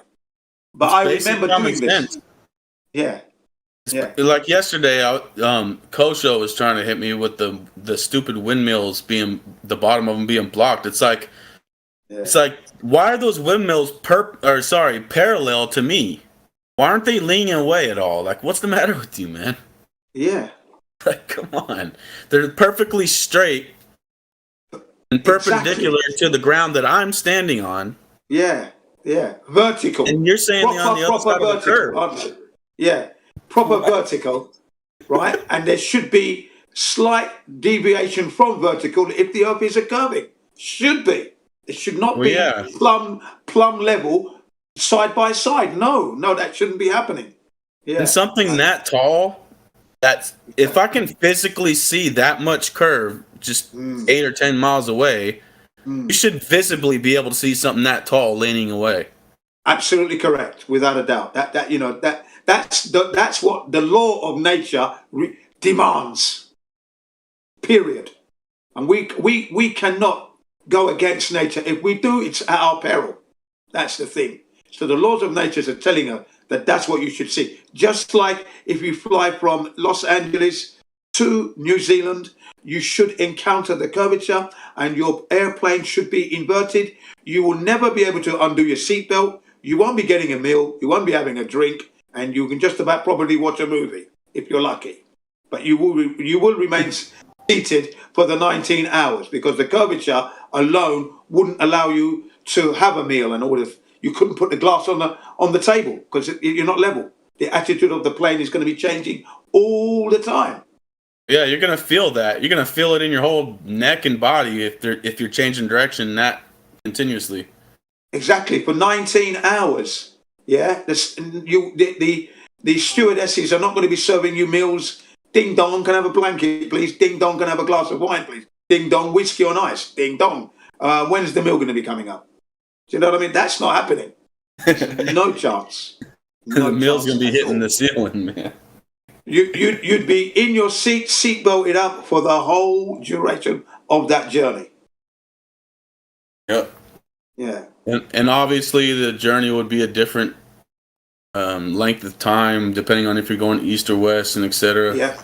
Depending on which day of the week it is for the glober you're talking to, because on Mondays it's in the same reference frame, but on Tuesdays the Earth is in the same reference frame as the atmosphere, and Yeah, it's a hideous model. And now another thing. Now, the most of us, when we hear model straight off the bat, here's a model. The first thing that comes to your head is a model, a replica of something. A model car, a model of the TV. Yeah? That's the first thing that registers. It's a replica of something. It's not a model to simulate. You don't think that. That's the last thing you think of, right? So when they say the heliocentric model, you're thinking it's a replica of what we are. That's logic, isn't it not? Yep. Right? Well, that model thing has rotted their brains, man. Yeah. Because all they do is make simple observations and predict mathematically what's going to happen next, and then attach it to a ridiculous claim. And then when they see those predictions happen, they go, "See, I predicted it." It's like, and that proves my random assertion that I attached to it. It's like, come on, man, stop it. Yeah. So that's it. That's how they get everyone, because you think that it's the model of where we live. This is it. Yeah, it does work, but they haven't checked anything. The individual, him or herself, hasn't gone out there to verify. They're still taking it on board as from the astrophysicist or the theoretical physicist or the astronomer or NASA, Rasa, Jasa, Axla, piss takers. They're taking it from them as gospel, as a given. Yep. Yeah. And then they hear that rhetoric, that specific rhetoric about a model, needing a model. Yeah. I mean, it just knocked 50 points of IQ out of everybody. Yeah. They it's really damaging rhetoric to their minds. It really is. Say, where's your model? Where's your mask? Yeah. Like, yeah. Like, I don't need no damn model, dude. Come on. And even if so, you can't just make a model, right, that has 1,000 claims, and then 10 of those claims are simple observations you can make in the sky or wherever, and then you make those observations and say, look, proof of the other 990. It's like, come on, man. Yeah. Yeah. Like, basically, in a nutshell, they're essentially saying, look at what that phenomena of stars is doing in the sky, therefore Earth has a molten iron core. Yes. Exactly. Like just to put it in one sentence, that's how dumb they are. Well, that's it. That's exactly what they're claiming. They're looking to the stars to say you're on a curving ball. How come? And then you're like, well, how does that correlate? How did you draw that conclusion from that? Well, give me a different model of something else. It's like, what is wrong with you, man? Right. Right. So now I'm explaining to a couple of colleagues on another server about the perspective. I say colleagues, no, these are heliocentrists, right? About the ship disappearing supposedly over the horizon. I said, we see in straight lines. So you know when you walk down the street and you see the street lamps getting smaller and smaller and smaller. Are they really getting smaller, or the size is actually the same? It's just the angle at which we're seeing them and the distance. Which is it? And then they had to agree that, yeah, they're disappearing to the vanishing point. Okay, that's good. The same thing is applying when you think the ship is going over the curvature. It's just that your eyes are unable to focus on that ship to see it, only with the limitation of your eyeballs. So you're limited as to how far you can see. But when you watch a ship disappearing, the ocean will become an obstacle in the way at the bottom. Notice, at the bottom of the ship, the hull, the ocean's going to be in the way, because that part of the hull you can't focus on. You can see the rest of the ship, though, the exhaust pipes and the chimney stack sticking out and the flags. You can see that because that's massive. But the hull, which is on the ocean, yes, of course, that's the law of nature. It's an optical illusion, but that's what it is. Okay, and I said to him, you can do this by finding a manhole cover on the pavement, stand in front of it, stand right above it, 60 degrees, so you can see it, and then walk backwards and tell me that circle doesn't become an oblate spheroid oblong shape as you move back, as the angle changes, yeah, and then it will disappear. Yep. Is that not right? Exactly. They're making a tactical error, is what they're doing. So when honest people hear these people and they deny basic things like perspective and stuff, it makes them look really bad. It's a tactical error. If the smarter thing for a glober to do would be to concede basic stuff like perspective, then make their claim of the globe with that being the case. Just admit, there's a convergence point and things can go past the convergence point, but here's why it's a globe. That would be a stronger tactic than to just deny basic shit. They shoot themselves in the foot anyway, as far as I'm concerned. They really cock it up, basically. And I said to them, this that I'm explaining is a daily occurrence. It happens every day, angles of perspective. Every single day. Yep. There isn't a day that goes by that I don't experience that. There isn't a moment that goes by that I don't experience this angular resolution thing. Especially when you're outside, going for a run, going for a walk, cycling, driving. You understand? You're going to see this phenomena all day long when you're outside. Like I drive through the mountains and there's some trees like a few hundred feet in front of me, and they look like they're taller than the mountain that's far off in the distance. That doesn't mean they're taller than the fucking mountain. And just yesterday, they tried to hit me with that ranty thing. It's like, there's a mountain way behind a tower. You're underneath the tower, essentially. You're lower than the tower. Yeah. And the tower looks like it's taller than the mountains. That doesn't mean the mountain's on the other side of a curve, you freaking idiots. Can't be serious. Yeah, I know the image. And they sit there. Serious with that smug. That's in the Gem Panda server. They always drop that one, and they sit there smug, like they've got you. No, you ain't got me, mate. Remember, you haven't proven curvature at all, yeah. You haven't proven the spin, yeah, right? And you haven't proven the fact that we're in a vacuum, yeah, without a container. You have air pressure or gas pressure without a container. So what is this nonsense you're putting up here? It's so weak. I've heard some people try to claim, well, we got the exact math. We got the altitude of where the observer was, where the tower was, where the mountain was, and we have the exact calculations for what it would be on this and that. It's like, you're not calculating real life, like atmospheric conditions or anything. You're acting like it's all in a vacuum and all on, this just imaginary. They're failing. Imaginary world, really. Yeah, yes, that's it. That's what I was just going to say. They're failing miserably to present the reality of what they're saying because they can't do it. It's all in a fantasy world.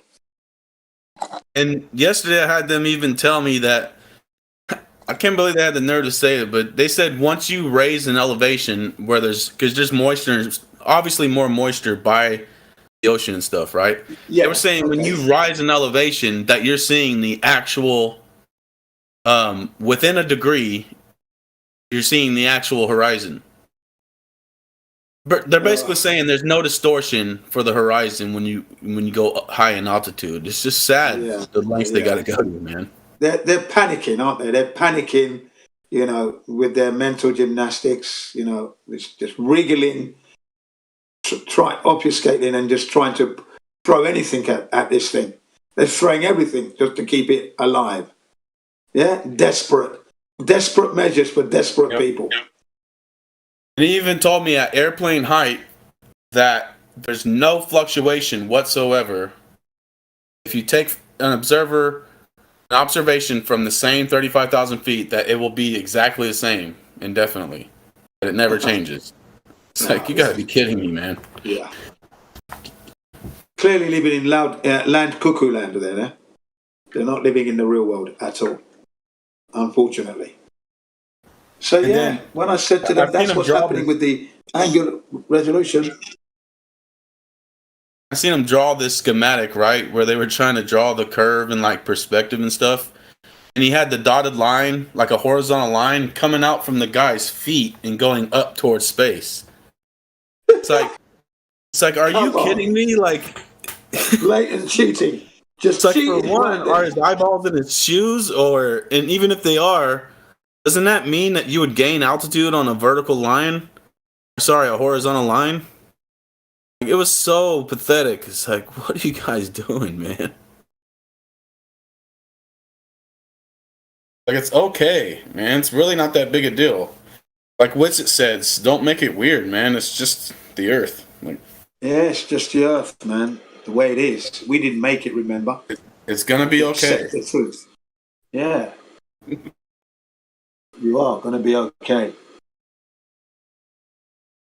But it is frustrating when they go into that mode. I mean, yesterday there was a guy called Chadwick, right? And he was just spiraling, panicking, making himself look silly. Simple questions. Where's the horizon, man? Is it in front or is it behind? It's through the boat. Wow, I mean, I dropped my coffee, You know what I mean? That's the first time I heard the horizon was going through the boat. Wow. Through the boat. It took a young lady to grab him by the scruff of the neck and said, look, there's only two answers here. Look again. So through the boat from behind it? Exactly. I don't know. If I try to think about it, I'm gonna go berserk.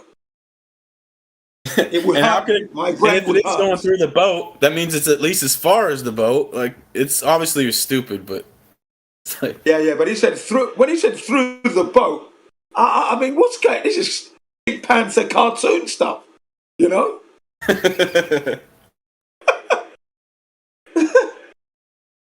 yeah, they can't wrap their mind around something so simple as the horizon and the atmosphere and moisture and temperature and air pressure. And I mean, it can get complicated if you bog down in the math, but it's a simple concept, man. Like, sometimes there's moisture in the atmosphere and you can't see as far. Sometimes you can see further. That's you see an image you're looking at.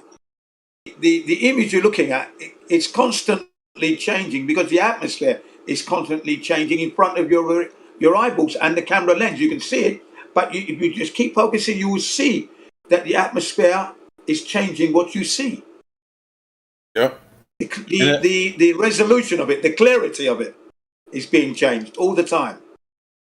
I was talking to this guy the other day who says that he's been at GeoJesus for years and stuff, and so they'll take a measurement from point A to point. You already know this, I'm sure, but they'll take a measurement from point A to point B, right? And you'll see what they're looking at, like another setup station that they got where it'll drop under the crosshairs. So it's like refraction is lowering that object in the distance is what actually is happening, right? With the Adelaide lens or whatever. So then they'll go to point B and make the same observation from point A to from point B to point A and get a different reading, which right out of the gate shows you that there's refraction taking place and that it's changing your measurements, right? Or changing what you're seeing. And instead of acknowledging that, they just do an average of the two and call that average a direct measurement. How can you be that stupid? How can you be that dishonest? It's like it's like imagine looking. Yeah, that's probably more accurate. It's like imagine looking at the horizon. You think it's like 12 miles away, right? And you go take another measurement and it's 14 miles away. And then you go, you know what? That's an average of 13. I have a direct measurement of 13 miles away. It's like, dude, it might not be 12, 13, or 14. Yeah. Yeah, you can't go on that. Exactly. And the dude told me, well, if you take like 1,000 measurements and you do an average of all those, you're going to get a very minimal deviance and get a good measurement. It's like, dude, that's not accurate measurements. Averaging is not accurate. Yeah, that's why I like the Black Swan so much, because there's no arguing with it. It's all over. It's done and dusted. There's no argument. And the refraction that they're talking about in the one that I posted, they can't claim refraction. Early in the morning, you just can't claim it. And even if you do, it shoots them in the foot because it goes against them, because it's going to be less refraction when they call it. Anyway, it would lower the objects in the distance. Yeah, the objects, not even the horizon. It would lower the objects in the distance. Yeah, but unfortunately, the objects are fixed, and you can GPS them, so they're immobile. They're not going anywhere. They're locked in, dialed in, locked. Those numbers will never change. It's 6.10 miles and 9.10 miles, so they're not going anywhere. Sorry, let alone their right. The horizon can change slightly because of, like we say, the atmospheric pressures. But those objects cannot change. So there you have it. Sorry, they've lost. They lose every way they turn. They do. They can't get the story straight, man. If the horizon, if the refraction is lifting all that shit up, lifting up those oil rigs and lifting up the horizon, right? Then they'll turn around and show a picture of Lake Pontchartrain, right? Showing supposedly a curvature going down. It's like, well, why isn't the refraction lifting that shit up? Yeah. Like on one minute, it's lifting it up. The other minute, you got curvature going down. It's like, come on, man. Yeah. And only there. I don't know anywhere else in the world that's happening like that. And they're at like an off angle, and you can clearly see that there is refraction in that picture. You can actually see miraging of the pylons. You can see the pylons getting compressed due to refraction, and then you can literally see a mirror image of those pylons miraging. Yeah. Then the refraction is making those objects sink in the distance. Yeah. So yeah, they've lost all the time. Should just concede. They're looking silly every day now. The heliocentric model is nothing. It reminds me of the other day they had I can't believe they even still do it, but they had a moon landing debate, and it was McToon or whatever. And the only evidence he presented, he showed that picture where in the reflection you can see the lander with the shadow going to like the horizon as if the lander's like 1,000 feet tall or something. And it looks like the entire moon's like 100 feet across. Like he presented that as moon landing proof, and then he presented a picture of him and some astronaut hanging out, and he talked about how that dude is a pastor now. And that was his argument for the moon landing being real. Then he rage quit. That is just hopeless. It was unbelievable. It's like you're posting a picture where it looks like the freaking the edge of the moon looked like it was like 50 feet away. It's like, come on, man. Yeah. That's what they do when they post. That was the studio. See, the studio wasn't big enough. Yeah. Exactly. And then, like I said, you can see the lunar lander, and its shadow is reaching almost near to the edge of the freaking moon, the horizon. Yeah, exactly. I mean, if that isn't studio lighting, please tell me. I don't know what it is. But yeah, they will try every time to try and prove that, but there's just too many anomalies to deal with. Well, it's like if I was them, I would stop posting that stuff. It's like it's embarrassing, isn't it? It's just embarrassing, you know. Silly. They post black swans and say, "Well, what about this?" Like, well, why are you showing me a black swan, dude? You might want to just delete that. Yeah. You know, apparently 2 astronauts fully dressed in their spacesuits with their life support system on could not be in that lunar module. They could not be in there. No way. Because they would not have been able to exit because the door opened inwards. So that hatch door is coming in towards you. And the question was, where did one of the astronauts go to allow the door to open? I cracked up when I heard that. because who's where did he recording go? the Because first that door is man on the coming in. That door is coming in, mate. It's not going outwards. They said that was a schoolboy error. Further laughter, right? Because it should have opened. Anyone with any common sense would have had the hatch door opening outwards, not inwards, because the space was the size of a regular public telephone booth, double size, so twice the size only. And all the equipment that's in there, the computer stuff, everything, there was no way they could get dressed and be in there together. No. Not with all the oil from China. You're not going to do it. They had a nice long snuggle, man. Yeah. So I was just laughing. I thought, is that true? I said, is that true? Really? And then when James Collier went to the Kennedy Center, you know, where they got it there, yeah? And he was promised a cherry picker, which is the ladder on wheels, yeah? What they used to pick cherries in the cherry auctions. Okay. He was promised one of those, and he was going to be able to measure the hatch, right? When he got there, the curator said, you cannot measure that hatch. Quote, unquote. You cannot measure that hatch. Oh, fucking hell. And then James Collier's asking, is there any reason why I can't measure this hatch? Because I've come over 200 miles, 250 miles to be here today. And you promised that I could measure this hatch. And he was looking flustered and frustrated. Because he knew that once he measured that hatch, it's going to reveal everything. Exactly. What excuse can there be for something so mundane, not preventing something so mundane and silly? Exactly. You Something so cannot basic. measure that hatch. Bloody hell, man. And the thing about it is when you look at the videos, when they show the astronauts leaving the Lunar Command Module to go into the LEM, okay, they show you them going through this thing, right?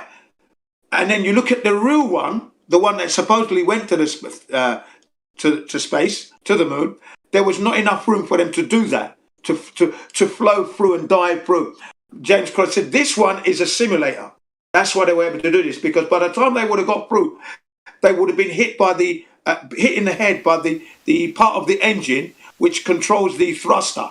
You know, the thruster outside, you got that thrust, the bell housing sort of thing. So the bell housing was inside, right? And that took up room as well, right in the middle. He should have smacked his head on that. But no, he dives right the way through, 15 foot about. That's impossible. There were so many anomalies that they, you know, that if you don't know what's going on, and you don't, the average punter doesn't know the layout, so you're not going to pick that up.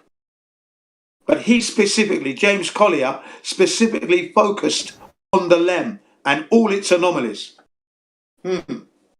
Yeah, imagine if they had like because I've seen the LEM and stuff, or at least replica or whatever it was when I went to Kennedy Space Center and stuff as a kid. Yeah, Kennedy Space Imagine Center, if they let tourists and stuff actually get in there, like the actual LEM, just to see what it was like.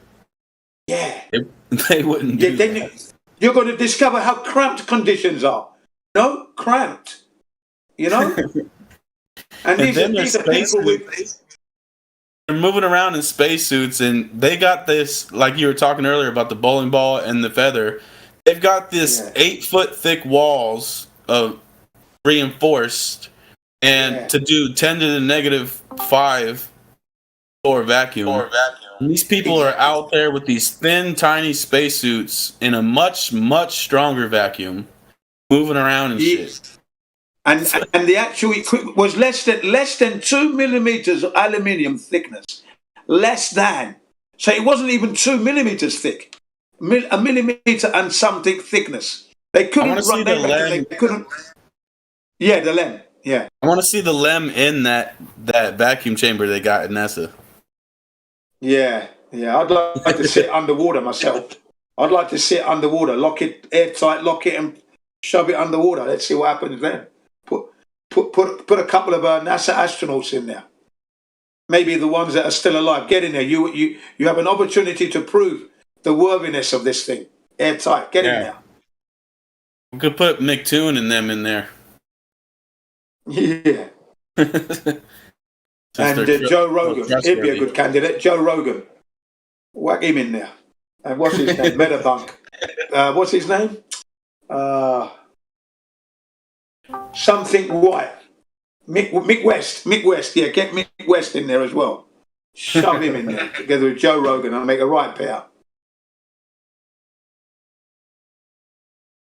But yeah, really hideous, that thing. You know?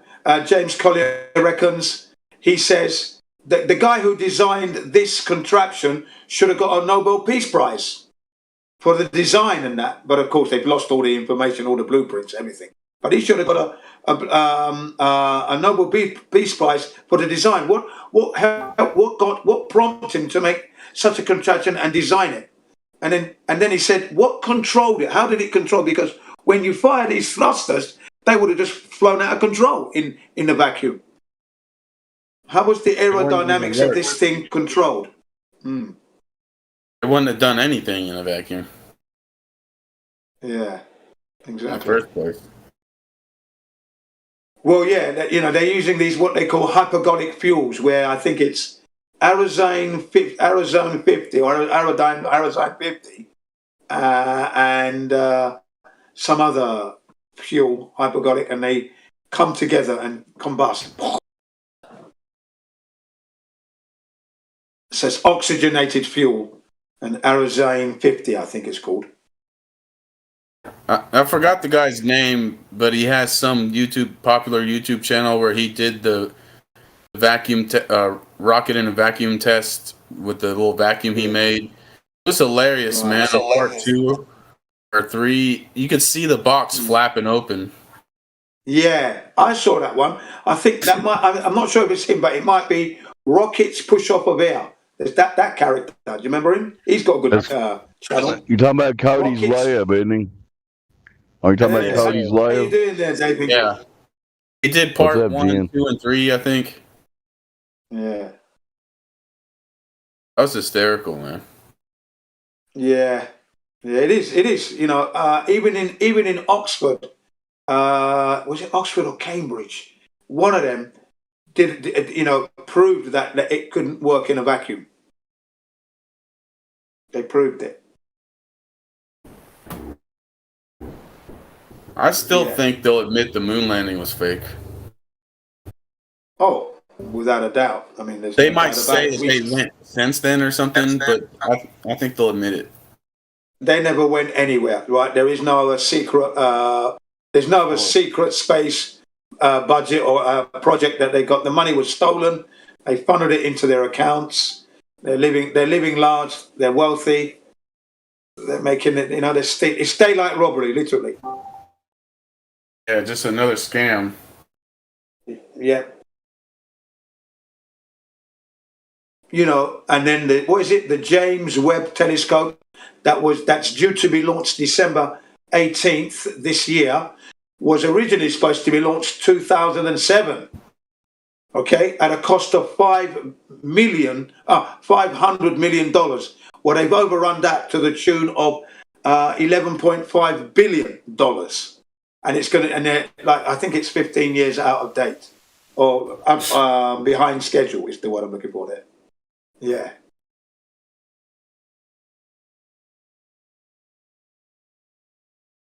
It's endless scams.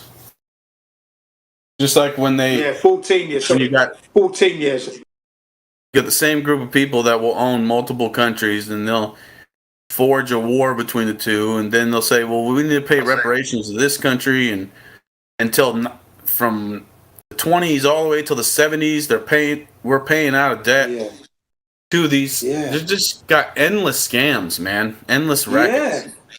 You're absolutely right, because if I was Germany, I wouldn't have paid the Jews anything, because it was the Jews and that who started the nonsense. So why would you pay? So Germany paid, which means they're part of the plan. Germany was part of it. That's why they're paying the money. It's a racket. Yeah, they're scamming their own people. It's bloody disgusting. It is. Because I used to look, when I learnt about the Jews and the Holocaust, I thought it was bad, I thought it was a bad thing. Okay, I really did. But I've since learned that when you do the timeline and the maths, it was impossible to happen. Now the maths prove it. Okay, You might have to use a couple code words for that because it's broadcasted on YouTube. But yeah, sorry, yeah. Well, you know what I mean, anyway. Yeah, but yeah. Yeah. If the Cookie Monster is baking 3 cookies at a time, it takes an hour to bake a cookie. How the hell is he gonna bake 4 million cookies in how you to feed so many people? Yeah, a couple years. Yeah, exactly. So and then the Red Cross came in to save everybody by telling us, well, there was only 270,000 cookies that could have been baked at that time, actually. And even then, that was the Soviets. Red Cross. Yeah. Owned by the same people. Yeah, well, they had it all written down on the records. They said there was no way that number could have. They could never have baked that many cookies. Sorry, and these cookies were coming from all over the world, and 270 to 280,000. That's all we had on record. Or so. Yeah. So that's the way it goes, though. Most of the people in the countries are good people, just trying to live and get by and have a family. And then the people at the top are disgusting bastards. Yeah. Totally inhumane. What is the matter with these people? They're sick, toxic. And they want us to fear Russians and Chinese people and all this, and then they get the Chinese people to fear the Russians and the Americans, and then it's gross. It's gross. It really is, and the people are just falling for it. Because I've always said, wherever I've always gone in the world, and you meet these people and we talk about it, I say to them, I goes, look, I know you don't like the Japanese, but you have to remember that the Japanese that you're seeing today isn't the one that harmed your family, yeah? Yeah, this man who's just come from Japan to say hello and come and have a holiday, he's not the one that killed it's his ancestors that did that. He didn't do it. Yeah. So you can't hate him, can you? Can you? You can hate him. He didn't do anything. His family didn't do anything. Okay. So, hate properly, won't you? Do hate properly. But and those were NPCs anyway. Yeah.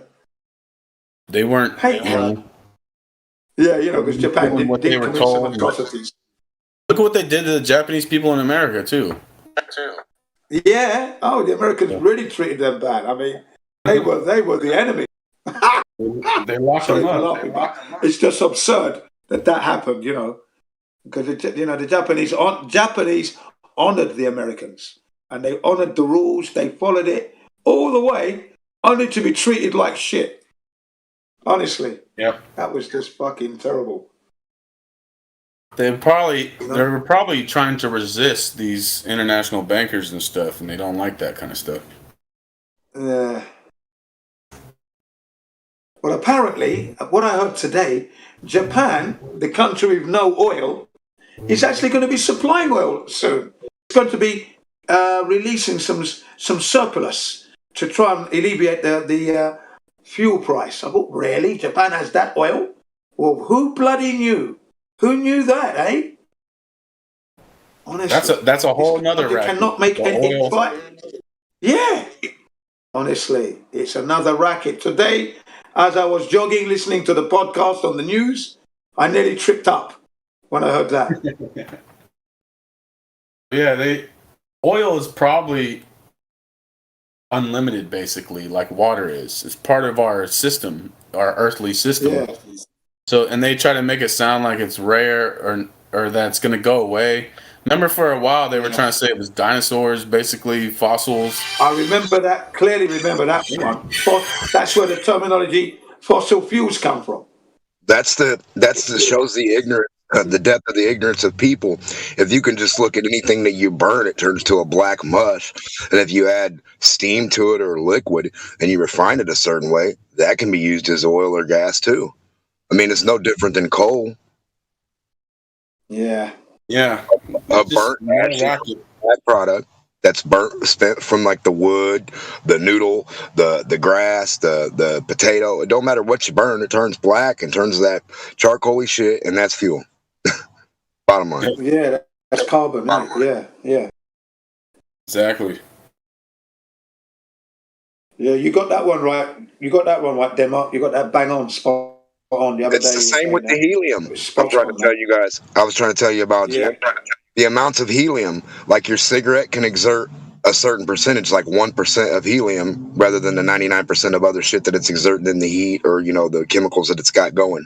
But like one of the byproducts has to be helium. Even when you breathe. Yep. And in the winter. Yeah. Oh yeah. I remember that you were talking about that, and then I dropped in the breakdown of there on the orange disc, and that just backed you up all the way with what you were saying. I thought, yeah. Now there you have it, folks. Well, this is what he's talking about.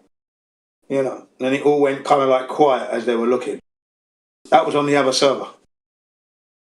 Well, a lot of people think I'm goofy because I'll say some weird shit out of the box or outside the globe, and then like when they come back like a week later, they're like, damn, you're right. I looked at it. It took me a long time to figure it out, but you were right. Because they'll show you a lot of disinformation and you'll be like, no, he's wrong. And then you'll see eventually that other stuff wasn't even the right base of information you needed to go by. Because those are the ones trying to hide it from you. Yeah, exactly. I mean, that guy, what's his name? Drink the Kool-Aid. Yeah? He loves these races, and he's trying to say that these races, the races where they're going around Antarctica or the Verdi race, the yacht races. Yeah, I know Drink the Kool-Aid. The Vendée Globe he talks about? Yeah, the Vendée Globe. That's it. I said the Verdi. I meant the Vendée. That's it. Yeah. Yeah, I know him. Yeah. He likes to bring that subject up a lot, and how these races prove the Earth is a globe. No, they don't. I mean, that shows his ignorance. I mean, a lot of these people just show their ignorance when they're like, this proves globe, this can only be done on globe. That's the most ignorant thing you can say. Yeah. Unless it's something fucking tilting to some crazy degree on the side of a hill, standing there looking like acting like it's level, but being tilted as fuck with his hat not falling off and the liquid not, deviating from low. No. Yeah. He tried to say today that they've mapped the oceans, under the oceans to topography using something that was a gravitational sonar or whatever. And I said, no, that's not true. It can't have been gravitational because the gravity doesn't exist. So why would you say that? Why would you use that word and then you're going to tell me you're going to know the depth and measure the depth? How does gravity have anything to do with that? I'm sorry, no. I'm not going to accept that. No chance. No. He goes, well, what map are you going to accept? And I said, the azimuthal equidistant map. I'm not saying it's 100% accurate, but I tell you this, it's more accurate than your globe, and I can tsunami you with Flat Earth Banjo, who has been a stalwart in just non-stop proving that lights don't work on a globe.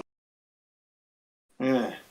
Don't they understand that, like, hills and, like, stuff exist under the water, too, right? Valleys, dips, and hills, right?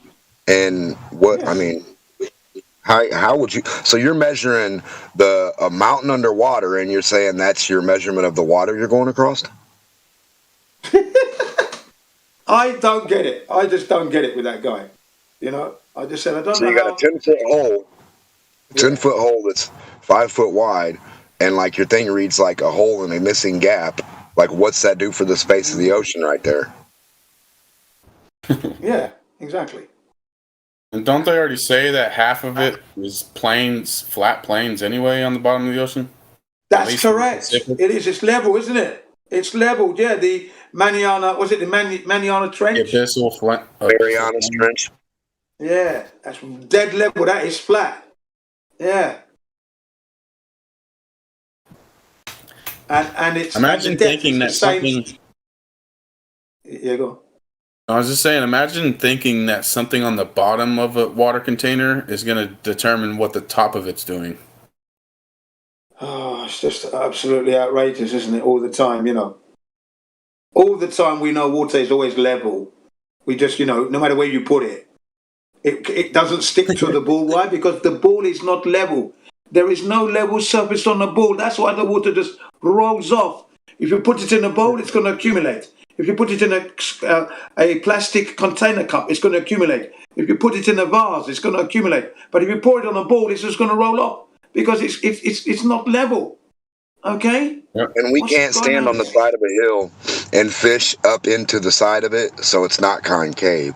And we can't stand on the top of a hill and fish down into the side of it so it's not a globe. I mean, it's pretty simple. Folks. It's flat. That simple. Nature is that simple, yet complex, but that simple at the same time. Beautiful, isn't it? Beautiful, isn't it? Yeah, somewhere there would be a little hill where you could literally look down at your feet, and that's where the surface of the water would be. Yeah. Not going out straight across, going straight down. Yeah. You know what's amazing, though? What's amazing for me is that you can put a camera just 12 inches off the ocean and you can see 30 miles. What a joke. Wow. I mean, come on, man. That's just that's out of order. It's so good, isn't it? That you can just put a camera 12 inches off the ocean and you can see 30 miles and more. Ooh, that's amazing, that is. That is a flat earth. I don't care what anyone says.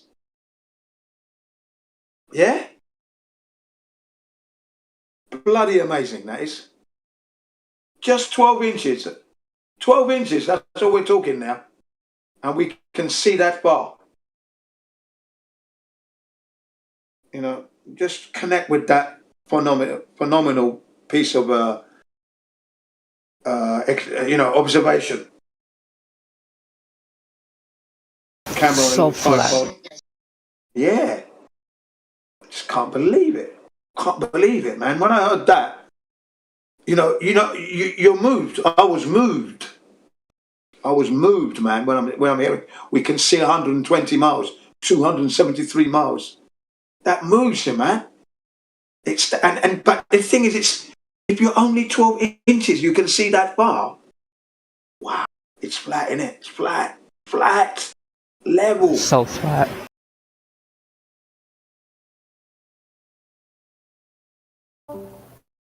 Yeah, and then for the first time on a video where the ship disappears here, and then it was zoomed back in, and then you saw what you couldn't see before he zoomed in was there were people out there jet skiing. What's the other one? Windsurfing. Yeah, and having fun and all that action, but you couldn't see it from the beach until you actually zoomed in. And bloody, look at that! What? That's when the ship has disappeared, yeah? So the ship's disappeared. You can't see any of that action. And then you pick up your pair of binoculars or whatever, and then you see all that going on. You think, bloody hell, look at that. And then he zoomed back out again. Or rather, zoomed back in, sorry. And I thought, wow, yeah. This is amazing. Look how flat the earth is, man. No. And you just see the zoom, you see the ocean like coming back to, you know, the lens coming back into itself, zooming back, and you see the ocean expanding. Wow, and we can see that bar. Okay, yeah, there you go. You know, there's no doubt about it. No doubt about it, man. People are having fun over there. You can't hear them, you can't see them, but they're there. What's the Guinness Book of World Records one? How far was that one? That was at 273 miles. 273. Yeah, there should have been 9 miles of curvature there, and it's not there. That's in the Guinness Book of Records. That's really flat. Yeah. That was taken of a mountain range in France. So there was some altitude to that. Okay, but you know, that's the longest shot ever taken. It's in the Guinness Book of Records. So, and that definitely proves flat Earth, because there should have been 9 miles of curvature. We shouldn't have been able to see those mountains. That shot should never have been able to be taken, but yet it has been. And I'm going to be discussing that photograph with a Japanese security guy who works at the Tokyo University for Science. Okay, he wants to learn English, so I'm going to do it online. I was introduced to him last Sunday, and we spoke a little bit about flat Earth, a little bit about the medicine that we don't want, etc., etc. And he said, you know, he was very, very interested. So he said he's going to do a little bit of research, and I'll talk to you next Sunday. I said, yeah, I'll be waiting for you. No problem. Yeah, I heard you say that last night when I was driving. I heard you talking about that. Yeah. Apparently, he's got a number of friends who are retirees who might be interested as well. I learned that today from my ex-student. I said, yeah, if he's got friends who want to listen and that, they're welcome to come along, of course. Bring them in, because it's time for people to wake up. And what I say to the Japanese is, what is your legacy going to be when you die? What are you leaving behind? When you know everything is wrong that you've learned, and you know it, what good thing are you going to leave behind for your children and the youngsters of Japan? What are you going to leave behind? That's what I'm saying to them now. What's your legacy going to be? Because now that you know it's a flat Earth, yeah, and you know they didn't go to the moon yet, and you know that Japan didn't really, it was a provocation as to why Japan had to attack Pearl Harbor, and you know the history is everything's wrong, then what one good thing are you going to leave behind before you pass away, yeah? Otherwise your life was nothing. Can anybody else beat the record for the 273 miles away? But that's the latest record. I don't know if anyone's beaten that yet.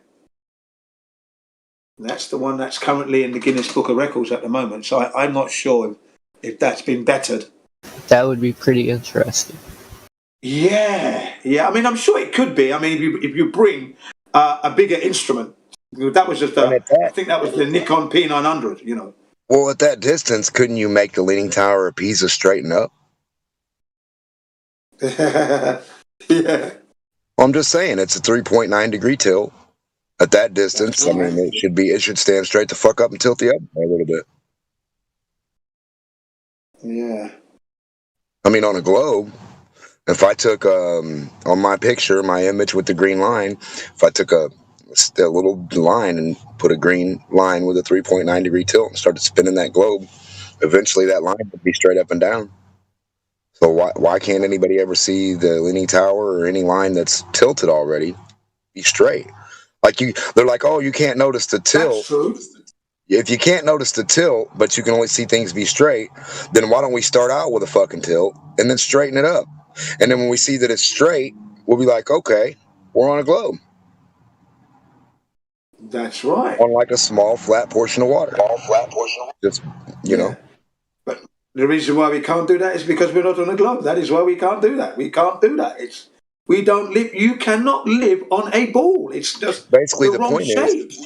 Yeah, no matter how far you get away from the Leaning Tower, whether it was on liquid, like on a floating base, just sitting right on top of the liquid, and you're on the same floating base on top of liquid, moving away. Yeah, you got 1,000 miles away or zoomed as far as you could, it would always appear with a tilt.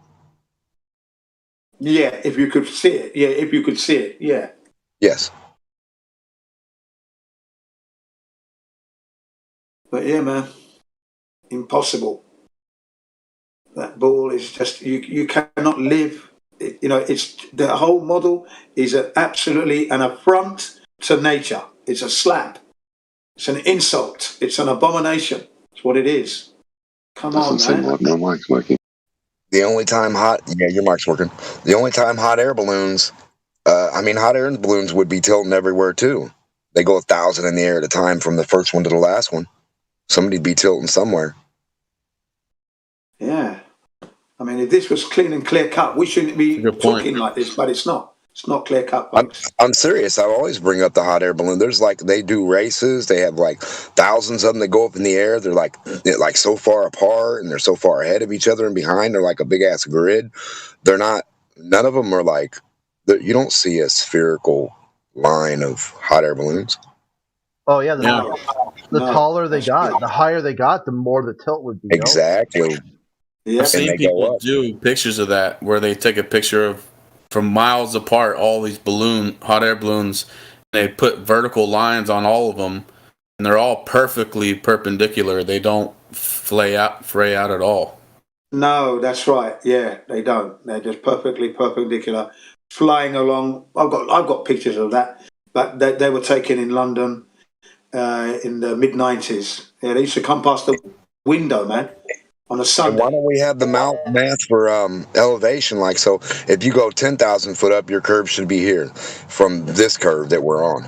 If you go, you know what I mean? Like a different circumference of a sphere, like the area, the idea of if the atmosphere was surrounding the Earth, we should have different altitudes that are the same thing. At this altitude, you should notice that you have to start curving your nose down or bring, at this far, Yeah. exponentially greater. And if you did go, quote unquote, around the world, the higher you are in the air, the more than 25,000 miles you're traveling at the equator. The more you have to curve, the bigger your curve is. More distance. Exactly. Yeah, the bigger the curve is, and more distance. Yeah, you couldn't fly a hot air balloon no, you couldn't do that. You couldn't do that on a globe, mate. You'd be well and truly finished if you had to follow the more than contours of the globe. 25,000 at the equator. Yeah. Silly, isn't it? Silly, isn't it? I mean, come on. Stupid. If you're going to be flying over the globe, you're going to have to be perpendicular. You can't be side by side. That's not correct. You'd have to be perpendicular to the equator. You'd have, that's what we should observe. But we don't observe that. It's never been seen. Yeah, it doesn't. Even with bridges that go across a few miles, they have perfectly parallel.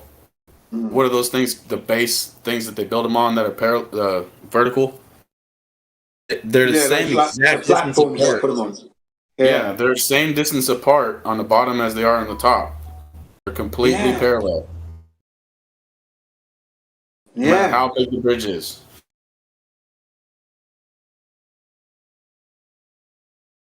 Yeah, they are. Those struts are definitely parallel.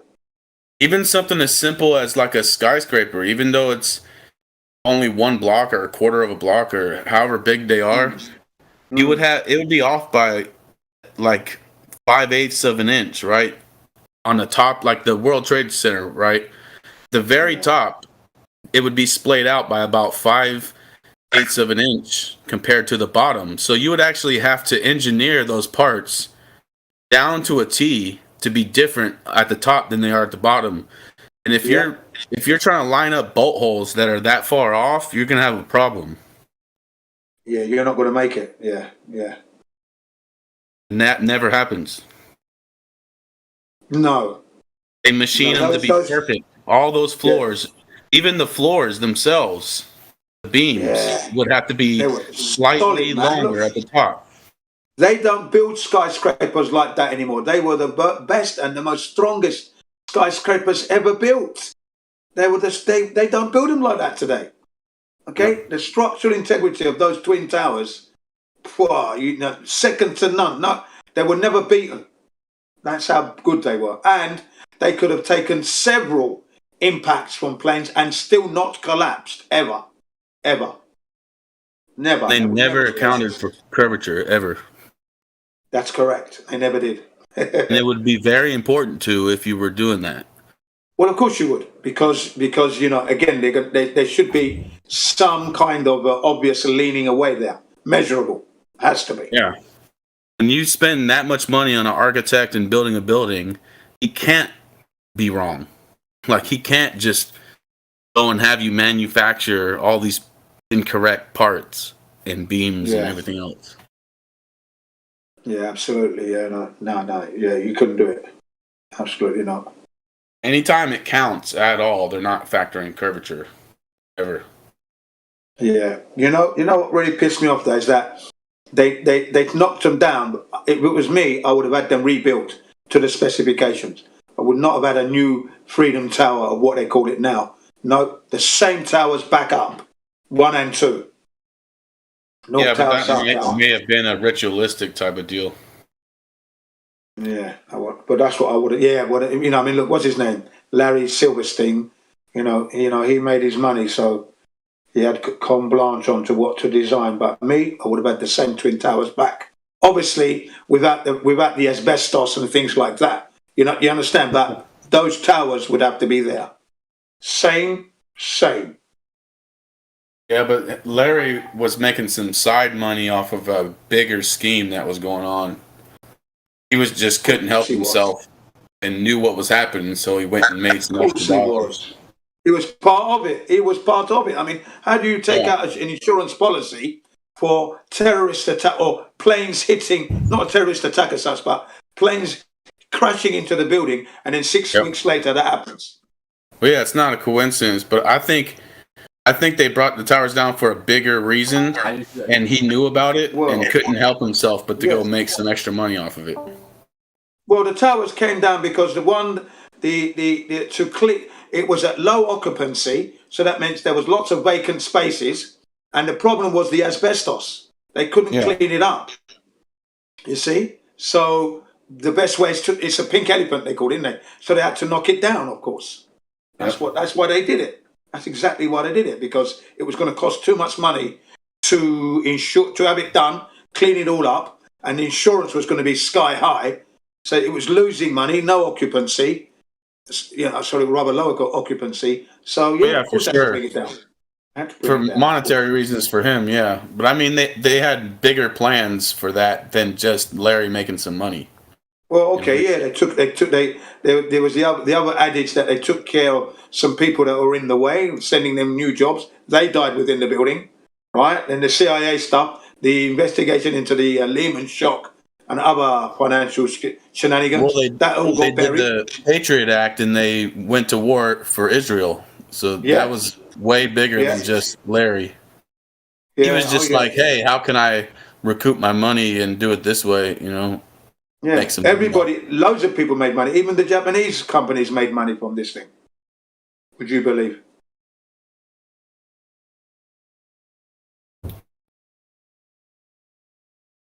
Yeah, that was nuts. But the other thing is, so many innocent people died on that day, but then after that day as well. You know, in the wars that came after. Yeah, well, a lot of people. I'm not sure about the towers themselves. I'm sure there was some casualties. I'm not sure how many people were or were not in those towers because I wasn't there. But in any case, unnecessary bullshit, obviously. Yeah. And you would think these people say, "Oh, how dare you? If you had somebody who died in one of those planes, you would not say that." It's like, actually, if I had a family member that died, I would be on the fucking case. What's the matter with you? Yeah. And none of my family names would be on any of those stones. Sorry. I would turn into Matlock, man. One of my family members would. Because this crime hasn't been solved, none of my family would be on that plaque. No. Refuse to put them on the plaque. Get out of here. Exactly. You should be more motivated. Yeah. And at this point, I don't know how many people have told me that they had personal family members on the planes. It's like, That is now like 2 million people who are on on those airplanes. Like, give me a break. Yeah.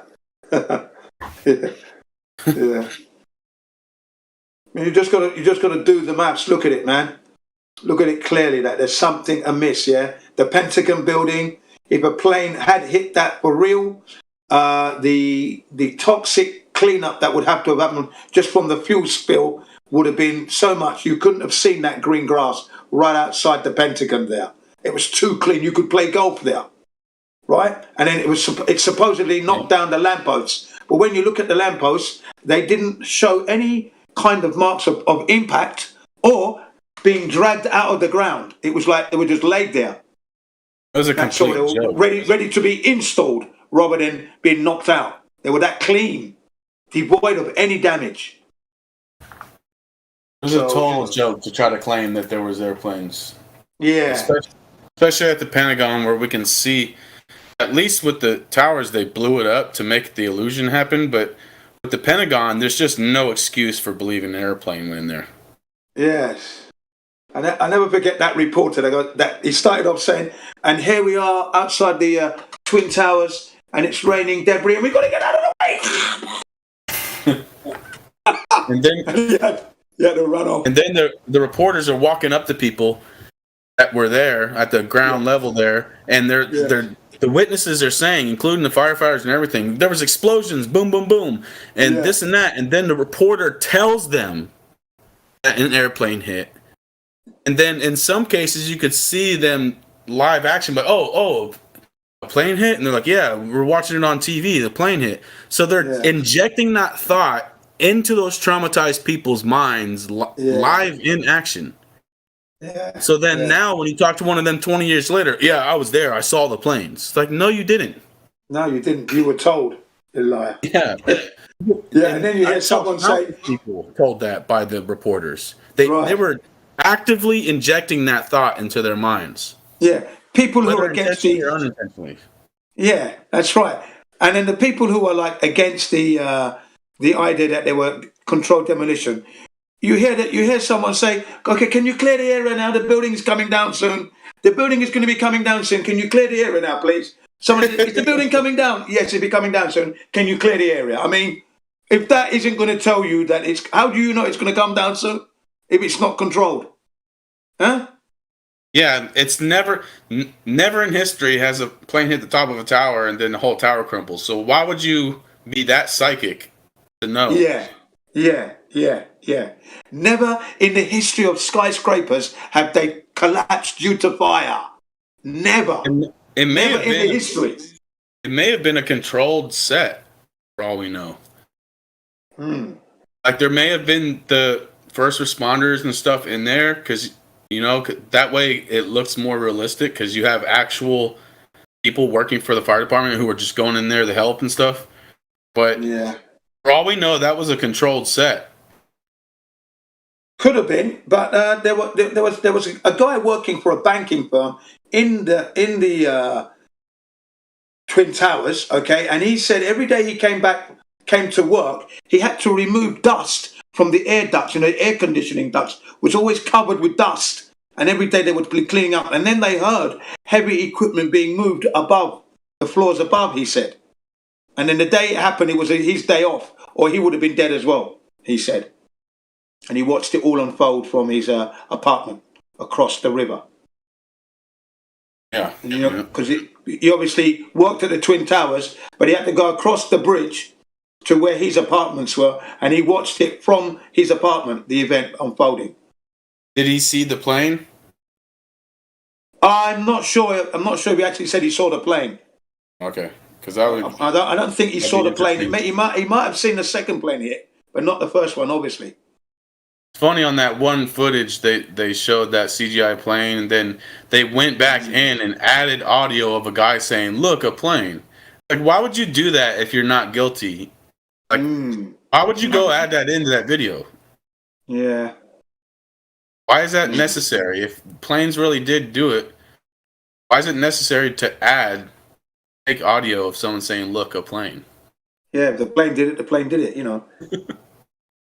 It's sad, I for one think the plane's hit, but again, I don't. I'm just going by what I saw on the news. Really, that's all Well, I'm there going to was go there was by. only 3 live shots that day, and everything else was like a rerun of those 3 live shots. And the Yeah, people in that helicopter, and the people doing those shots have experience with doing keying or live mapping and stuff with CGI. So they had the capability to do it, and it was only 3 live shots. And on all 3 live shots, the screen went to black right when it happened. yeah. It was like There's a documentary, everything about it. right? But then there's a Everything about it is just documentary. the same. There's a documentary called In Plain Sight. Have you seen that one? That was okay, but it's barely scraped the surface. Pretty good though. Pretty good. Come on. There's one It covered called the Missing Twin Link or Towers. something. It covered the. One Do called- you want to link to that one? Did you say? No, I've seen that one a couple times. Yeah, it's pretty good. Missing Links is a pretty good one. Oh yeah, yeah. It went a Oh, lot yeah. deeper with that one, but to me, it was pretty obvious that the planes were CGI. That later on, that CNN footage that they made, the wing of the plane goes behind a building that's miles behind the Twin Towers, as it's on this side of the building, Twin Towers. Yeah. So there's just CGI glitches, like, and in the live shot, he accidentally let the plane go past the tower, so it pokes out the other side. It was it was not easy Anyway, to do that. we know for sure that it wasn't the planes that brought down the towers. Anyway, Yeah. that's for sure. That's totally impossible. That's why they'll do some Netflix documentaries that will talk about demolitions and things like that, but they won't go there with the no planes. Yeah. Right there, what XO just posted. Clear as day, that CGI plane is poking out the other side. Because when you do mapping, you have to have a hard line. You see how it's the towers in silhouette, and then there's a white sky, so that there's a definitive line there. That's what you need when you're doing live mapping. You need that hard edge. So he's supposed to slow the plane down and stop it while it's behind the tower, or in the tower. Yes. But he accidentally Yes. brought that hard edge past the tower.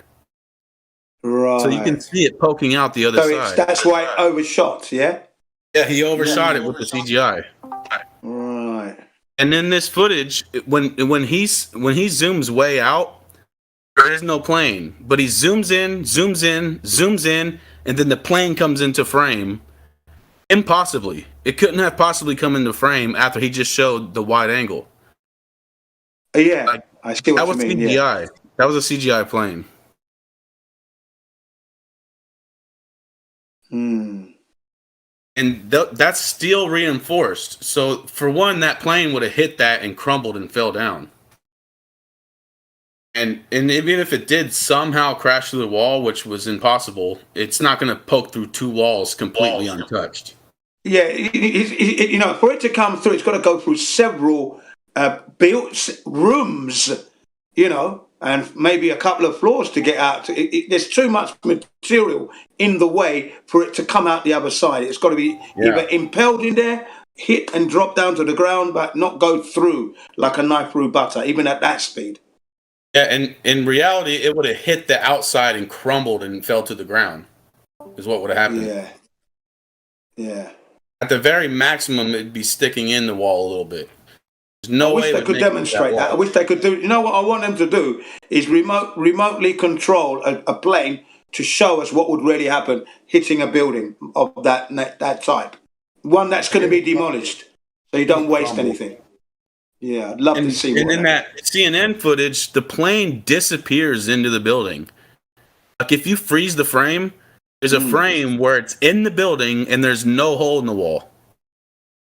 It's a joke. I see, yeah. It's a complete and utter a joke. bit like the ISS thing, where the guy goes round the corner and disappears.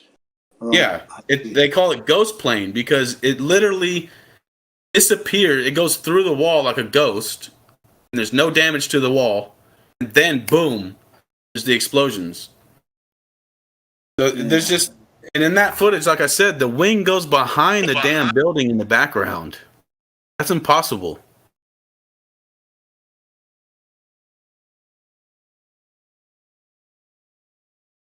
someone might have the GIF of that Hezarkhani footage. Oh yeah, they just posted it. It's a link. Because it's not easy to do, because it had to be live action. So they had to have people trained to do this live map keying in these helicopters. And there's only 3 live shots. That's one of the 3. That CNN footage was done later. They added that later. Right. And it's worse. Yeah. There was more margin of error when they're trying to do it close. But then we got the, do you remember, I think, is it called the Bourdain brothers or something? They were doing a video and then suddenly you hear an aircraft and then you hear a smash. Well, you hear an explosion. I didn't hear an airplane in the footage myself, but I know they added some audio and they added some audio of people talking later on. Which is weird. Because why would you go and do that? And they show, like, there's this tiny explosion that happens right where the nose of the plane hits. Yes. And it's like a locator, right? So if you're doing this live mapping, you need somewhere to move and place that airplane to hit. Yeah, a spotter. So that all 3 people can line it up to the same marker. Yeah, a spotter, a marker, and then that's what all that was about then. So you get it lined up so you don't miss.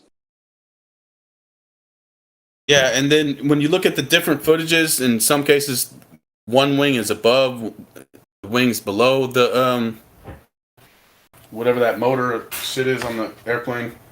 Like, those were CGI planes. That's why they're so blank.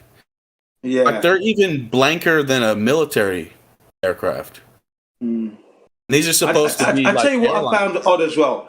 I'll tell you what I found odd. On the bridge, there's a woman shouting out, "That's not a United Airlines plane." Why would you shout that? I mean, I don't understand why she shouted that out. That I found that just a little bit odd. That wasn't a United Airlines plane she's shouting out. Exactly. It doesn't make sense. Yeah, that didn't make sense. That wasn't a United Airlines plane. See, look at the left wing. Look at that plane. It's literally completely a plain CGI airplane. Like, that's not, there's no windows or anything.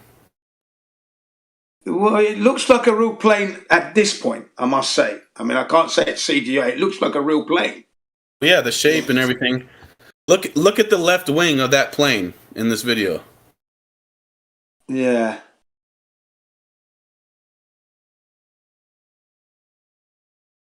Yeah, I'm looking at the left wing.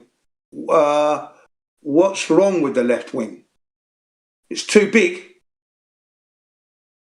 It disappears behind the building. Oh, yeah. Yeah. Sorry, yeah, I missed that, yeah. That building is miles behind the Twin Towers. How the hell is the wing going behind it? Yeah, what's going on there? Yeah, let me look at that again.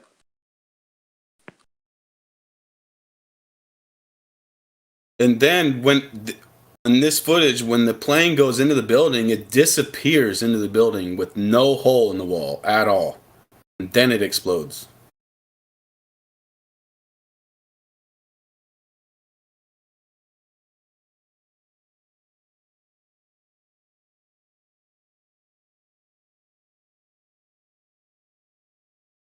Oh, this thing's not playing now. Come on. The one on the bottom is just a screenshot. It's from the video right above it. Oh, right. Thanks. No wonder it wasn't working. Oh, boy. Okay, here we go. No. Let's just play, please. There used to be better versions of that video. That's pretty grainy now. What's 911 code for? Emergency? Well, yeah. My car number plate is 911. I chose that number because I never want to forget that day. So when I bought the car, the SUV, 26 years old now, I chose the number 911. So I'd never forget it. 911. I bought it second hand. So when it was being re-registered, I had a choice of choosing the number. I said, can I have 911? And then the guy asked me, why do you want 911? Because of what happened in America now, because I'm in Japan here. I said, what happened in America? You know, yeah? Yeah, the Twin Towers, yeah? Yeah, I don't want to forget that. Let's have that number. Yeah, I never want to forget. I think that's code for emergency. It is. It's an emergency number, isn't it? That's why I thought that these terrorists are bloody cheeky, man. Arrogant, you know what I mean? Because they did it on the emergency day, September 11th. Yep. Yeah, that was a really sick, warped idea they had there. I thought, not knowing it was an inside job.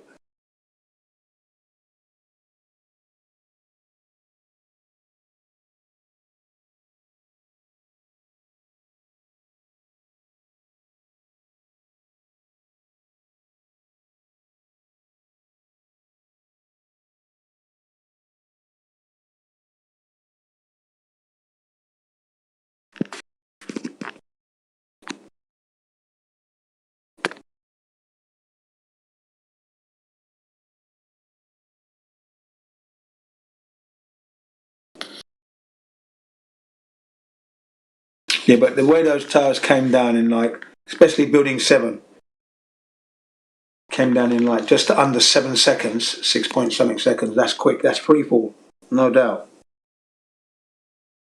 No fire can do that. Fire is organic. You would have a asymmetric collapse of the building, not a perfectly symmetrical collapse at free fall. That would never happen. Nature doesn't do that. Not with fire. You've got to remove each floor, and all the constructions and every supporting beam to bring that down. That's smooth. Poetry in motion when you see it going down.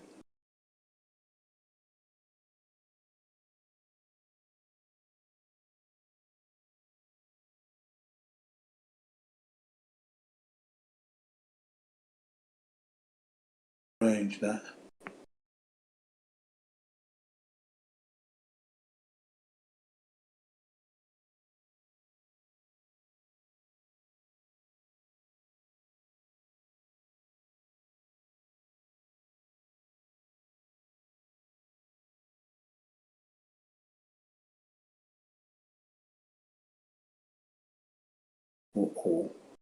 Better recharge.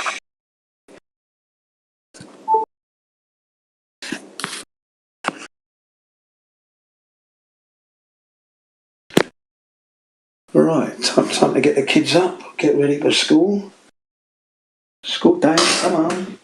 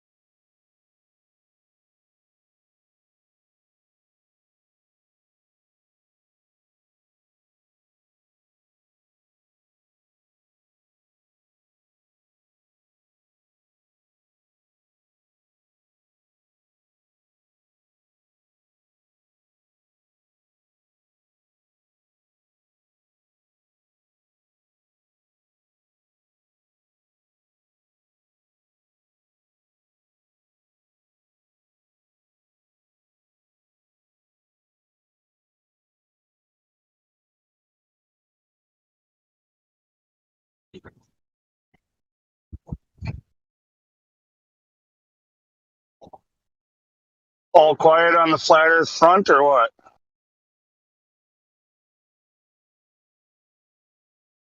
Yes. A lot of that.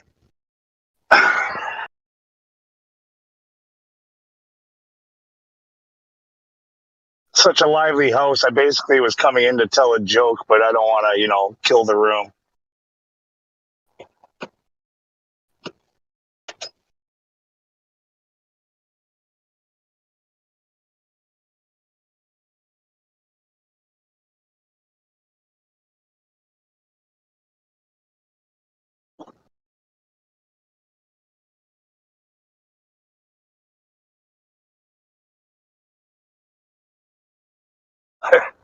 This is what real life is going to be like when everybody's on Meta.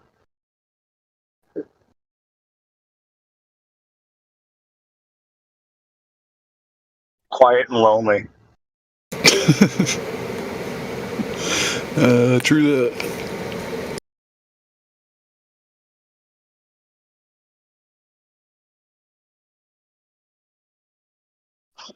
Now, I was actually going to make a little joke about that.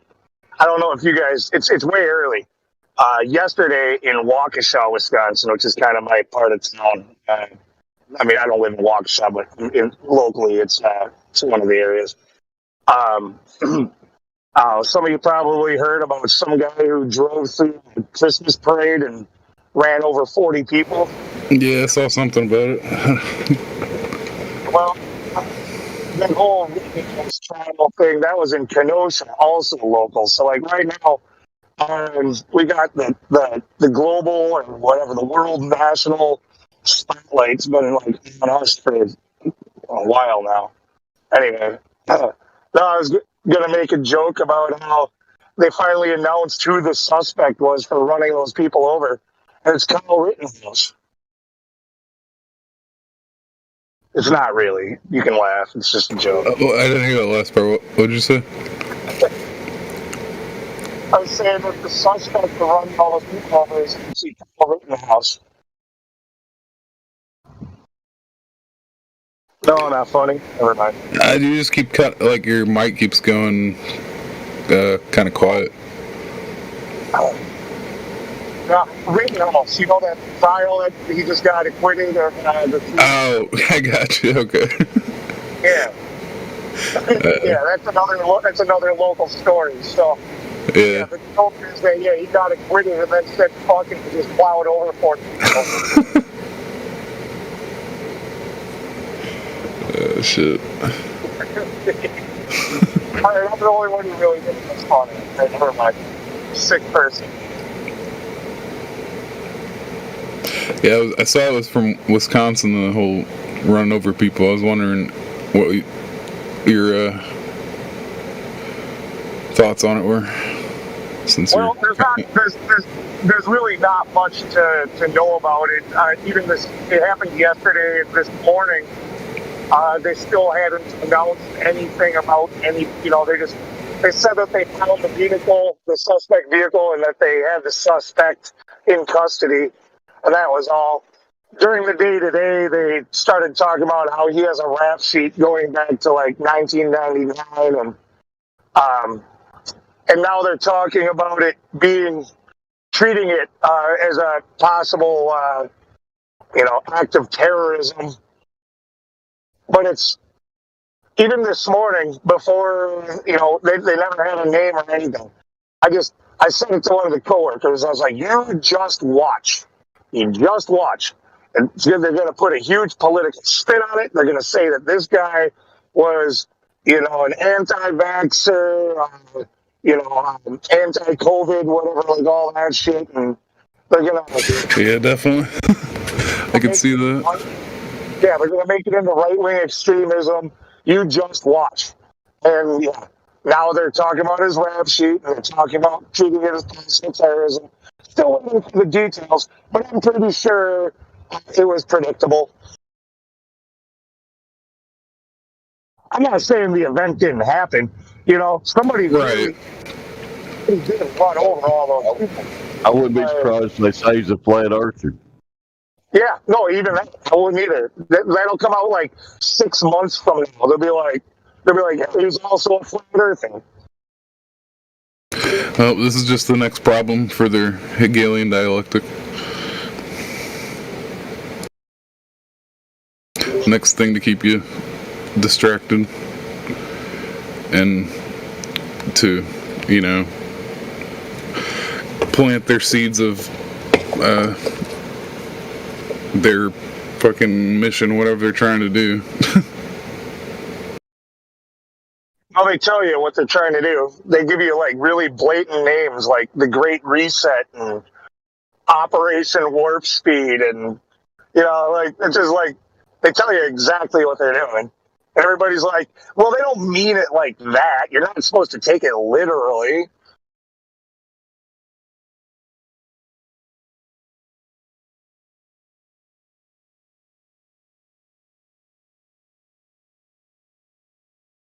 All right, anyway, I'm home. I might drop back in, but I'm disconnecting for now. Good hearing from you.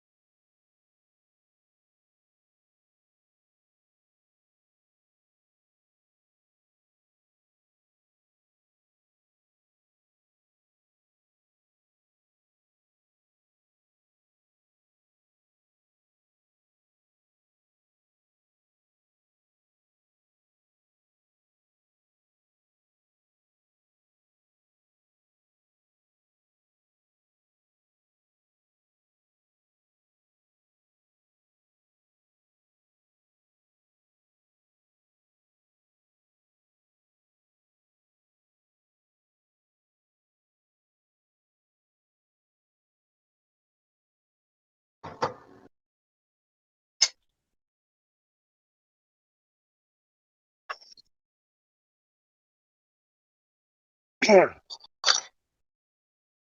right. Also, another little freaking thing to laugh at. I don't know if anybody follows the NFL, but Aaron Rodgers from the Green Bay Packers, you know how he just battled with COVID, and it was a big deal because he didn't take the shot, and he sort of misled people about that. Um, so now yesterday he was he was complaining about his toe, and now the word is that he probably has COVID toe. The revival of the COVID toe. You remember that one from a year and a half ago? It's back, and people believe in it.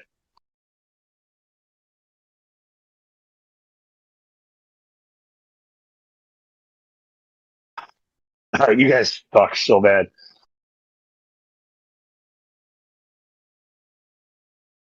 Mike's better. I would respond. COVID toe sounds painful to me.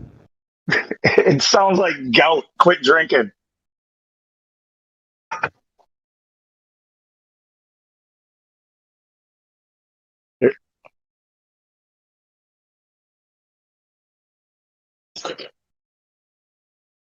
Yeah. There's no fucking such thing. It's one of the most ridiculous things that they've ever said during this whole shit. Like, you know how they say all kinds of just nonsensical things, just to see, like, it seems like just to see what they can get away with. Like, let's see what else we can get them to believe. Here, check this meme out. Here, let's tell them that another symptom is having freaking funny looking toes. Oh shit, I think I got that. Oh no, I'm dying.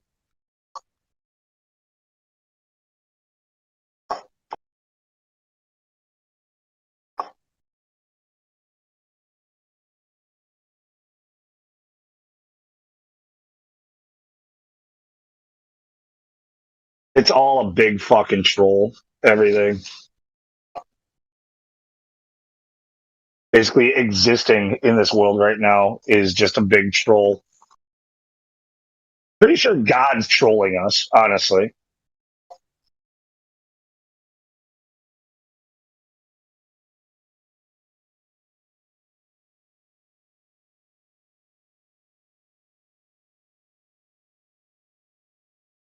I don't think it's a troll. No. No. No, trolls live under the bridge and want money. They're irrelevant. I think it's more cause and effect, action, reaction. Like, just to, like, I don't know. You ask a question, the only way to get the answer. None of this is cause and effect, action and reaction. I mean, yeah, people do react, but the people who initiate it, who start the cause, they already know how people are going to react. That's No, I Galen meant di- from a, I that's meant from Galen dialectic. That's problem reaction solution. It's no, I meant from the creator standpoint, not really ours. Like, what's the purpose of it? You know what I mean? In a way, like, I guess that would be the purpose for, like, whatever, to see the reactions or, like, the cause and effect of. You know what I mean? Not really what we got. if I was an all powerful, all knowing, mighty God, I would have absolutely no reason to test my people. That That's would be the a dickhead. That would be a dickhead troll move. true. If you did know everything, what if the creator doesn't know everything? Then he would have questions just like you and I.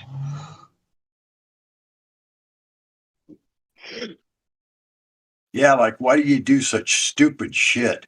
Yeah, I mean, no, seriously. Like, just because I create a car or a laptop doesn't make me know everything about every. You know what I mean? It just doesn't. I can Oh, see the. I'm with you. I'm with you. I'm just I was talking more about from the standpoint of most Christians, honestly. Yeah, Oh they yeah, believe yeah, that he's yeah. You're right. You're right.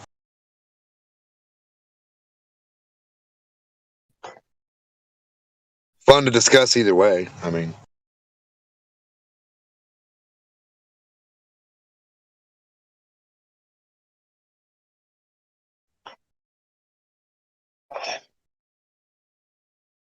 That is hard to wonder about, right? You know, if you are the thing, whatever. However that goes, it's such a crazy big question to ask. Like the word "if," it's like so big in many ways. You know, the creator, creation, what God, like what, you know, what is that? It's everything you see. It could easily go down a road we're probably would want to avoid. But yeah, just thinking down those lines, like aside from being a God, like why would a God have to test its people, or why? How would you ever hold anybody responsible for anything? Um, if you are the one in ultimate control of everything and you had 100% control of your creation, there's no good and no bad that doesn't fall back on your doing. Right. Right, and that's why I believe some people were like, some people's standpoint was like, it's a big, like you guys were saying, a troll. Not you guys, but someone in here was Yeah, like, it's I a said it. troll. I said it. It just, Okay, yeah. yeah, It's like reality. Absolutely everything in reality, and whatever we call this, because it's not even fucking real. Like, we're not living in reality. Like, all of it is just upside down, backwards, bizarro world. It's the what they called it, the upside down in the Stranger Things show. You got all kinds of predictive programming, all this stuff. And like it's literally just flip it on its head, and see if they even notice. And really, like nobody even fucking noticed. right. But that is the Joker aspect. Like, if this thing is creator, good, bad, everything start and ending, then it knows, then everything that was started by that, and everything that was caused by that. Do you think the last time they called the population of this plane? Do you think they told everybody what they were doing, like they're telling us? Do you think they were like, "Yeah, we're calling it the Great Reset," and everybody was like, "Oh, that sounds cool. It'll be good for nature and stuff," and like, and they were like, "No, you don't get it. Like, you're dead." Right. They don't even know what the reset means or entails, do they? I just kind of think it's probably happened 2 or 3 times in the past where, like, literally they told them that we were about to exterminate them. And they were like, yeah, it probably needs to happen eventually. Better now than later. Is it going to protect us? Oh, yeah, it's going to keep you safe. Yeah. Or most people, they're like, that's a great idea, but you're talking about those people over there, right? You're not talking about me. Right.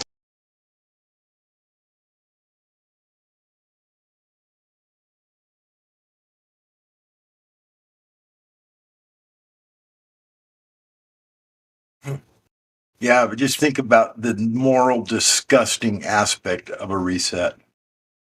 It is the most immoral, most disgusting thing that anybody could be involved in. To reset, to exterminate millions of people, make them suffer, make them starve, make them whatever. I mean, whatever entails causing a reset of that magnitude is the most immoral, disgusting thing that I can think of. And Well, it's, I mean, disagree slightly. It just depends on what you mean by a reset. Like, it's not really a reset. Like, it's resetting things to better benefit the people who already control everything. Um, that's what they're talking about. Like, I'd be completely fine with a reset, meaning fucking just get rid of all governments, get rid of all monetary systems, throw everything into complete anarchy and chaos for a period of time, and let it naturally reset. I'd be okay with that. yeah, sure. Absolutely. You got to take those people that are in control out of control and let it happen naturally. Yeah. Exactly. If a reset meant getting rid of everybody who's committed treason on us, like, the hard way, the way that it's actually written. Yeah, by the way, looking at you, politicians, the gallows pole would be in every single village in this country and around the world, and everybody that got it vote at one time would be hanging from it.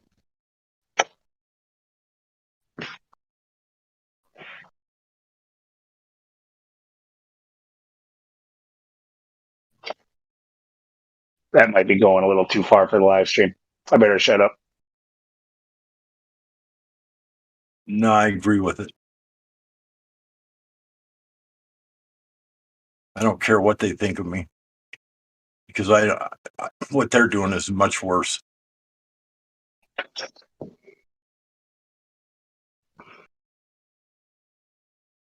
Wanting to be free and not suppressed and not controlled and not poisoned, not, all the things that they're doing to us.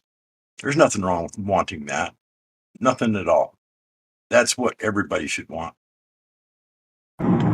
Well, they'll tell you being free is scary. And they're going to protect you. I don't think so.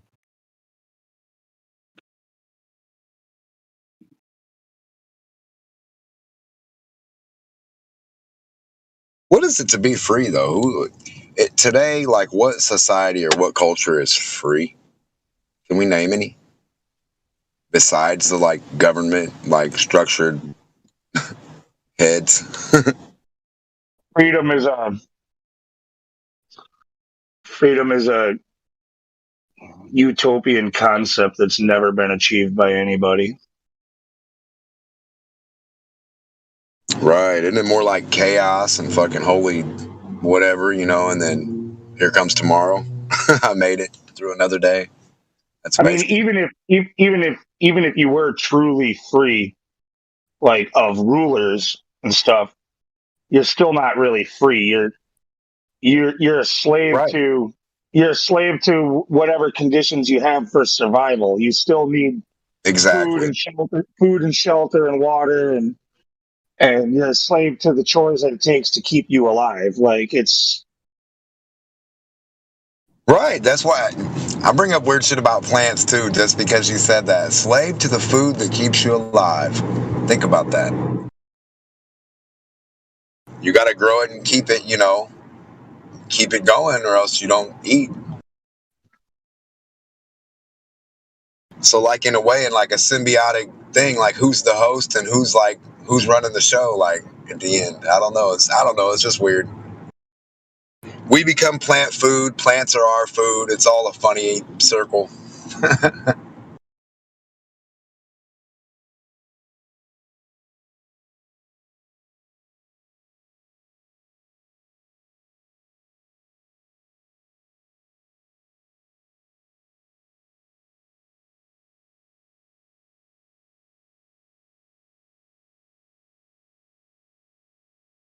Like, what? Is it dead air? Like, not good. Oh, okay. Plants, like the ones that get you high, the ones like if you walk through a field and you pass out one day or something, right? From like smelling it, say, for example. What is the end result? Like, is that plant trying to eat your ass? I mean, is it trying to get you high just to have fun? Like, what's going on there? I'm going to say most likely the plant has no care at all about you, and you just happened to wander into a field that you weren't supposed to. Yeah, we've been taken out of that process. What about the Venus? They embalm our bodies. They seal it in a casket, stick it in a concrete box in the ground, so you can't go back into the earth. Right. Your fluids and your chemicals and your alchemical makeup doesn't go back to the earth the right proper way it should. That's kind of weird too, right? We've been taking, the earth is starving because of that, I think. That's a natural process. When you die, well, you wonder where. Sorry, I was trying to around in a pine box without being embalmed, so that you can go back into the earth from where you came from. It makes you wonder where certain species of plants or trees or weeds came from and where they go to, and if people started like being put back into the dirt, would they start sprouting up again? It's a weird question. I mean, can you imagine all the it's like the world and the plants and the things that rely on that organic process are being starving. They're starved. They've been all their food and the natural processes have been taken away from them as well. What if you have certain seeds in you that are deposited in the earth and can grow plants and you never were told? Right. Who knows? But the thing of it is that is the natural process, to be put back into the earth from where you came from without being drained of your blood, filled with embalming fluid so your body doesn't deteriorate properly and right. be used. To it, what they do to us, the body is no longer usable in that. Well, then why? If the body's, I mean, it clearly you see the difference when like Native American or whoever like would put like a dead animal or a fish like a little bit below the dirt and then the seed on top of that and then the plant would grow great, right? Yep. That's I think the way it's supposed to be. And I think that we fall into that same category. We should be put back into the earth in that manner so that, because regardless of what they do to our bodies is much worse than that. I mean, then it's not even usable. It's not even recyclable. Well, think about it. Like the Indians did that, right? Native Americans did that, and corn got from a little dot to the big thing that it is today from doing that process. So think about other things if we did that. I mean, right. I don't. So I said I think the entire earth is starving for that food that they deserve. Our bodies. 100%. They need to oil, be the earth. Manure, oil, our blood, the iron, the hemoglobin, all that shit, everything we are. Yes. Needs to be put back into the earth.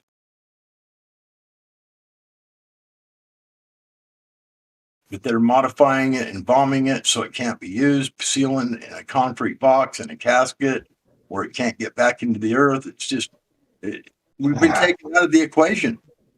And the earth is suffering for it. I'm sure of it. I mean, it only makes sense. The point is still made, but why do you keep saying a concrete box? Who goes into a concrete box? Well, because when you get buried, a lot of people, they have a concrete box that the casket gets slipped into and has a lid on it. Oh, you're talking about like a crypt? Yeah. Yeah, that's not most.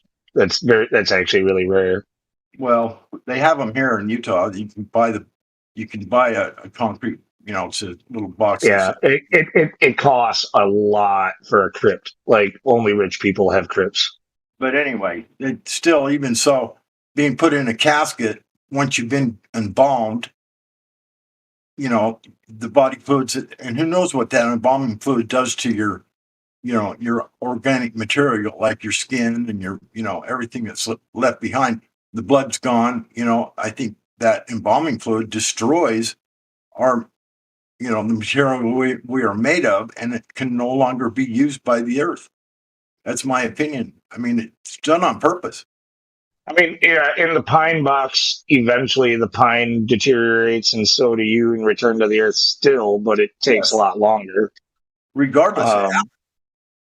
If it had been done that way since the beginning of time, who matters what does it matter how long it takes? Because the ones that were buried 100 years ago, they're the ones taking care of business today. They're deteriorated and absorbing into the earth, and your time would be, 50 to 100 years from now. But the way it's happening now, it never happens at all. I just think that they're starving. They're literally starving the earth and everything that lives on the earth because of it. Well, remember back in the books, they tell you that all the massacres that were like a big number, like would kill everything around. What do you mean by that?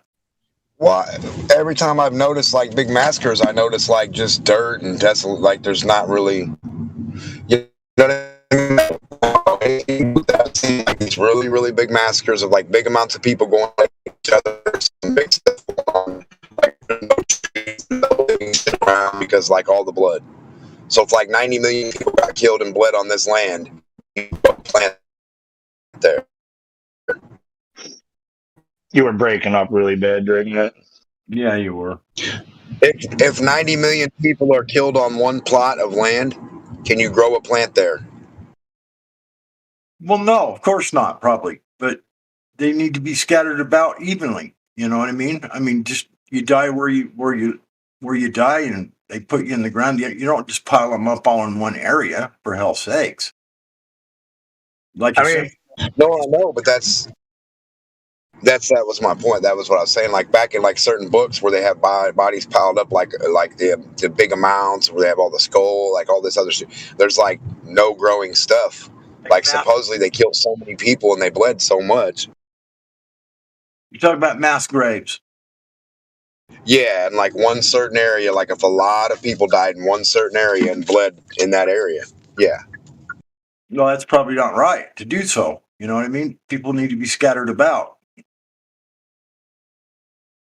Yeah, no, I was just pointing out like what I saw in certain books. I was wondering if they were trying to like lie to us or you see what I'm saying? Just wondering. Probably just another way for them to destroy the earth. This is a war we're in. You know what I mean? They're not only trying to destroy us, they're trying to destroy God's creation. And by doing those kinds of things, that's what's happening.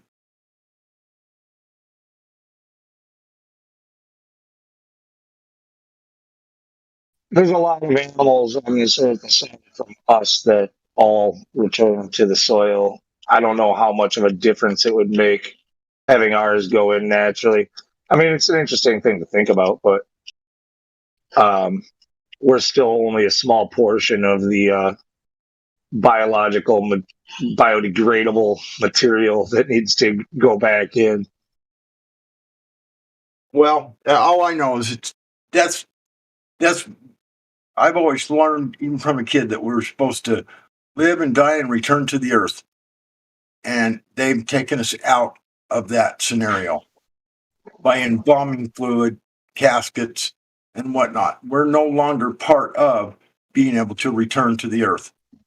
That's just my opinion. And I think if you're talking about millions and millions and millions of people every year that die, that's a lot of food. That's a lot of, organic material that's being robbed from the earth and destroyed. And I don't agree with it. I guess I just disagree. I think this all comes from the premise that the earth is somehow dying or that the earth is somehow in pain. I think the earth is just fine. I think it's doing great. It doesn't care about us though. It's more of a spiritual thing for us about how you die and how your body's treated, and it's like that's where that has importance. The earth will be just fine no matter how you fucking do it.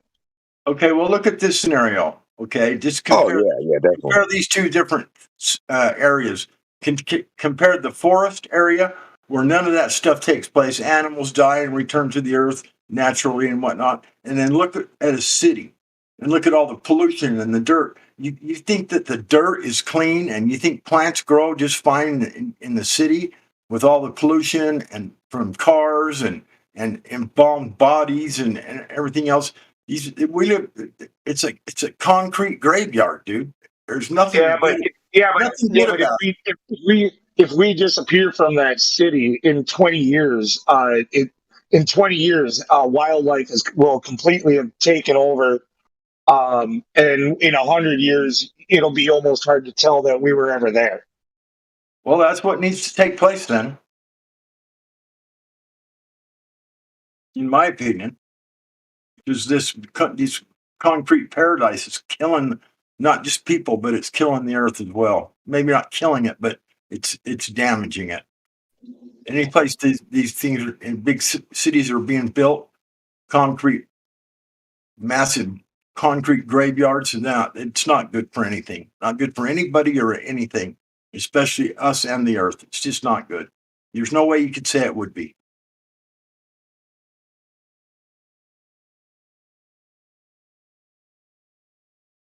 Maybe you're right. In 20 years, 100 years, maybe it would go back to normal. Who knows? But, they're not allowing that to happen. So how do we know? What if the Earth likes concrete and it's like, give me a little more of that? I'm just kidding. I don't think so, but well, I don't think the Earth. I don't think concrete. the Earth. I don't think the Earth mines concrete. Concrete all comes from stuff that comes out of the Earth. It's all. It's the same thing. It's. Yeah, it all turns That's the back. same way I feel about pollution. Can you really pollute the Earth? Can you really pollute the Earth? I don't know. I'd say take water samples from people's wells. I would say yes. There's things polluting the earth. Yes. Take some. See, no, look, you're talking about polluting the Earth like the Earth is the thing dying. When it comes to pollution, the worry has nothing to do with the Earth. It's a selfish thing. It's us killing us. If we destroy the resources that we need to live, that's the worry. Okay? Because when we're gone, the Earth will be here forever and ever after. It's just a matter of our survival and the things that we need. The Earth provides, and the Earth recovers. It's got a lot longer than you and I do.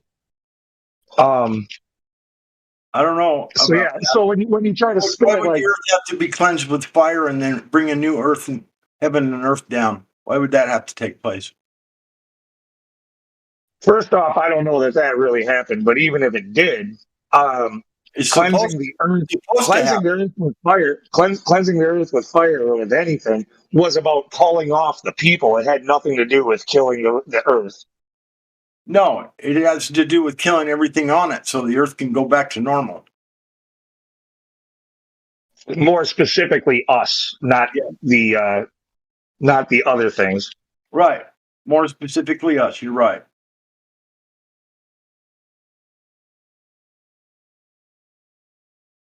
Especially the non-embalmed us.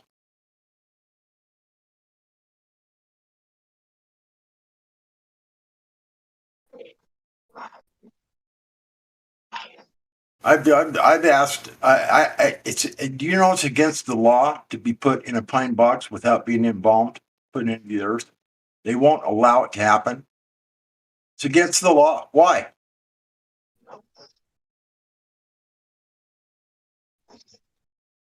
Well, because it's a good thing, just like everything else. Now that's an interesting question. I didn't know that. Yeah, it's against the law. You cannot be buried without being embalmed. Unless you just do it, privately and secretly and stick the body in a pine box. But privately and secretly is illegal in almost all cases. Yes, it is. That's what I'm saying. The whole process is illegal to do that. And I think there's got to be an issue with that. Why? Why is it illegal? Because it needs to be done, I think. I just think it's a bad thing what's going on. That's just my opinion. It's horrible. The body should be allowed to be put into a pine box and returned to the earth in a natural way. And what they're doing is wrong. And just by the fact that they made it illegal, it makes me suspicious.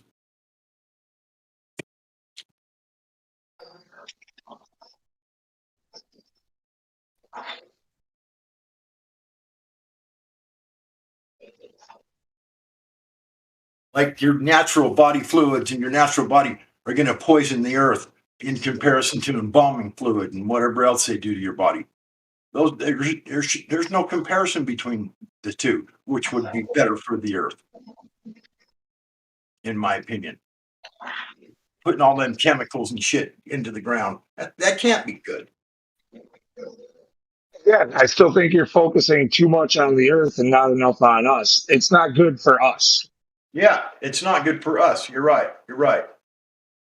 But once you're gone, what good are you? You're only good for the earth.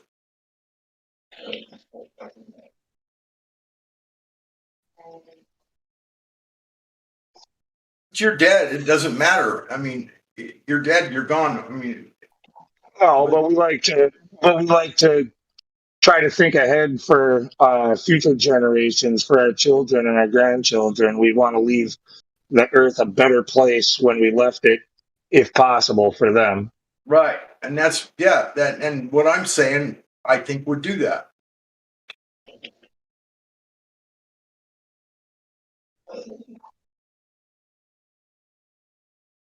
I just can't imagine that an embalming fluid and these graveyards and shit are healthy for the earth. I just can't. I'm sorry, I'm not going to buy into that. I don't believe it for 1 second.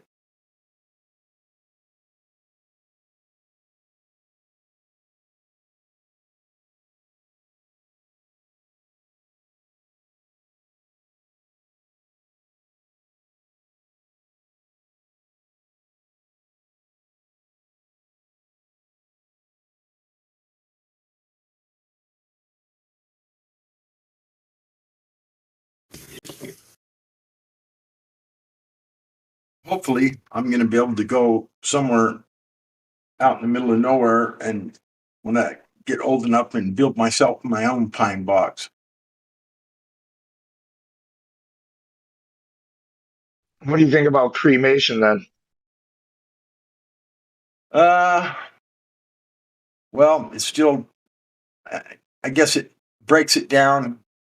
Burning it is not nearly as bad a thing as adding chemicals to it. I mean, I don't think, because it turns to dust and whatnot. But, you know, it's like it says in the scriptures, the blood of the saints cries forth for redemption. You know, there's got to be something behind that. I mean, there's a reason that the blood is supposed to go back to the earth.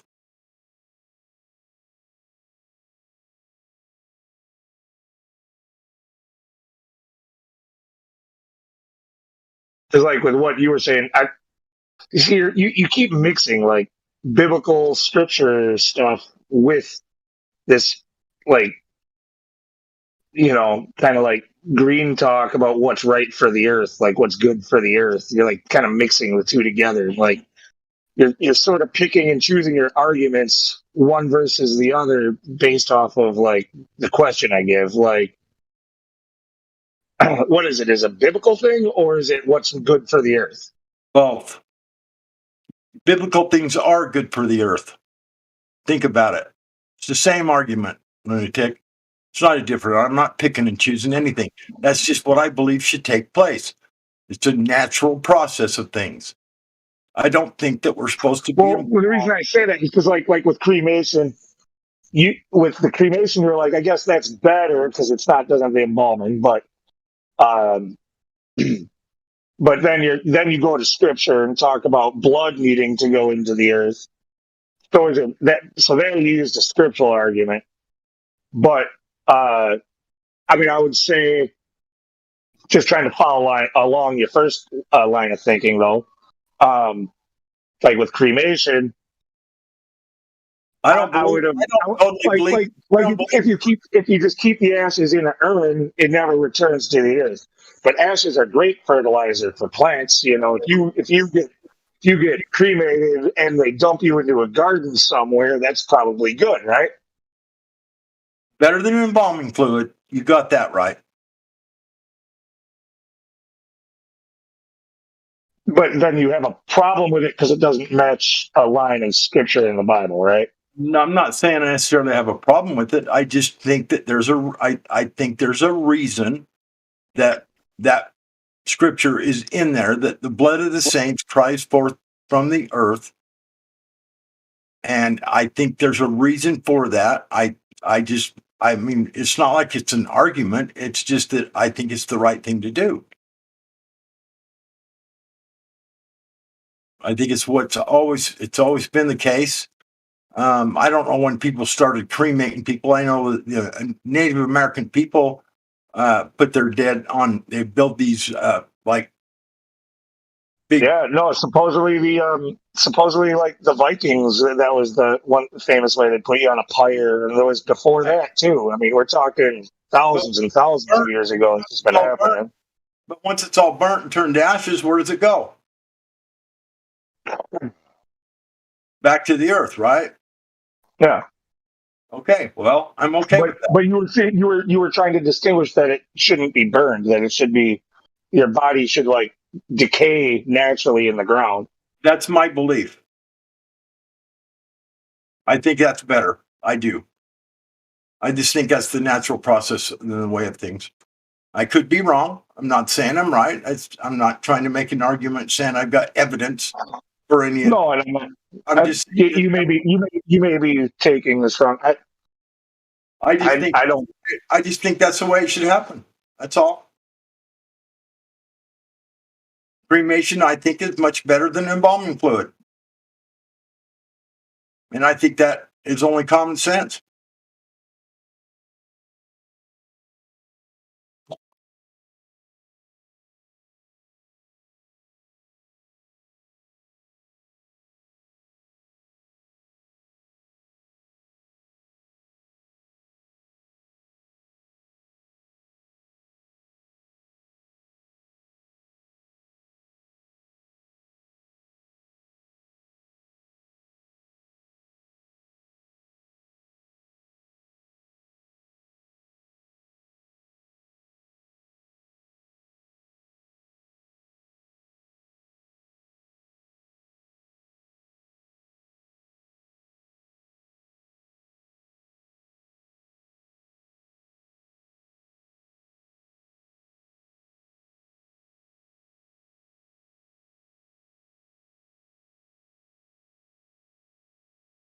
The way I understand it is blood is a pretty special thing. It's a pretty amazing substance. And I don't think it should be destroyed or drained, and who knows what they do with it. I don't know. What are they doing with all this blood? Is there something going on that we're not aware of?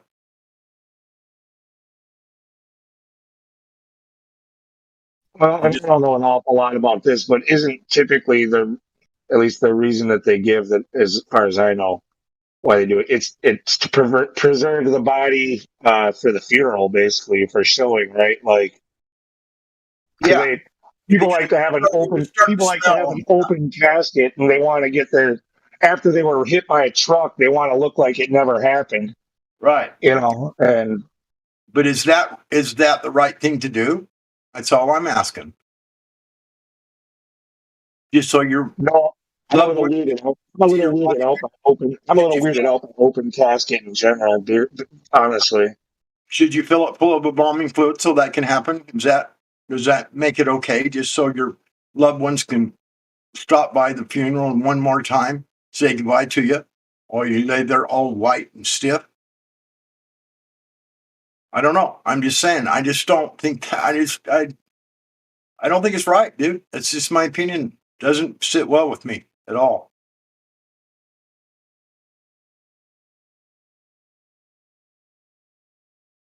Yeah, for me, I mean, it's awkward. It feels weird. It's an awkward feeling looking at somebody who's dead in an open casket. Like, I'd rather that casket stay closed. And honestly, like, I kind of think I'm an advocate for cremation. Like, I think that makes sense. Well, it certainly makes more sense than embalming fluid. I'll give you that.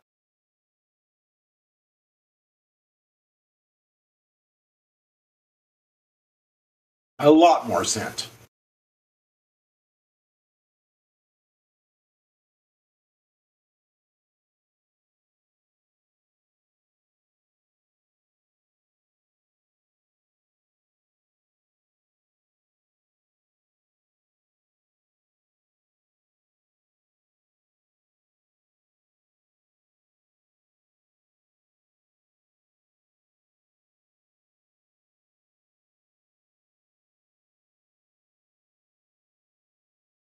I mean, what are they doing with all this blood they drain out of people? What's the process for disposal of this blood when people die? Lady Gaga music videos. Do you know what they do with it? What's the process? What's the process of disposal for it? Yeah, it's used in Lady Gaga music videos. I was serious, bro. What do you mean used in her music videos? Plain. Not just hers, but all the other pop stars. Every one of them has a video where they're bathing in blood at some point. And these are all devil worshippers, right? No, not openly. They're the people that good Christian parents let their kids listen to.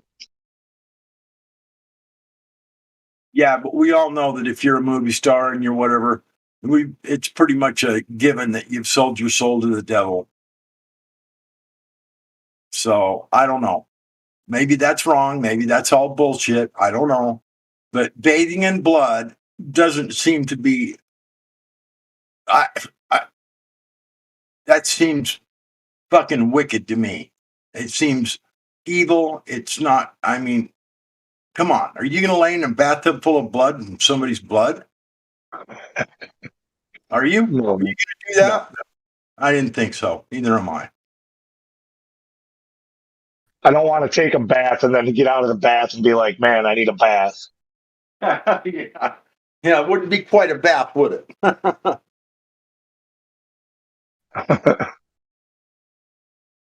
Be more like a contamination to me.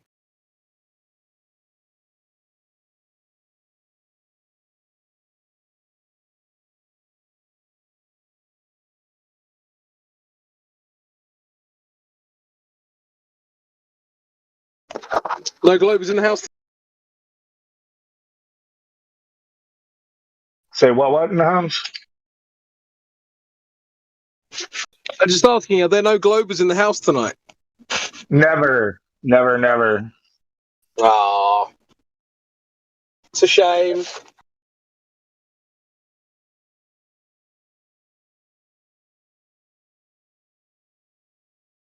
It got pretty busy in here last night. There was a bunch of trolls. Oh.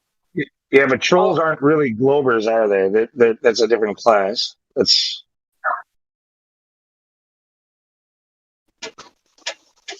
Yeah. True. Troll earthers.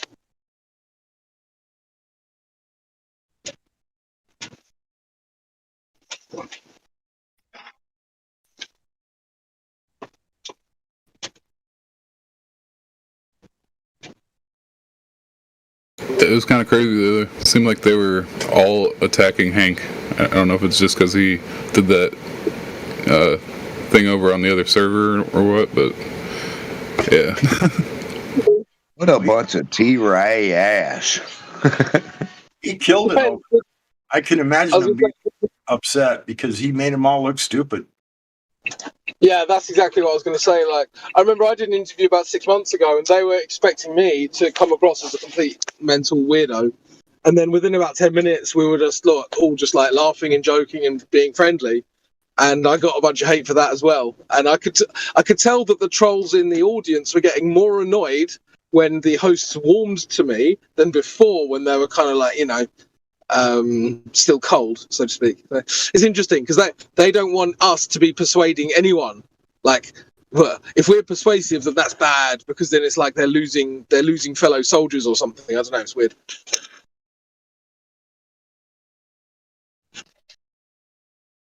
We're making them not the cool kids anymore.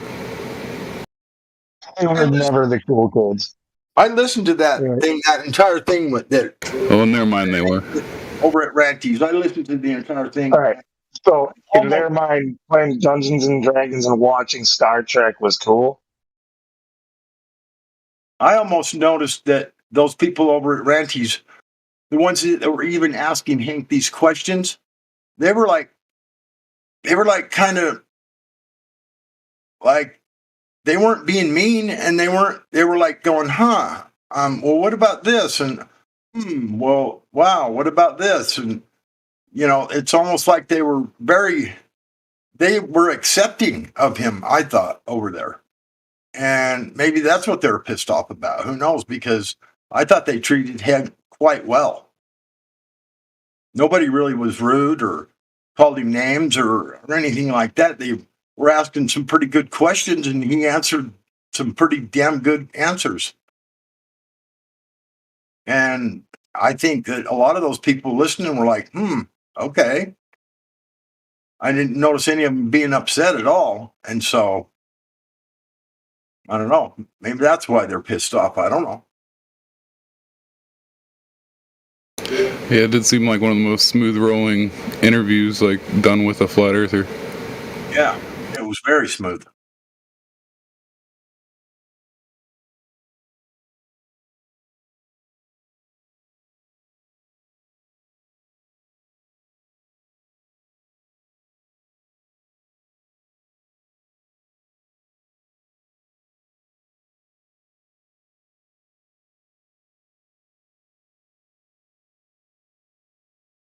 I think his approach was well thought out before he ever went there. Unless maybe, I don't know, maybe he's just been doing this for so long that all of these answers and the way he reacted to their questions is now all natural for him to be, to answer in that manner and be that cordial and whatever else that he did. Maybe that's just a natural process that happens after you've been doing this for as long as Hank has.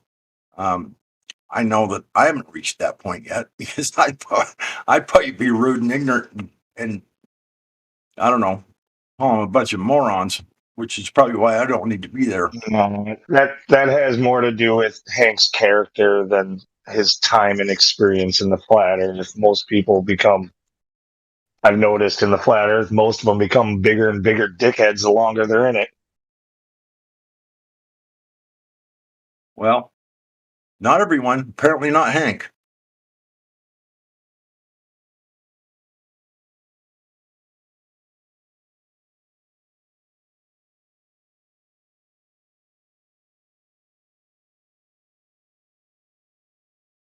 He definitely stuck a sword in the side of the globe. I think it's bleeding out.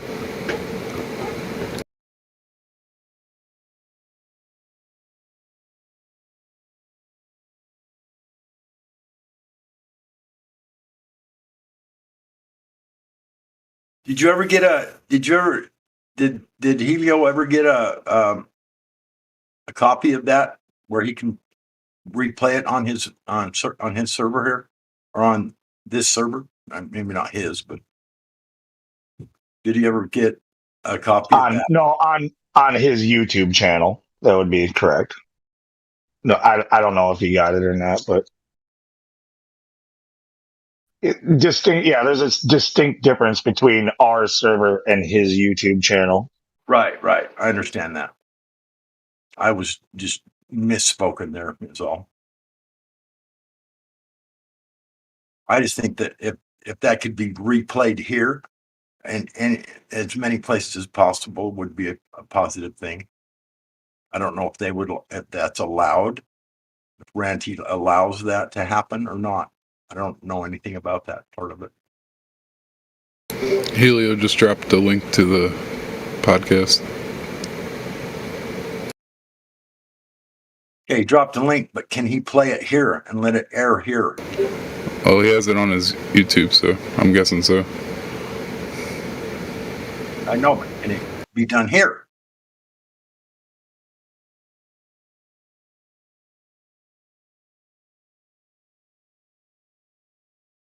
No one knows? I'm sure it can be played through the music bot at some point.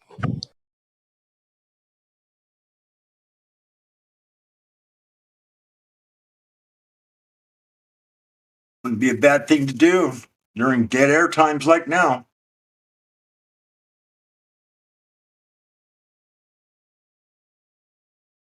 Well, it was pretty dead, but actually, since I've thought this conversation for the last 45 minutes, an hour, or whatever, has been maybe not flat Earth related, but it's been a good conversation. Yeah, sure. It's not dead air anymore, anyway. For now.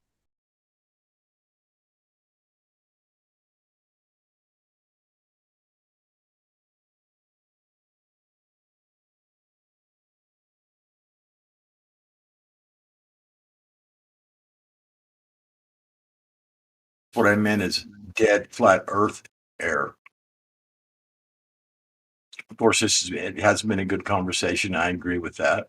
And you're right, it hasn't been dead air because of that. But I guess what I meant was that during no flat Earth Glovers here and no flat Earth conversation taking place, that wouldn't be such a bad thing to play. How long is it? I listened into part of it. I know I missed the beginning though. So how long is it total? It's a good hour at least. Hour and 20. Maybe I probably caught most of it then.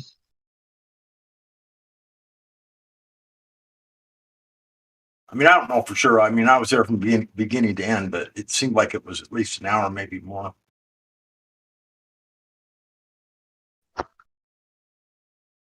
I didn't time it or look at the time and see, so I can't answer that specifically, but it seemed like it was at least an hour.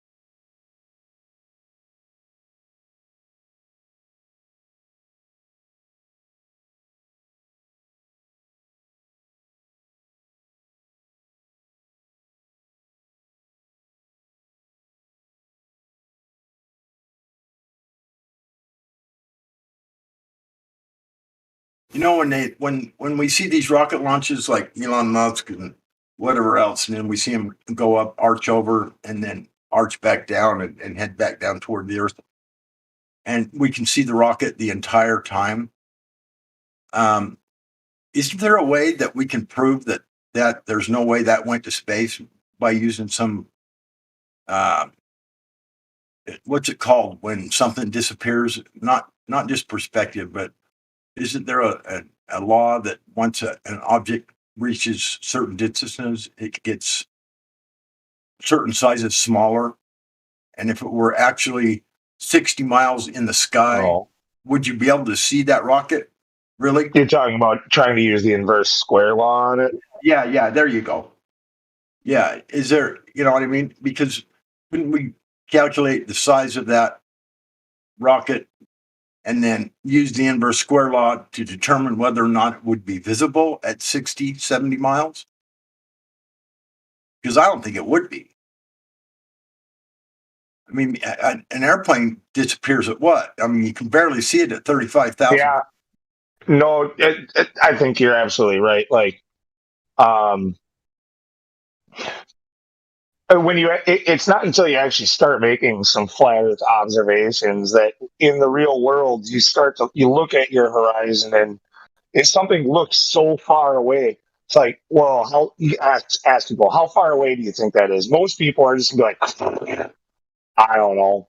Like, just guess. 100 miles? Like, no, come on, guess. Like, you know what I mean? Like, that's you don't even have anything to judge against. It's not until you start making observations that you realize, like, even the things that you see very, very far away are not that far away. Yeah. Because if that rocket was, once it arches over, and if it was to be falling over the edge of the globe, that would have to be what, 4,000 miles away for that to happen? Can you see a rocket at 4,000 miles away or 3? I don't think so. No, they're not even trying to claim that. That'd be like if they launched it in California and you were able to see it in New York. Right.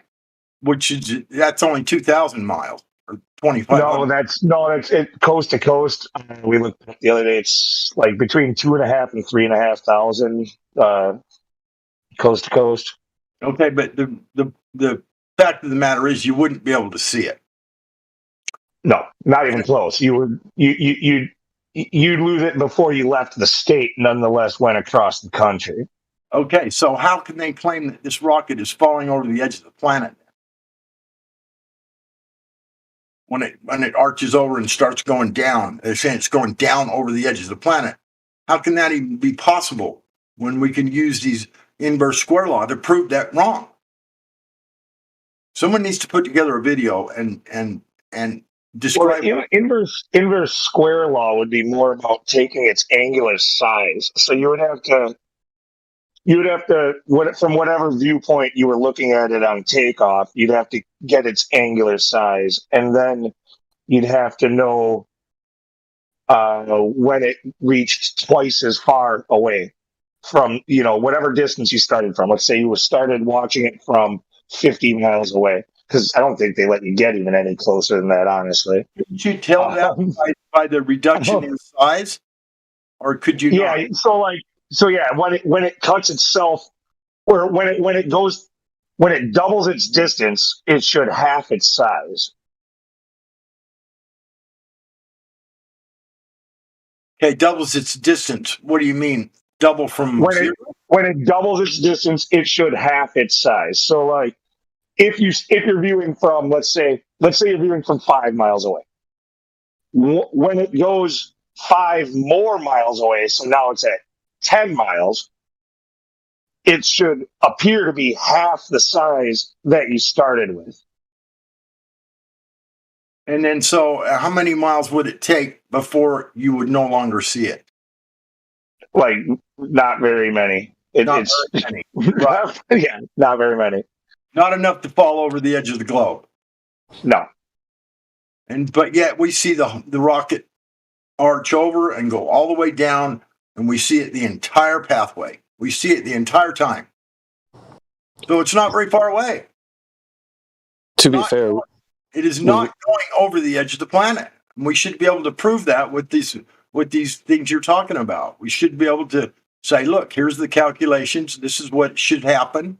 It's not happening. Just like the curvature. This is what we should see. We're not seeing that. It's another black swan if someone put it together. yeah, to be fair, you'd have to be talking about the object itself, which typically in a rocket launch you see the cloud plume and you see the light from the engine. Like I live 130 miles from the launch sites, and we can see night launches, but barely. We can't see the actual rocket itself. We can see the light from the engine, but barely. But barely. Right, and that's from 130 miles away.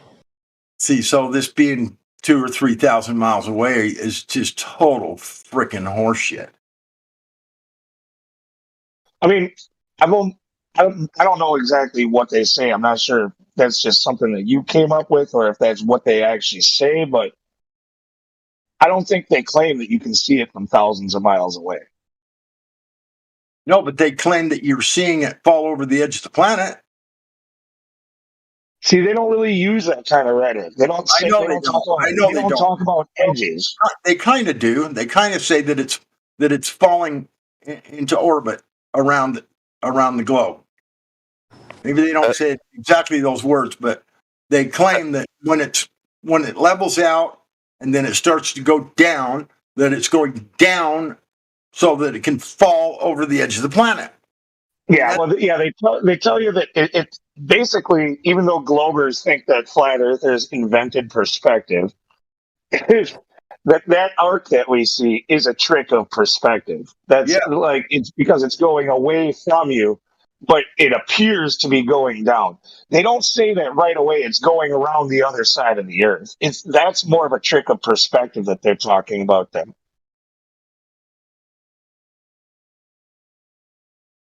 So you don't think it's curving down?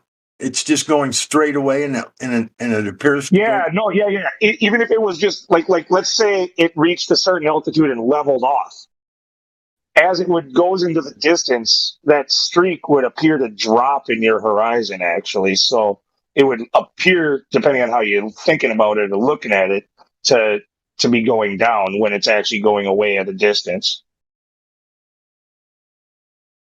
Yeah, to some extent, but I feel like they utilize the it's going around the curve of the Earth to gain enough momentum to be able to break out of the atmosphere to explain away the parabolic trajectory of the flight itself.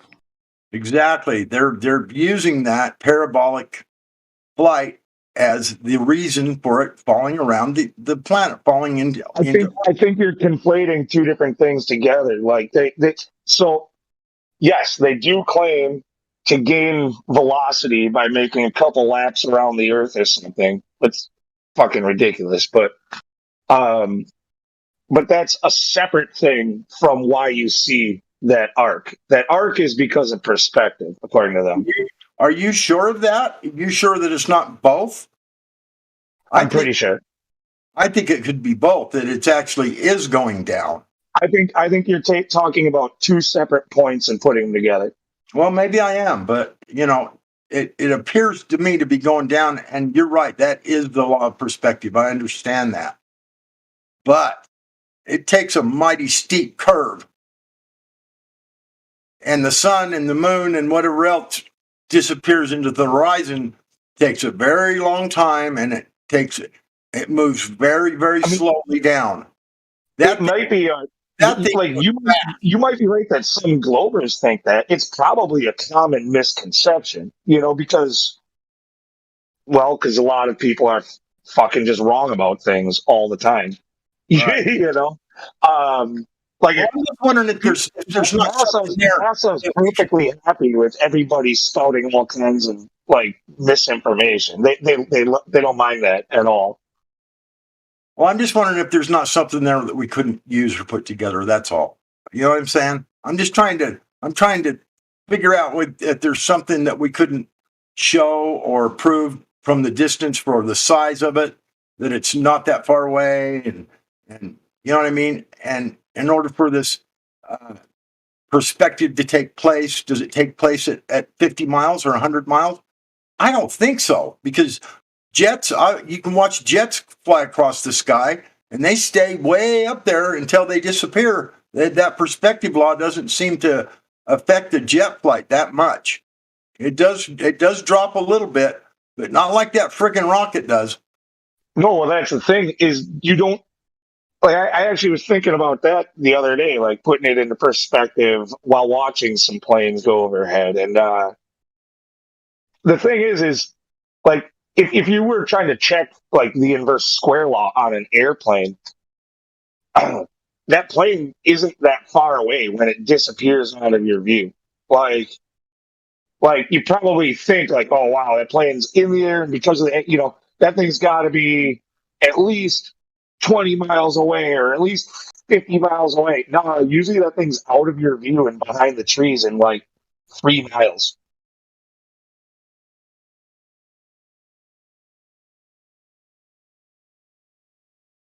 Well, I'm talking about a jet that's at altitude, one that's like leaving a chemtrail. You can watch it move across the sky for 15 minutes, 10 minutes, 12 or longer. Well, I've never seen a plane in the sky for that long. Well, maybe not that long, but it's longer than just a couple minutes. I mean, I don't know. I'm just saying. I'm just wondering. And I think there is. I think there's something there that we could actually use if we can put this together properly. I think that because I think it's a bunch of bullshit. That rocket is not going into orbit. It's not falling around the globe. Because if it was, you wouldn't even be able to see the son of a bitch. It would have disappeared a long time ago, especially if it was reaching 17,000 miles per hour. Because when it says it's top arc, you watch the numbers on the screen. Oh, it's 17,000 miles an hour, but yet it looks like it's going, like it's just barely moving in the sky. Now, if that thing was traveling 5 times the speed of a bullet, it wouldn't be in the sky for but maybe, who knows, 60 seconds?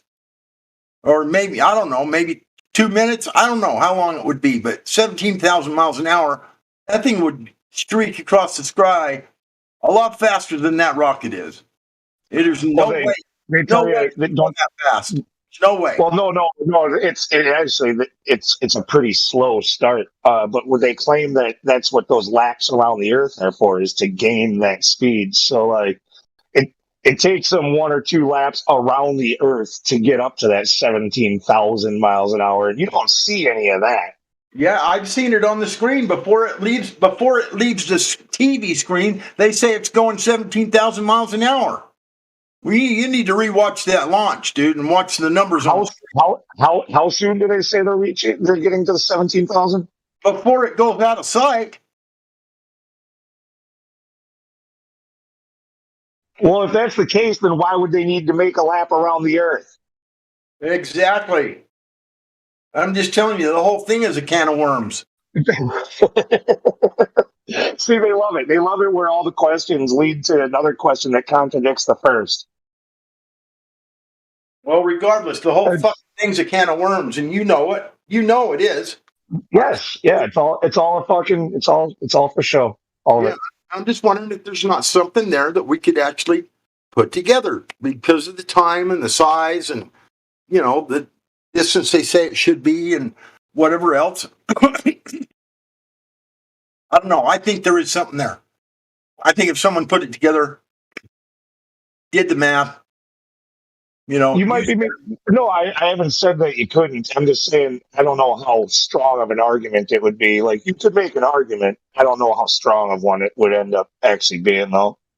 Well, I don't either, but might be worth a try. You never know. I mean, anything is We've done the inverse square law. We've done the inverse square law and other things before, and it's just kind of like a talking point that doesn't mean shit to anybody. Well, as big a can of worms as that whole fucking launch is, you would think there'd be something we could exploit. That's all I'm saying. And I believe there probably is. I believe that because I've watched them and they don't make any fucking sense, bro. The miles per hour they say they're going and the distances that it supposedly has traveled already and whatnot, what you see on the screen is absolute horseshit. Dude, we have 2 moons right now for the next 300 years. Have you heard the news? No. Okay, well, go look it up because that's what they're saying. You'd think we would have heard some news like that, right? If that was the case, but that's what science is saying. So what do you mean? 2 moons that we see at the same time? Well, it's a fucking look it up. You'll find the article. Some object or whatever is in the sky that'll be hanging around for like 300 years. And so we've got 2 moons now for 300 years. Can you see it separately from the moon? I haven't seen it. Well, then how do we know it's there? It's not. I'm just pointing out. I'm just pointing out. You mean there's 2 fucking moons in the sky? Well, I want to see the son of a bitch then. No, that's what the mainstream science is telling us now. It's okay, like there, but we can't see it. Okay. And then another one. They're saying that our moon, the old moon, not the new moon, our moon, they're saying that it has enough oxygen in its like top layer of dust or whatever it is, like inside of its crust,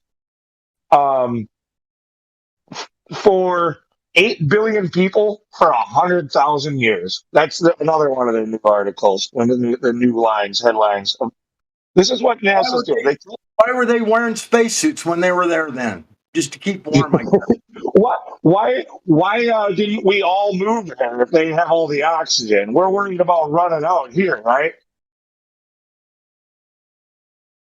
I wouldn't doubt that there is oxygen there, but I don't think it's a place you can walk on as another thing, but I think it's within our atmosphere.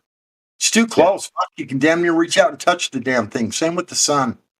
It's just I'm just pointing out, like you were talking about the speeds and the distances and the this and the that, and like I know. none of it makes sense. Nothing they ever tell you. It's all just stories, and none of it really works with the other stories. They're just they just rely on everybody being freaking retarded, I think, and just call it. They're in love with the fantasy, so they just go along with it. They pretend they didn't hear the last story when they hear the new one. Well,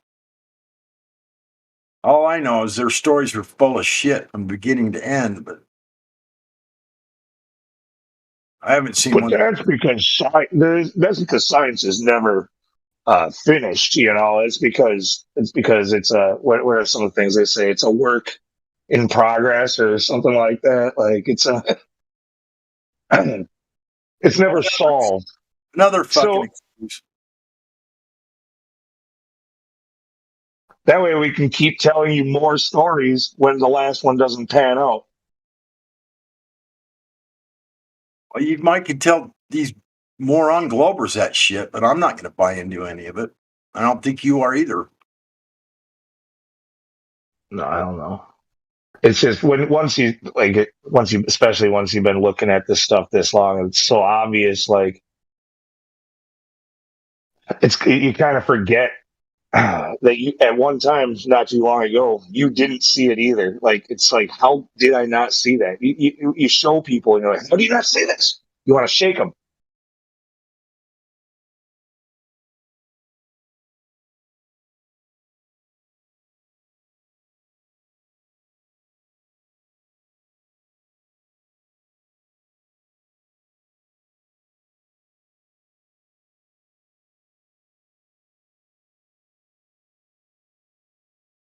The indoctrinated mind can see shit that ain't even there, I guess.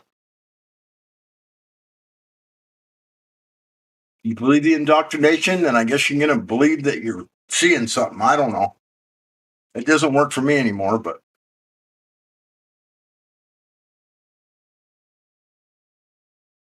Yeah, and you're right. How come I didn't notice this or that? Or, there's a few things that, fall into that category. Yeah. Obviously. But I don't think any of us were looking 5 years ago, 6 years ago, 7 years ago. No, but it's once you see it, it seems so obvious. It's like you shouldn't even have to look. It's like it's standing right there in front of you, blocking your view of the TV or something. Right. That just goes to show you how powerful the indoctrination is. What it does to your brain, and you know what I mean?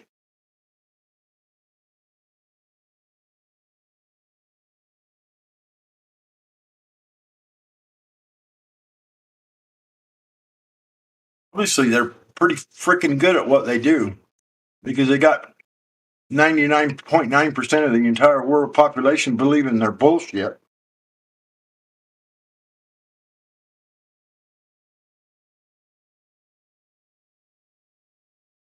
I say mainly because 99.7% of them never even look to try and validate any of it. They just believe, oh yeah, there you. Oh, okay, NASA says. Well, the thing is also is like some of the stuff it was like, oh shoot, how did I not notice this sooner? But their stories are getting worse too. Like it's just dumber and dumber stuff they're expecting people to believe, and it's like, come on, like people aren't going to believe that.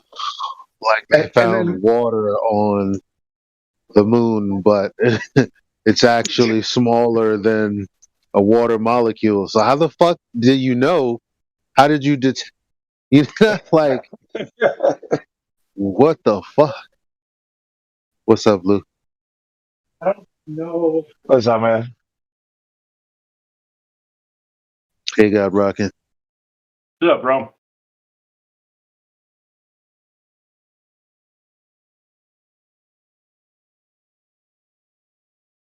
Yeah, I mean, I don't know. I don't claim to know any. I mean, I'm not probably not the smartest guy on this server, but I see I think I see some things that we could be exploiting a little bit better if we just put a little effort into it. Maybe, I don't know. Maybe I'm wrong, but I think these rocket launches are total horseshit, and we could use maybe some of the inverse square law perspective, maybe a few things about how fast things travel through the sky. Well, here's what I'm saying about the inverse square law. All right, like that would be it could be done, but you need some things that I don't know how you're going to get them. Like you know how in the Black Swan, like we're talking about the horizon, but we have the oil rigs for demarcation of distance, so that we could get known distances. You're not going to have that when you're looking up into the sky on a rocket. So it's hard to tell how far away it actually is to judge its speed. And okay, but what if you can only get so much just by looking at something, taking its initial size and saying, over this much time it became half the size, and then trying to judge the speed. Like, I know they give us these speed numbers on the TV screen, dude. They tell us how fast it's going. It doesn't matter. We're not. We don't need. We can't trust those numbers. What we want to do is try to clock the actual speed of the thing. It's one thing you could do with it. Well, I know, but we could at least prove that there's no way that it could be going as fast as they say it is, because the son of a bitch would have disappeared 5 fucking minutes ago or whatever. Maybe that's too long, but would have disappeared before now if it's going that fast. Just using the numbers that they posted on the screen, proving that they're horseshit. Yeah, no, well, definitely like when you ever watch a launch at the very beginning, they talk about how many G-forces those astronauts are going to be experiencing and all that stuff. But then you see it take off, and it's like a balloon rising in the air. It starts really fucking slow. It's like like that thing, like it's barely getting off the pad, and once it finally gets enough momentum, then it can go. But it's like has trouble getting there, Yeah. So where's the G's?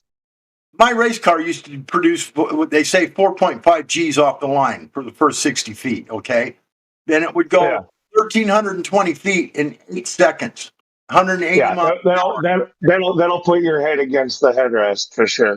Do more than that. Your ears put your cheeks where your ears are, bro. Yeah. But anyway, yeah. So all I'm saying is if those people were under that kind of G-force, I mean, does that rocket travel 1,300 feet in 8 seconds? No, I would say no, not by looking at it anyway. Right, exactly. Well, my race car did, and I was in it, and it was fucking crazy feeling.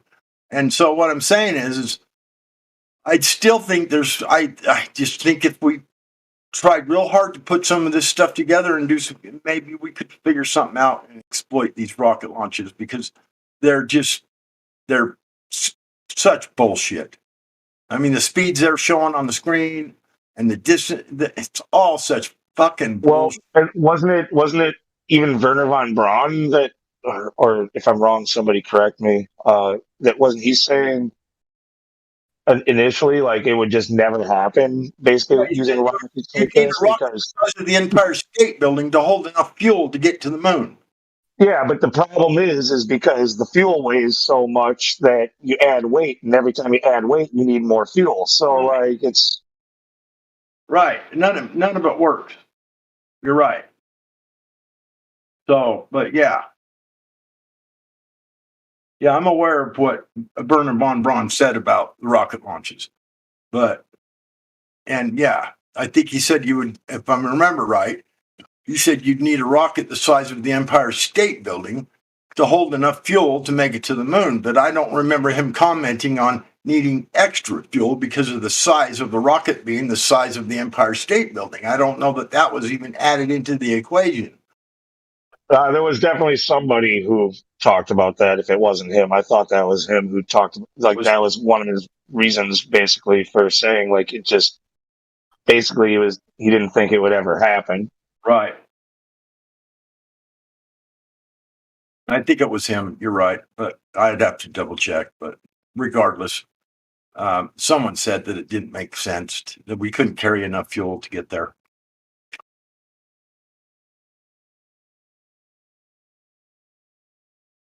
And they used some sort of comparison. But that was just with the propulsion systems of the time, and they had a breakthrough at so and so, and that's the story. In order for those rockets to be going 17,000 miles an hour, the propulsion of the fuel out the ass end of that rocket would have to be pushing faster than 17,000 miles per hour. And I'm telling you, that smoke isn't coming out of there that fast because it isn't coming out 5 times the speed of a bullet. That's another thing we could exploit. That smoke and that rocket exhaust is not traveling 17,000 miles an hour, not even for the first 5 feet. It's just not happening.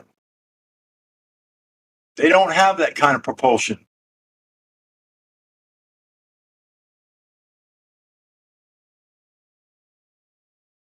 I mean, there's just a lot of things. I've thought about this many times, and yeah, there's so much horseshit in these rocket launches that it's just ridiculous how much bullshit there is in what they tell us and what we see and what's possible and all the above. I mean, it's just fucking such garbage, bro. It's kind of like magnetism. Once you go a certain way with it, it flips its field. So, like, once you have so much push, then you got so much resistance. So the more force you add, and you try to say, well, I'm going this place or this speed, well, that's the more of a wall you build up in front of yourself, too. Yeah. So, yeah, there's always a reaction for every other, an effect for every reaction. You're right. And we never hear about all those things. Because I think if they added all that stuff to the equation, we'd all go, wait a minute. This shit ain't working. well, bullets clearly don't go to space right away. And, like, you can't even see a bullet hit the target with your eyeballs, but you can watch a rocket fly everywhere. Right. That's what I'm saying. So, and the rocket's supposed to be going 5 times faster than a bullet. Are you fucking kidding me? Tell that to Elmer Fudd.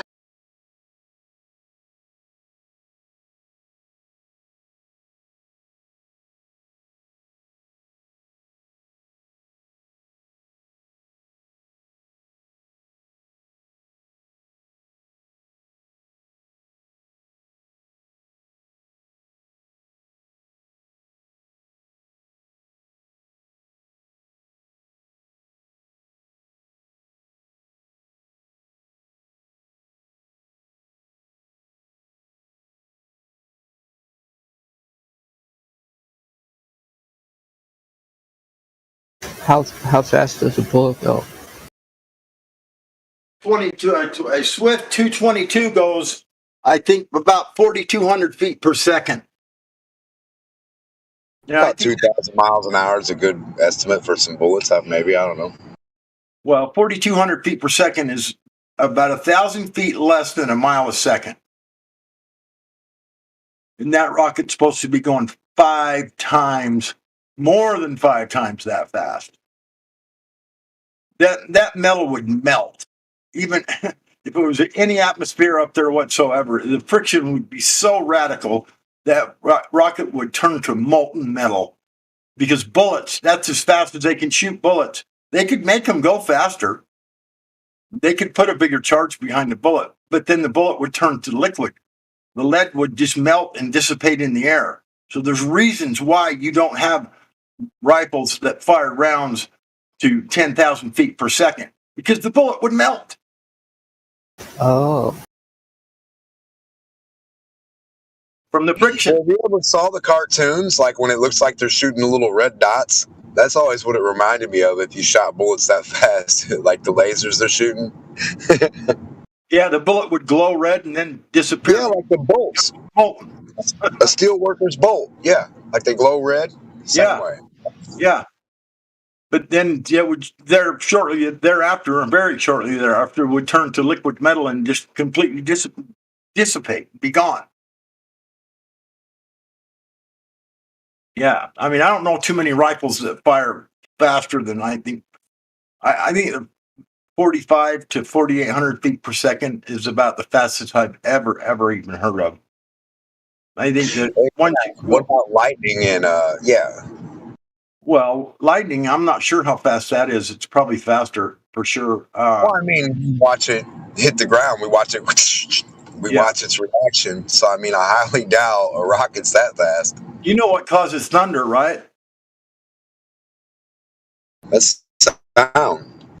It's when the lightning bolt separates the atmosphere. It moves the air out of the way, and then when the lightning bolt's gone, the air collapses back together. Boom! It's an electrical sound. That's the air from both sides of the lightning bolt colliding against itself. That's what causes thunder.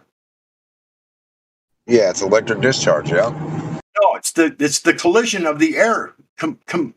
Because when the lightning bolt's gone, then there's this empty spot, this vacuum. There's a vacuum there, and then it above a wing of an airplane, it sucks the airplane up. This little tiny 2-inch vacuum above the wing causes so much suction trying to pull the airplane up into that empty spot.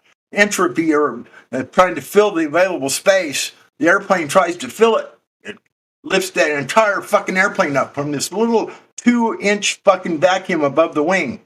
That's how powerful that shit is. A vacuum. When you split the atmosphere like that from 1,000 feet up or 2,000 feet up all the way to the ground, and this lightning bolt's maybe a foot wide, when that lightning bolt disappears, the air smacks back together. Bam!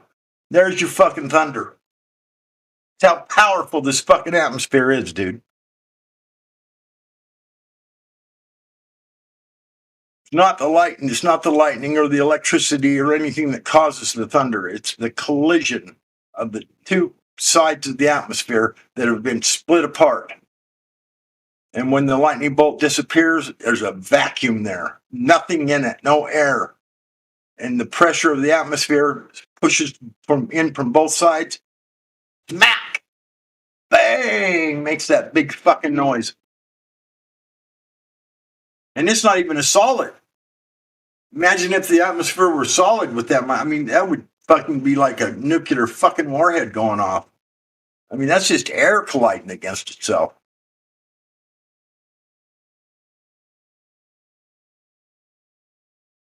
I mean, the atmosphere is an amazing thing. And so, I mean, this whole entropy and Well, I thought it just took time for the sound to catch up with the speed of the light anyway, and then after the reaction of the light from the lightning, then you get the thunder, which is the crack in the sound because it was slower than the initial source of light that hit first.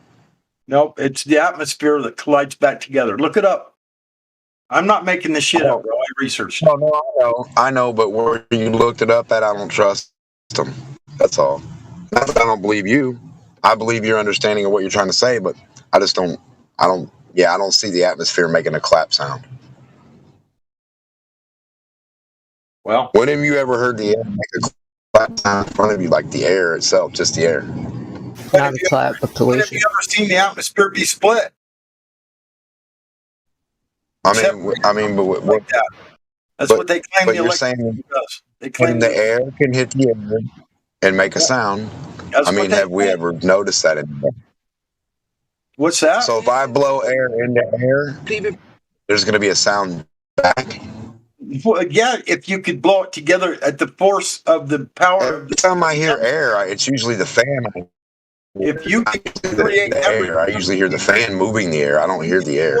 If you could force the air together from each side together with the power of the atmosphere, yes, you would make that noise. I'm pretty sure this is a proven thing, dude. I mean, I guess they do lie about everything, but I don't think they're lying about that. And the lightning bolt separates the air, creates a vacuum, and so when the lightning bolt is gone, the air wants to go right back as fast as it can because the pressure is massive. I mean, it registers at 14.7 psi per square inch. But if you figure out how many square inches is on your body, that means that there's like 3,500 pounds of pressure on your body at all times, because you got to add 14.7 times every square inch of your body. There's that much weight on your body. Thousands of fucking pounds from the atmosphere, dude. Thousands.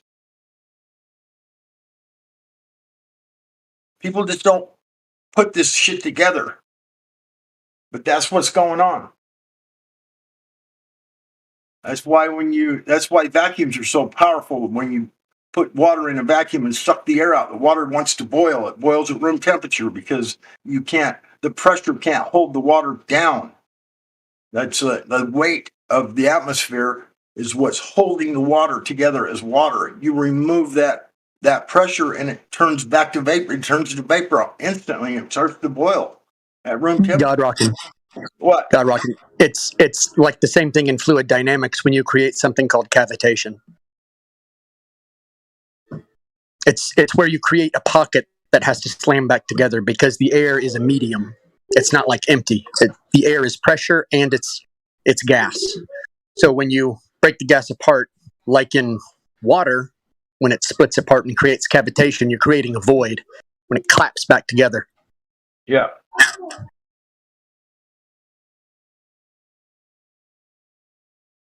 I hear you.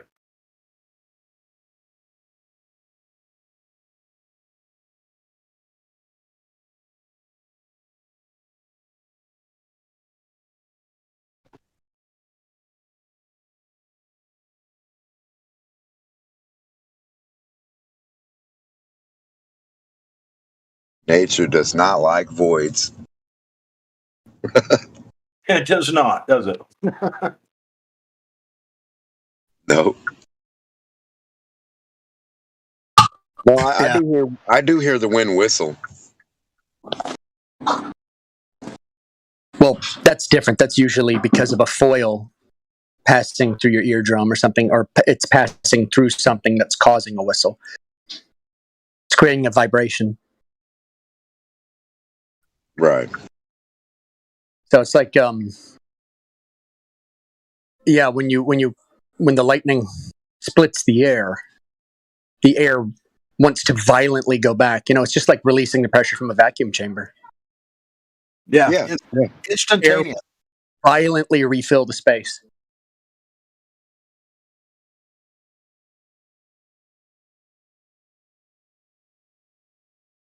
And that is what causes the bang, right? Am I right about that or wrong? Yeah. It's smacking back together. But we are still alive.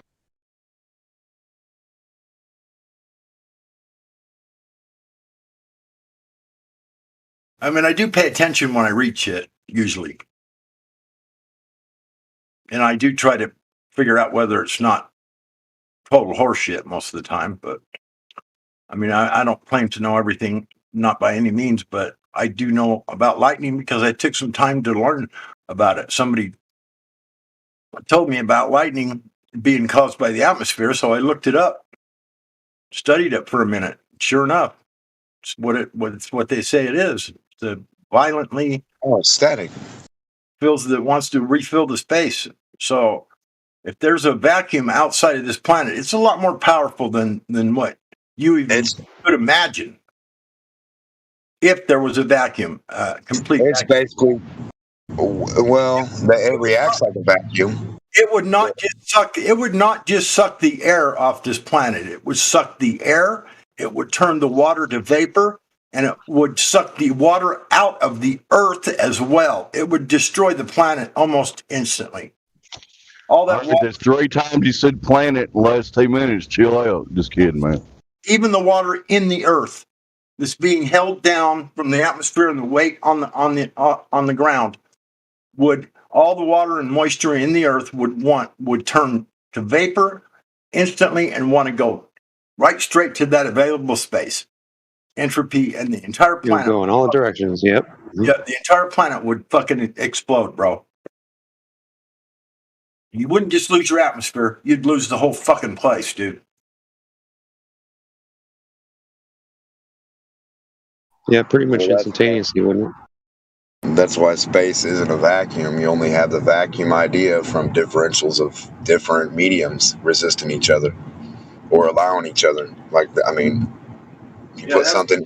There's no way it could be a vacuum that's made too violent. I mean, that's ridiculous. I mean, we can't even produce a vacuum even 1/3 as powerful as what they say that is out there with walls, 8-foot thick concrete walls and whatnot. Suck the air with the biggest pump we can.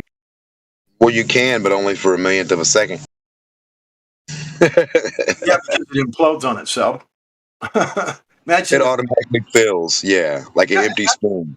That's what these big bombs they do drop. When they drop these big bombs, it separates the atmosphere and then it collides back together. Bang! And draws all that dust and everything in that big column of dust and dirt that flies up from these so-called nuclear warheads. All you got to do is separate the atmosphere. If you separated the atmosphere in an 8-foot round circle and 10 feet tall, it would cause exactly what you see in a nuclear warhead explosion, a supposed nuclear warhead explosion. All they're doing is splitting the atmosphere, dude. And that's why all that shit happens. That's why that big bang, it's why the fucking shit flies up into the air, because it all gets sucked in so violently and it collides and it goes straight up into the air. I mean, it's just, the atmosphere is so fucking powerful, dude. People they don't even know this shit I'm talking about is ridiculous, dude. It is so powerful. Our atmosphere is so fucking amazingly powerful in that way.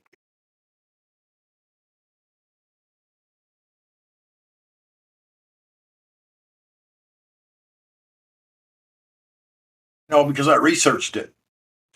And that's where that big column of dust and everything comes from, is because they split the air and then it sucked everything in there so violently and it just collided and went straight up. Those big columns of dust and dirt from these supposed nuclear warheads was just because they split the atmosphere.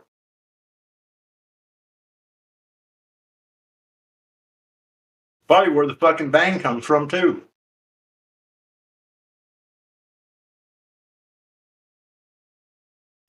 Hey, what's up, everybody? My name is Smurf. I wanted to let you all know that the Earth is flat. Seize him. As far as we can see. Seize him. No. Someone arrest that man. Put him in cog disc. Oh. Smurf, wait till sounds like a heretic. You spout off, will you? Sounds like a heretic saying the Earth is flat and stuff. What's wrong with you, Morris? I'm telling you. I tried to see as far as I can see across the level. It was horizontal. That's what I could find. Well, why would they lie? They're saying that level is horizontal. As far as I can see. If we stuck you in a room full of Globers, would you be happy, Smurf? I kill each of them one at a time. Because I feel like killing you right now, too. Go ahead and try. I'm a small one. I'm quick. I can get all around your ankles. Your speech, my friend. Your speech.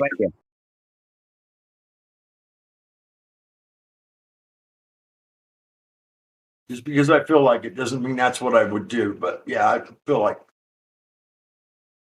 All I know is that as far as we can see, we climb to the top of the mushroom and we look as far as we can multiplier beyond what they're saying. We got these textbooks, from the Macmillan Publishing Company, and they said that but it's not true. We can actually see a lot further than they claim, and we've discovered that the Earth is flat. So we're just letting you know. So now you know. Gee, I never knew that till now. Thanks, Murph. You're very welcome, and we just wanted to contribute what we got.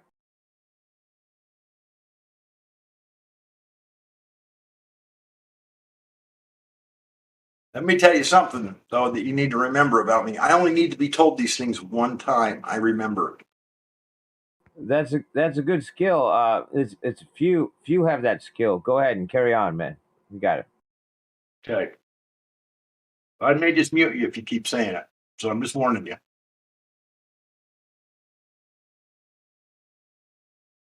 Look, dude, I'm just doing my thing. I'm just smurfing around. I don't mean any smurf towards y'all. All right.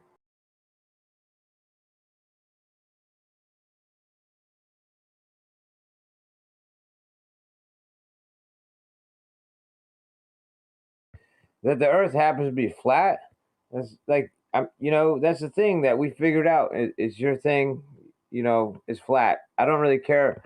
All I know is the Earth is flat, and we'll have to figure out from there. The Earth is very flat.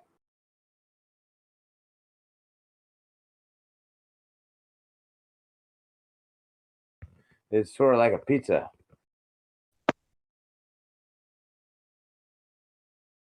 Like a pizza? Are you a member of the Flat Earth Society? No, but the Earth is Hey, sort why of would you say such a fucking thing then? what? Why would you say such a thing then? Because clearly there's an ice, the ice wall being the Arctic is higher than the sea level, Well, and it's so clearly not like a pizza as well. So quit it. what? You heard me. Something about no, I was talking, but let me tell you, it's kind of like a pizza because the Earth being mostly flat, like a pancake, kind of like a pancake, and then you have the ice is kind of high. Of course, I haven't been there. I only have secondhand knowledge of the ice wall. Yeah, but pizza it's like a circle, you know. Well, sure, it's a circle but flat. Yeah, Yeah. yeah, but we don't know even if it's circle, you know. Because of that, we don't want to say even pizza, you know, because it could be, you know, rectangular. Well, that's a good point, man. You know what? You can disregard what I'm saying. I'm merely sharing my the best I've got, man. You know what? It could be more like another. No, only we don't like to assume something else, you know. Because I said now it could be rectangular, you know, and that could be mine, you know, and that will be wrong because I only think could be, but I don't have any proof that it is. Hey, you raised a good point that we haven't yet fully. Yeah, you're right. Confirmed exactly the dimension because they made it illegal with the Antarctic Treaty. Yeah, because you know maybe because of imagine of that map, you know, flat Earth map or blah blah blah, and then you have it looks like a circle, you know. But what if that look like a rectangular or square or something like that or triangle? Oh, you got me, buddy. It could be. It could be. You got me there. I was just trying to report that from my position, everything looks flat in every direction. But Yeah, that's you're right. Yeah, that's all right. Yeah, yeah. Just saying, buddy. I'm only saying because we don't know what is behind the 60 degrees south. That means we can only presume that it's circle, but it could be everything. I stand corrected. You have a great point. I have not yet been. I've not yet been 60 degrees south, buddy. Nobody. Oh, yeah, not nobody. Somebody in some places, but that's not enough. I've got it on my plans.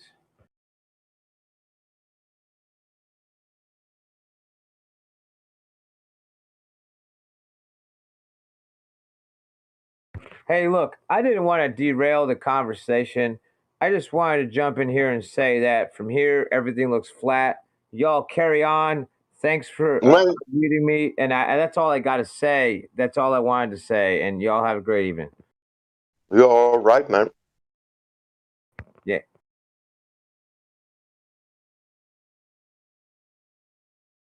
Yeah, I didn't want to get in the middle. I didn't want to disrupt what you're. I just wanted to tell you that from here everything looks flat. You know why I'm telling this? How flat is it?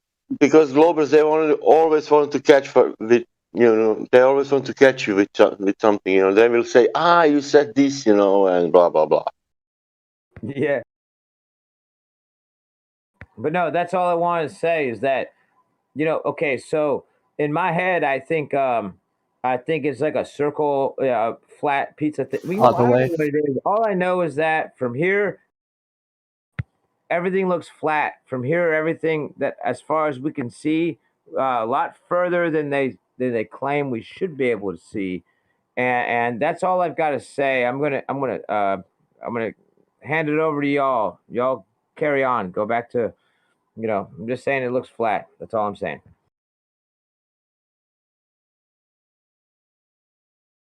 Ten four.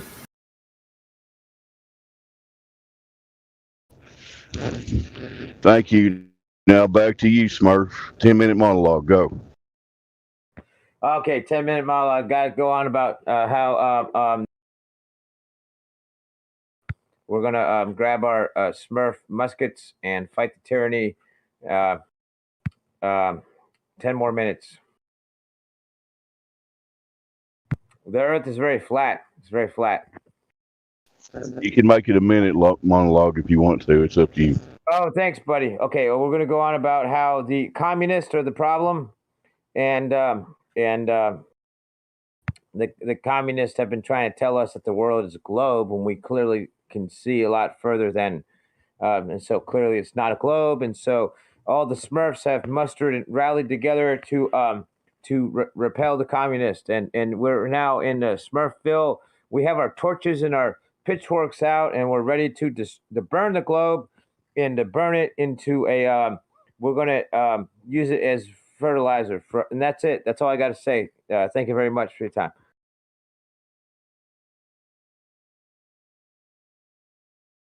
Excellent monologue. Now somebody else talk. Is there any new people in here?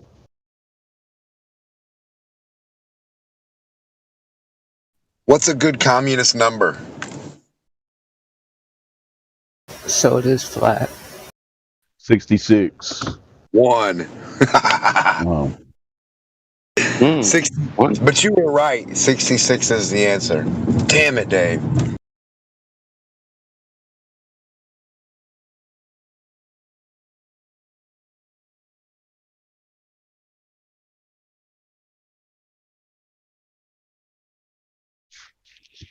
Anybody in here think they live on a spinning oblate paroid zipping around through nothing?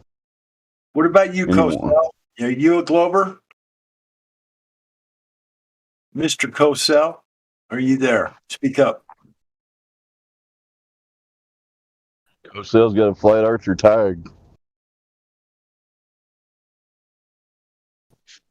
My mic working? I'll shut up.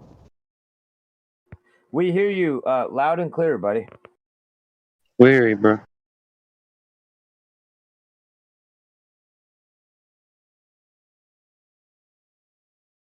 I need a mic like yours. That's how good your mic is.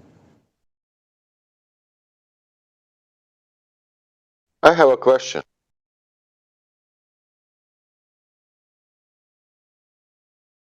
Shoot. Go ahead. Earth is sphere. Where is curvature?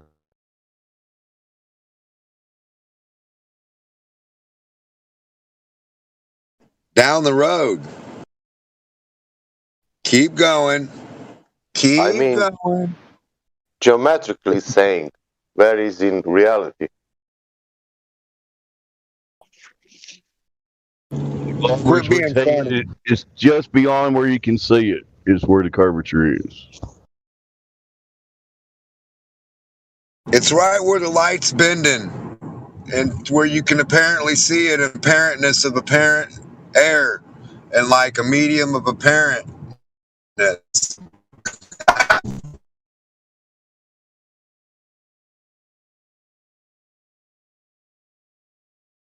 I'll argue this light bending thing with you all day long, but I'm not going to get into it. Light doesn't bend.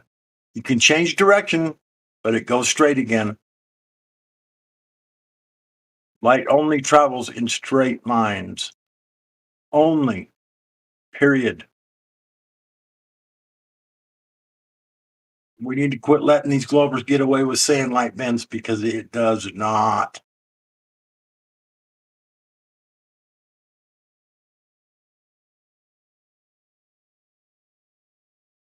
Can be redirected, but then it's straight again.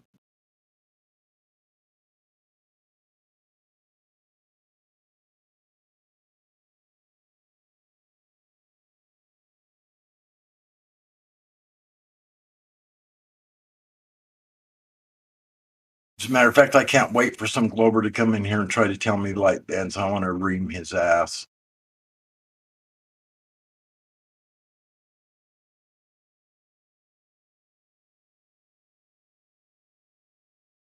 Is it Chicago mirage during the day or also during the night?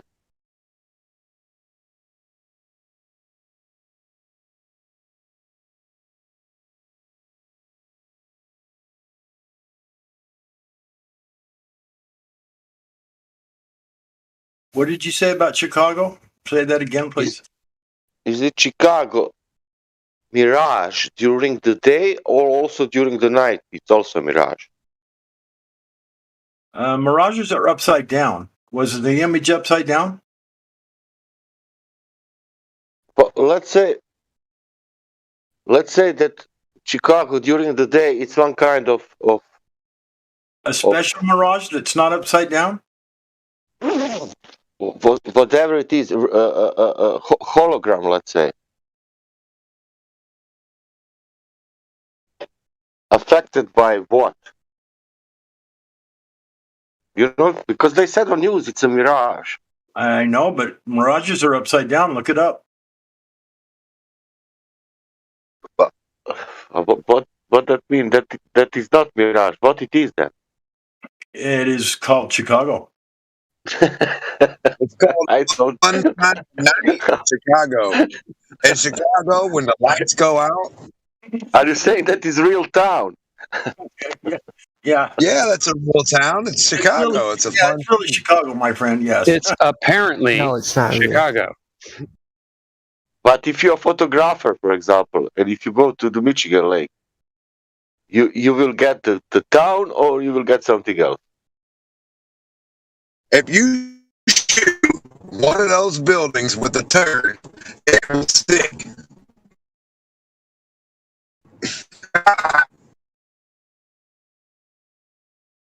Then mark your robot.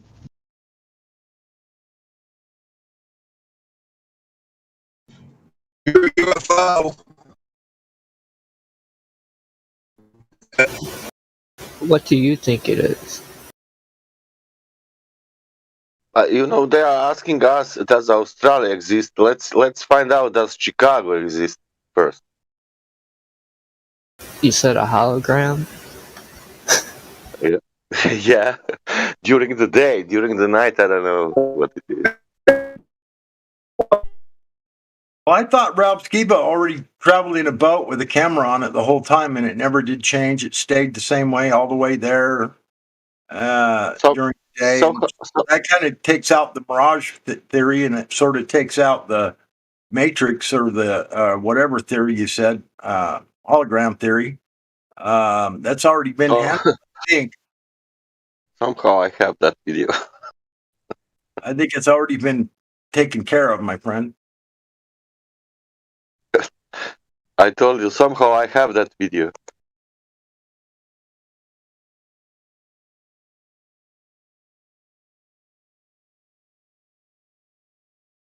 Then I suggest maybe watching it again. No, I will watch. I know. I don't need to watch. Somebody else need to watch. Just teasing, bro. People who are watching now live, watch the video. It's called Rob Skiba, Prove the Chicago Skyline. It's not a mirage, it's a real town. Miracle. Miracle.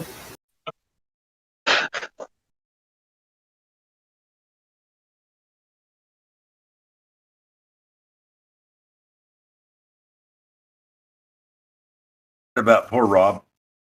If he'd never went to the hospital, he'd probably still be here today.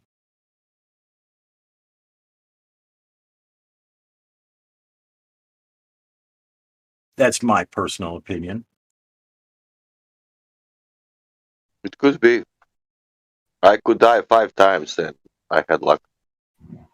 Or maybe he died for the information he gave out. He did give out a lot of truth. No matter what you want to say about the guy. He was an honest man as far as I'm concerned. Oh yeah, Rob was an exemplary person as a human being, sure. Very, very, very good man. Yep. He believed in what he did, and he believed in what he believed in, and he wasn't deceptive or anything like that. He was a good man. Whether he was right or wrong about everything, that's irrelevant, because I think in his heart he thought he was right, and in his heart he was only trying to help the situation, trying to reveal truth as much as he could for the people across the plane. So yeah, it's unfortunate. He was a good man. I'll bet Zen Garcia was very upset over the whole thing, because him and Zen were very close. I haven't heard Zen comment on it, but I just could imagine that he was really torn up quite bad over that whole thing. I like Zen too. Very good human being. A lot of good old esoteric books and stuff that he's got, a collection of that you can purchase off his website, stuff you can't find elsewhere. If anybody's interested in esoteric books, Zen has quite a good collection of it.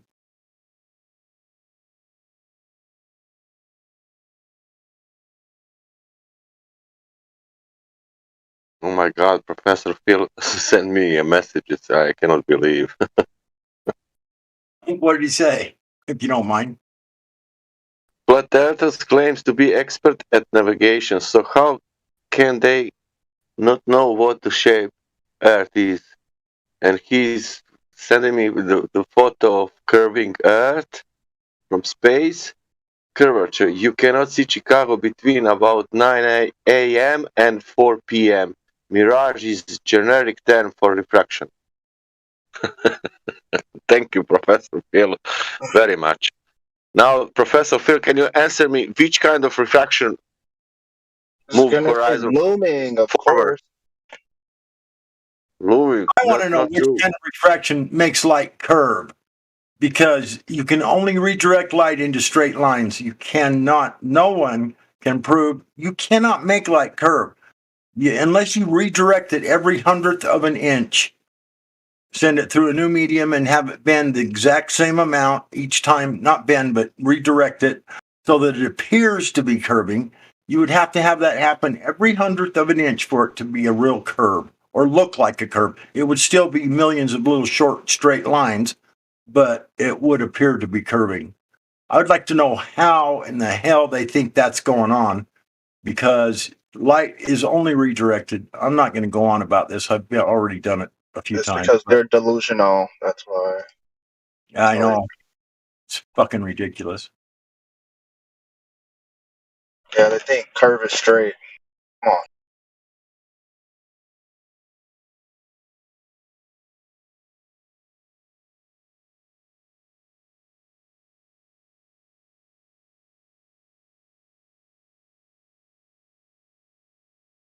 Professor, I think everyone got on the... Oh, sorry. He will continue. Let's see what he will write. Professor, but come to Discord, please. Yeah, Professor, come in here and talk to me about bending light, about this refraction bullshit. Come in here and talk to me about that, will you? I got some news for you, pal. Did he pull up in his little white van again? Does he have a molester van? The other day, there was some kids who came in here to ask questions about Flat Earth, and he went into their DMs and was trying to information control with them in their DMs. It's creepy. Yeah, I thought you were trying to say he was trying to get him in his van. He probably does that too. Yeah, his metaphorical one, at least. It's Yeah, like, man, I'm you guys pretty don't sure control children's brains enough to where they get one little vestige of alternate information. You got to go into their DMs. you're saying exactly the same. Those are exactly the same things I was saying when I was banning him for doing exactly that. Um, he's just trying to be a gatekeeper in there and get a, hey, I know you're hearing you're having this conversation. Don't listen to them. Here's the real truth over here, kiddo. You know, whatever. There's not very many places where people can come to find the information that we're offering or to even just discuss it. And they feel like they have to get in there and gatekeep every bit of it. We don't need people like him.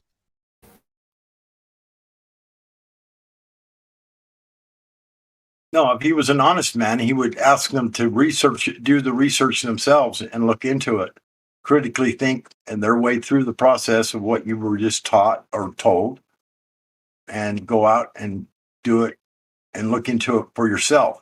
Don't listen to me, but instead, that's not what he does. He's not an honest man at all. No, that's what we do. Yeah, I know. It's what we do. It's what he should suggest that they do as well. If he were an honest human being, that's what he would do. That's highly, highly suspect too. Yeah. Gatekeepers, we know gatekeepers gatekeep, but it's like, if you're not an agent, you're a fucking creep.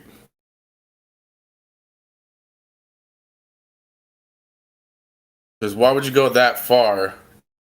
Why would you be on task like that? You know what I mean? I agree with you. He's a freaking creep. He's a creeper. Well, yeah, it is completely agree, creepy. But yeah, what happens is people like him feel like the flat Earth is a personal assault against them, because his career depends on the globe. Yeah, but it's like being on the job or something, like clocked in. It's like, why are you going into DMs on some Discord server, Not that any of it matters. It's just his arguments are weak anyway, so. Well, it does matter though, because like you said, why would he be, on the job like that? Why would he be doing that? I think Lunatic's right, because he's worried about his job. He's worried about his position. He knows it's definitely in jeopardy right now, because our arguments have gotten stronger and stronger and stronger, and the truth is starting to actually sink in, I think. And I think he knows the truth, and he doesn't want anybody else to know anything about it, because he's going to have to either switch up and lose his job, or he's just going to have to lose it because he gets proven to be an idiot. I mean, what would be the smarter thing to do? Switch up, do the right thing, teach the right thing, regardless of what happens to you, But he's got the easier position when it comes to information. He can sit back and let a multi-billion-dollar industry do that work for him. So it's like, that's a little bit above and beyond and paranoid, if that's the case. That this Discord server is going to tumble his entire career and way of life.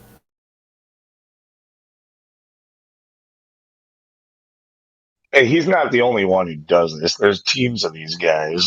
And what do you think all those fuckheads there might not be Professor Phil. Most of them are seriously morons, but they get the last word on our YouTube stream. I had this conversation a while back. I still don't understand why we allow comments on the YouTube stream. It just makes no sense. Oh yeah, the peanut gallery or whatever. Yeah. When somebody who's a normie tunes into the channel, and they're listening into us, And they just got all these people typing wisecracks and getting the final word on everything that we say unchecked. Like that's the last thing that person sees, and they shut us off, or they just laugh with them. They think it's a joke.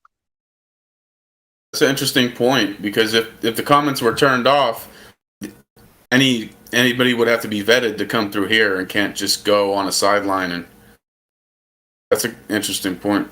Well, because what happens is the Professor Phils and stuff like that, we ban them from here for their dishonesty, and then they go into people's DMs and they're like doubly banned.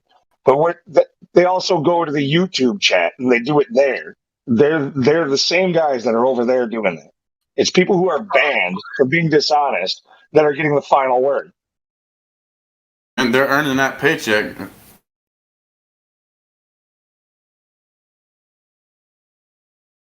See, that's why when I stream, I turn my YouTube comments to subscriber only. To where at least if they're going to sit there and talk shit, at least they can subscribe. Yeah. Well, they can subscribe and then unsubscribe, right? With their sock accounts or whatever.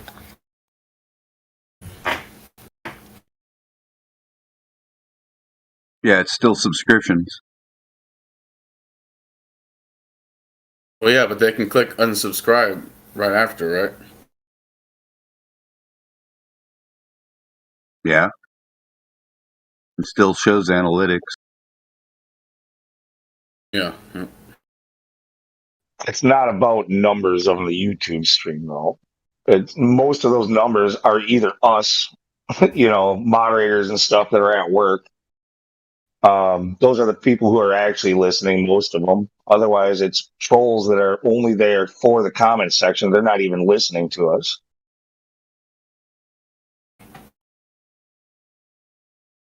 Yeah, it's all about how watch time, right? So if I can set it to like a half hour or like an hour, like they have to watch in order for them, like they have to be a subscriber for an hour to at least be able to. Oh, I didn't realize that. Nice.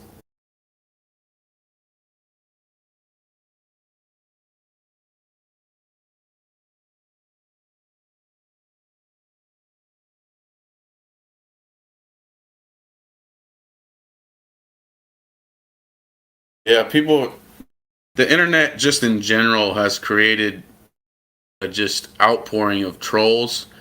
Just like when I was younger, we did do troll stuff, like we'd do prank calls to businesses and stuff like that. But it wasn't like a 10-hour a day thing. It was just you got your friends together, hanging out, staying the night or whatever. So you decide to prank call some people or whatever the hell. But the internet in general has just unleashed the troll in people's hearts. This is insane. I was saying this the other day. I commented on a video about, it was like a American burger shop they opened up in Korea. It looked amazing. Like they were on point. They were searing the meat perfectly. I mean, it was bomb looking. So I did a basic comment, and like 4 trolls just were unloading on me because they're just, people are just pathetic, man. There's just pathetic ass trolls out there in general.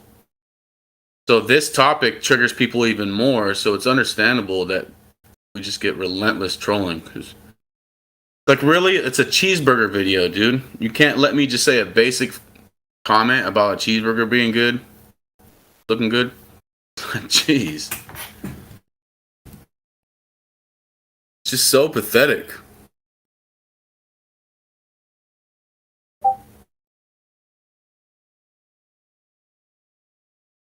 Well, all of their arguments are pathetic. I mean, when you've been in it as long as we all have, I mean, the concept of a spinning water ball in a vacuum is the most ridiculous thing. Like I was explaining earlier, the power of the vacuum would be so powerful. It would not just suck the atmosphere, it would turn the water to vapor, and it would turn the water within the earth to vapor instantly. It would rip the entire planet to pieces almost instantly.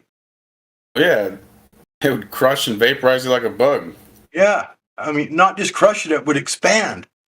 It would, the water within the earth would want to, because it would no longer have pressure on it. Yeah, It would you're start to just break away at the surface. Water would turn to vapor, would loosen the dirt on its way up and out, and the entire planet would just completely explode. I mean, put a ball made of dirt, of mud, let's say a mud ball in a vacuum, and see what happens to it.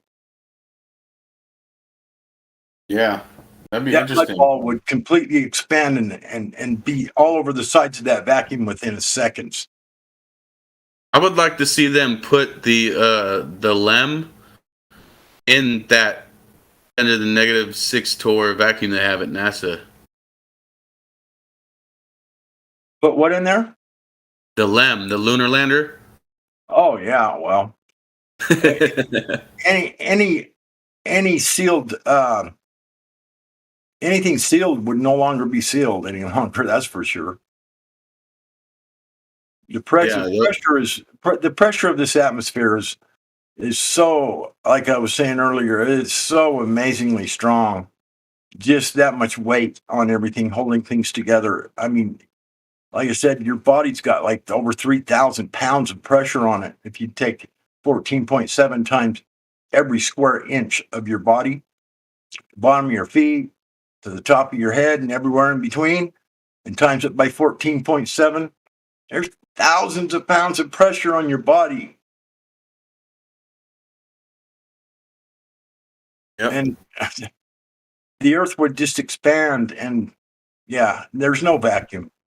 It's the chasm between 14.7 pressure versus that vacuum they're claiming. The chasm between the two are just so beyond ridiculous. Yeah. There's just no way. Right. It would cause such a violent, I mean, it would be utter destruction almost instantly. You would have to have